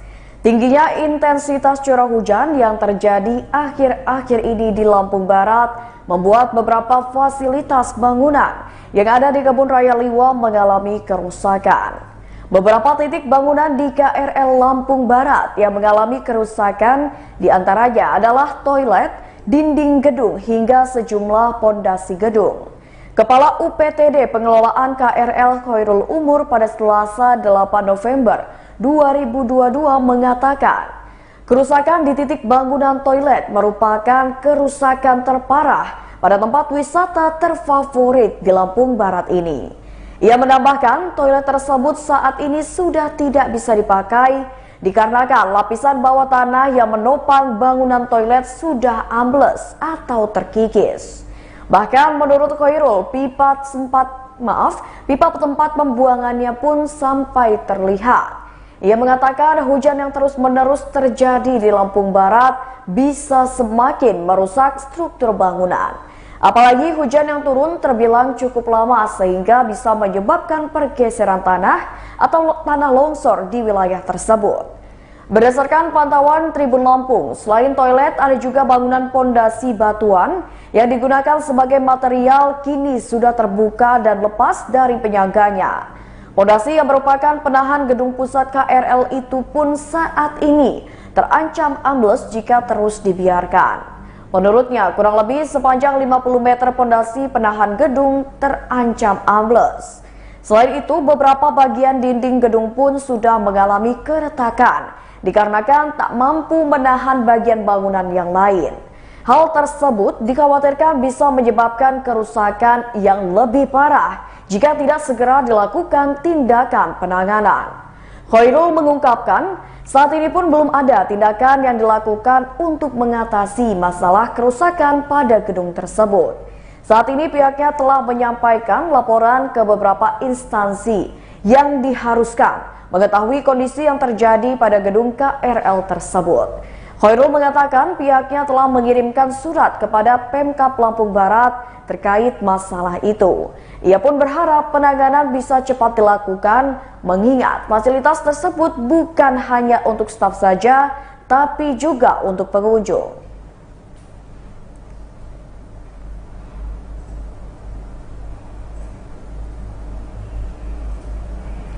Berita selanjutnya, polisi tangkap satu pelaku penusukan sadis di Sukaraja masih di bawah umur. Polisi akhirnya menangkap salah satu dari 3 pelaku penusukan sadis yang menewaskan Syaiful Anwar di wilayah Sukaraja, Teluk Betung Selatan, Bandar Lampung pada Jumat 28 Oktober 2022 lalu. Pelaku tersebut ditangkap usai kabur ke Pekalongan, Jawa Tengah setelah melakukan penusukan yang meninggalkan pisau di mata korban. Adapun pelaku yang ditangkap berinisial DF yang masih berusia 16 tahun, seorang anak di bawah umur yang merupakan warga Bandar Lampung. Kapolresta Bandar Lampung Kombes Pol Ino Haryanto mengatakan, setelah melakukan penyelidikan, pihaknya mendapatkan informasi kalau pelaku DF berada di Pekalongan, Jawa Tengah pada Senin 31 Oktober 2022 lalu. Kemudian anggotanya langsung bergerak ke lokasi dan meringkus pelaku.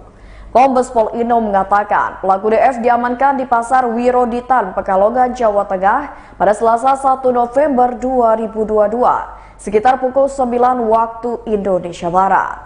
Pelaku lalu dibawa ke Polsek Teluk Betung Selatan.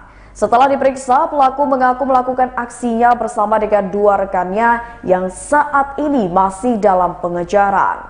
Adapun 2 rekannya yang masuk DPO adalah DV dan FD.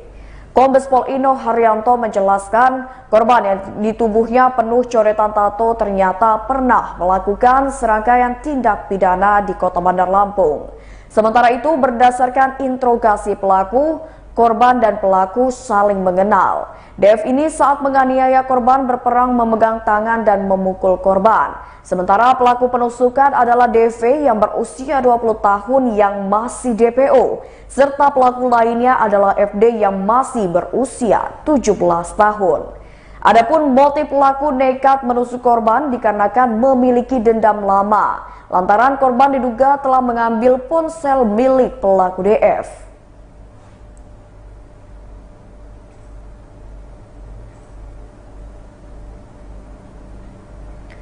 Berita selanjutnya, Disnaker Trans fasilitasi pencairan BSU untuk tenaga harian lepas pemerintah Kabupaten Mesuji.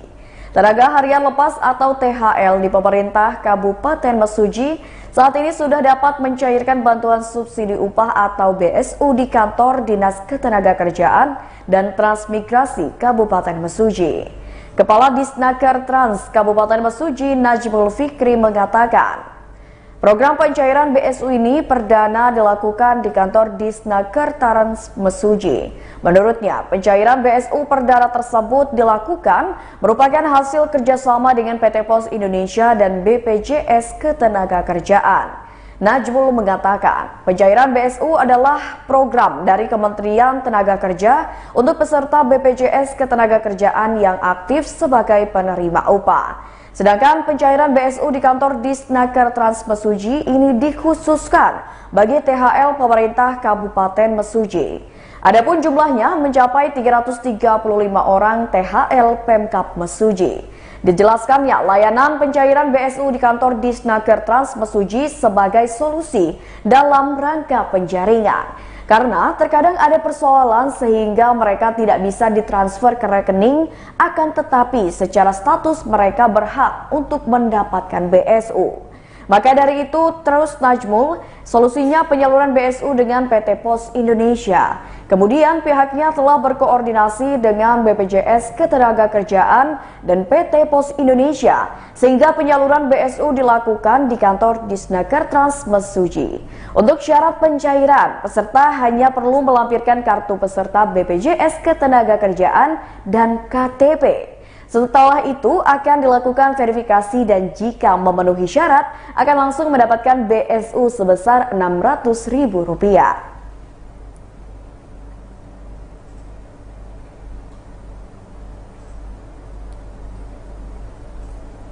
Berita selanjutnya, TPPKK Pesawaran gelar sosialisasi desa anti stunting. Tim Penggerak Pemberdayaan Kesejahteraan Keluarga atau TPPKK Kabupaten Pesawaran melakukan sosialisasi desa anti stunting di Balai Desa Cipadang, Kecamatan Gedong Tataan pada Selasa 8 November 2022. Ketua TPPKK Kabupaten Pesawaran Nanda Indira Dendi mengungkapkan penyuluhan dilakukan untuk melaksanakan program desa model konvergensi untuk penanganan dan pencegahan stunting. Selain itu juga untuk menciptakan desa ramah perempuan dan peduli anak. Sementara itu, Sekretaris Daerah Kabupaten Pesawaran Wildan mengatakan, pemerintah Kabupaten Pesawaran berkomitmen untuk menurunkan angka stunting. Bahkan ia mengatakan pemerintah kabupaten akan berkoordinasi dengan pihak kecamatan, desa, mitra kerja, dan pemangku kepentingan lainnya.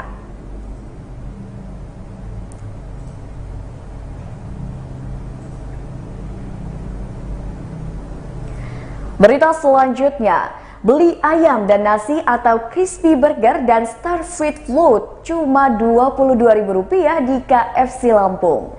KFC Lampung selalu memiliki promo menarik untuk semua pelanggan setianya. Chief Leader KFC Kedaton Putu Anando Rudolf mengatakan, kali ini promo yang diberikan adalah promo spesial di bulan November 2022. Promo ini diantaranya adalah potongan harga dari Rp29.000 menjadi Rp22.000 untuk paket Boom 1 dan Boom 2. Adapun isi paket Boom 1 atau Boom 1 isinya adalah 1 ayam dan 1 nasi. Lalu paket Boom 2 isinya ada 1 crispy burger dan 1 star fruit float. Promo lainnya adalah TBT atau The Best Thursday, yakni 9 ayam hanya Rp132.000. Menurut Anando, pada Selasa 8 November 2022, promo TBT hanya berlaku setiap hari Kamis. Ada juga promo value serbu yang berlaku setiap hari Senin, Selasa, dan Rabu. Promo value serbu adalah promo harga spesial senilai Rp132.000 untuk pembelian 5 ayam, 3 nasi, dan 3 mocha float. 5 ayam di promo value serbu ini terdiri dari 3 ayam potongan besar dan 2 ayam potongan kecil. Ayam yang ada di promo value serbu TBT maupun Boom 1 bisa dipilih mau ayam original atau ayam crispy. Anando mengatakan promo-promo ini berlaku di KFC seluruh Lampung, namun ada juga promo yang hanya berlaku di KFC Kedaton. Ia menjelaskan promo yang hanya berlaku di KFC Kedaton adalah harga spesial Rp65.000 untuk pembelian 4 ayam dan 2 nasi lewat drive-thru. Lalu ada juga promo serba Rp15.000 untuk paket kopi dan camilan. Kopinya bisa dipilih ingin kopi hazelnut atau americano dan camilannya bisa dipilih 1 donat atau 2 cookies.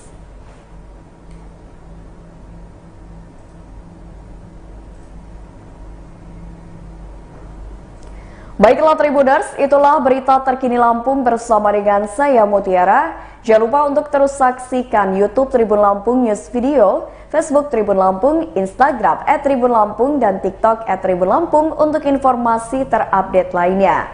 Selamat malam dan sampai jumpa.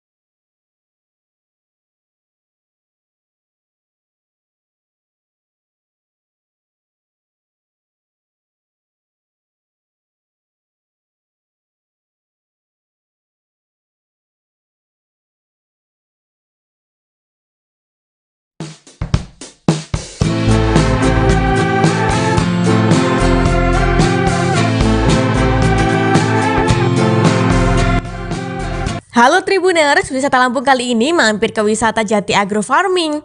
Wisata Jati Agro Farming ini merupakan tempat wisata berbasis perkebunan atau agrowisata yang ada di Lampung loh. Lokasinya ada di Jatimulyo, Kecamatan Jati Agung, Kabupaten Lampung Selatan.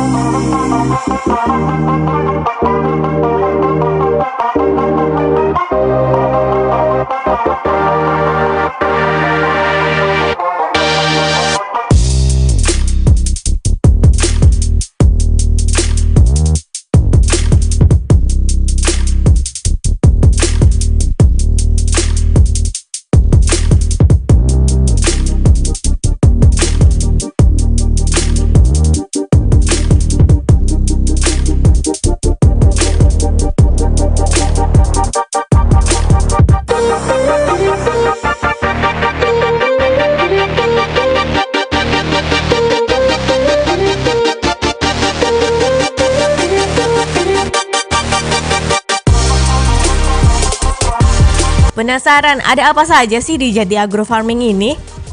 Nah, Jati Agro Farming ini memiliki area pembibitan tanaman yang dijadikan sebagai tempat wisata edukasi. Ada pemandangan sawah, camping ground hingga kebun hortikultura di sini.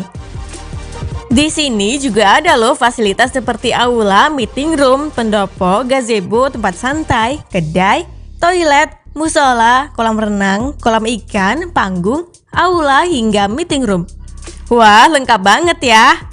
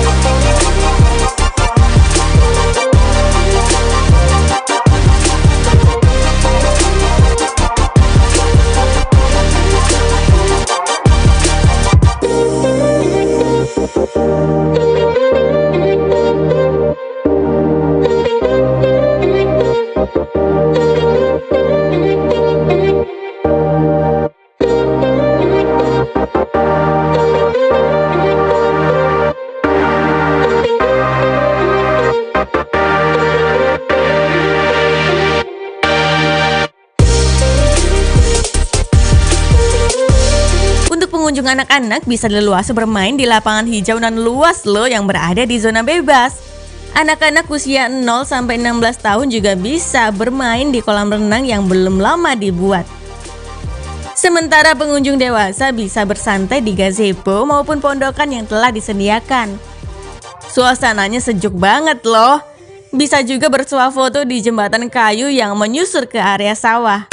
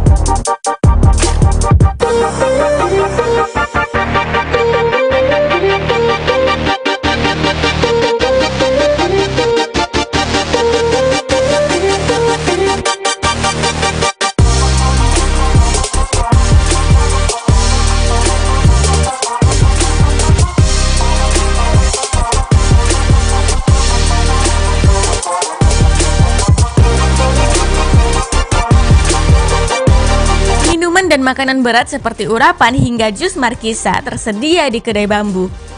Sembari mengembangkan kembali lokasi yang sudah ada sejak 2019 lalu, Jati Agro Farming ini mulai memberanikan diri membuka gerbang untuk umum. Lahan ini dahulunya hanya berupa kebun pohon jati dan kebun bibit aja. Pengunjung yang diperbolehkan masuk hanyalah kalangan kerabat. Berkat saran dari masyarakat, pihak Jati Agro Farming memutar otak untuk membenahi tempat tersebut dan juga mulai melebarkan sayap menjamah dunia pariwisata.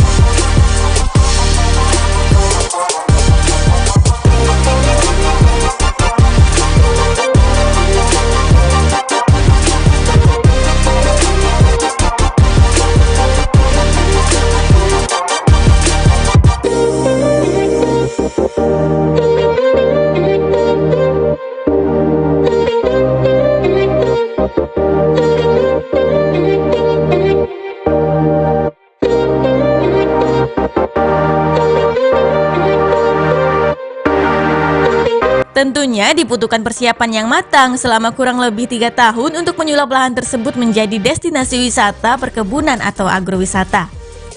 Dikatakan bila semakin banyak pengunjung, maka resiko kerusakan tanaman juga semakin tinggi. Maka butuh persiapan matang dalam hal pengawasan. Caranya, saat dibuka untuk umum, Jati Agro Farming ini tetap menerapkan aturan agar keadaan bisa senantiasa terkondisikan. Aturan tersebut seperti membatasi kuota pengunjung, tidak mengganggu maupun merusak tanaman, tidak membawa kendaraan ke dalam, dan tidak membawa makanan berat saat kunjungan.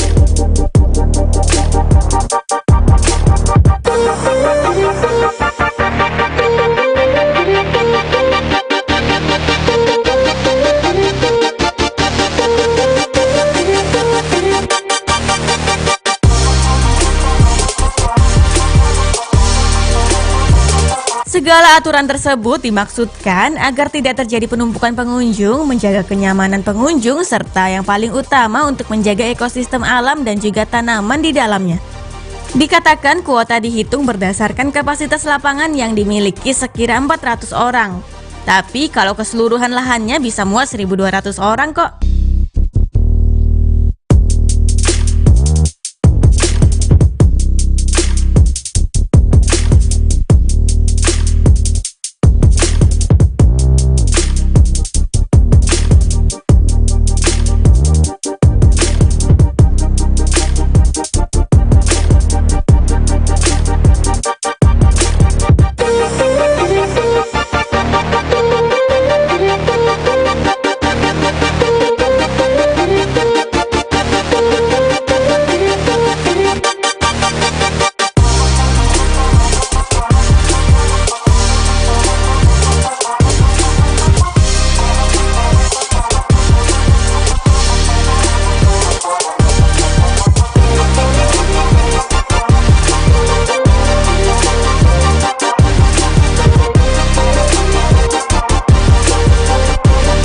Kemudian bila kuota sedang terisi penuh, staf bagian tiket tidak akan menerima lagi kedatangan pengunjung.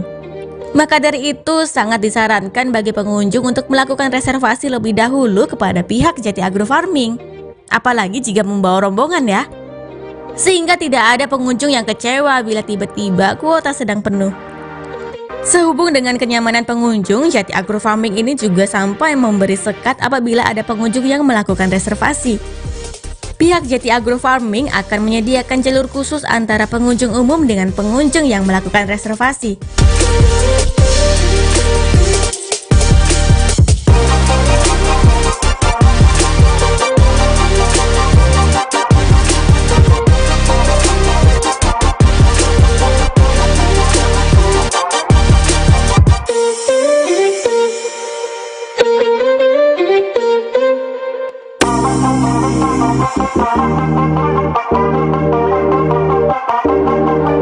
Thank you.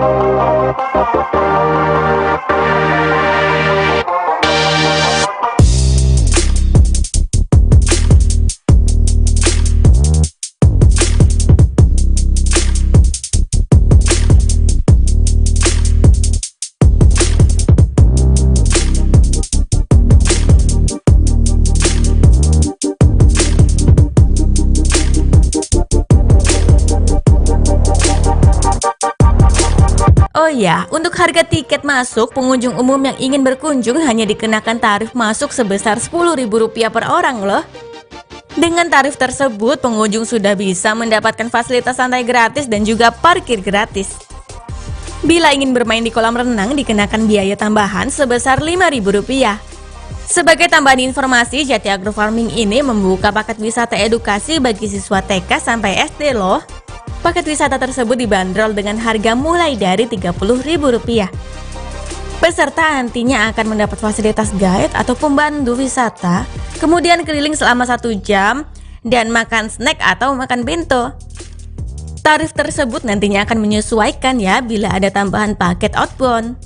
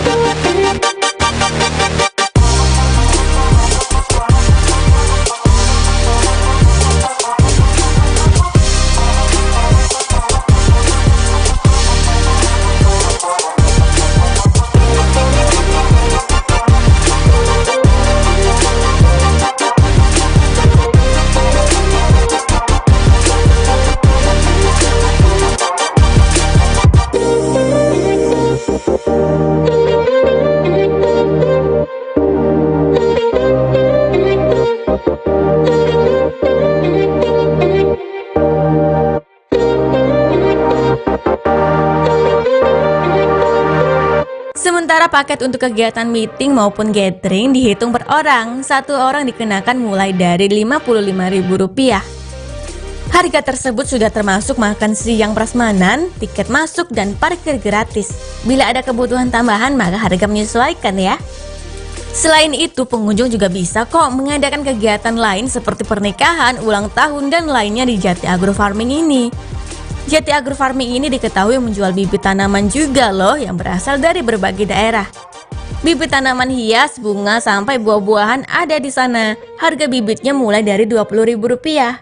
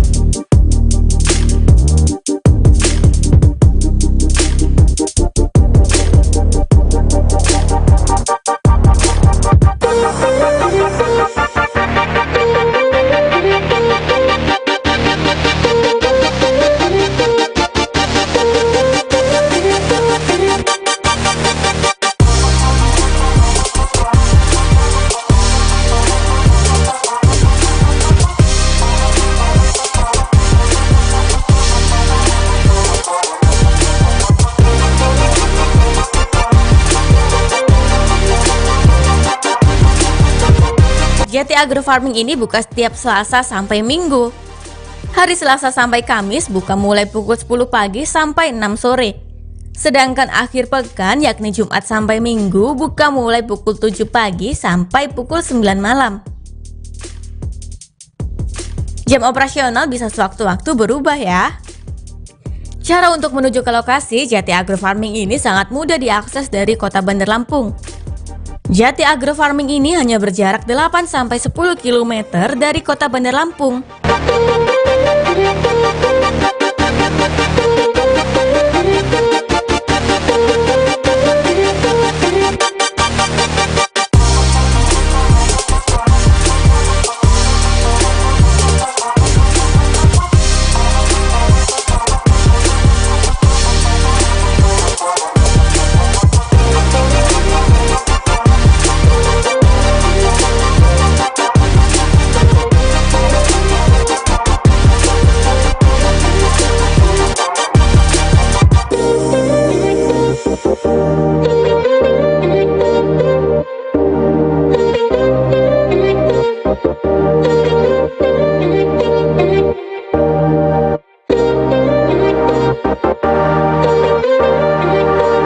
Rute dan akses jalan cukup mudah untuk ditempuh menggunakan kendaraan roda 2 maupun roda 4. Sebab kondisi jalan juga lumayan lebar. Bila dari Pekorwai Halim ambil arah selatan di Jalan Sumpah Pemuda untuk keluar ke Jalan Sultan Agung. Belok ke arah timur atau kiri di Jalan Sultan Agung. Kemudian berjalan lurus sampai sejauh 4,2 km. Kemudian belok kiri ke Jalan Airan Raya. Lanjut belok kiri ke Jalan Cendana 2 setelah 2,4 km. Setelah 550 meter belok kanan ke Gang Mawar. Lurus saja sampai sejauh 400 meter maka akan segera sampai deh di Jati Agro Farming di sebelah kiri jalan.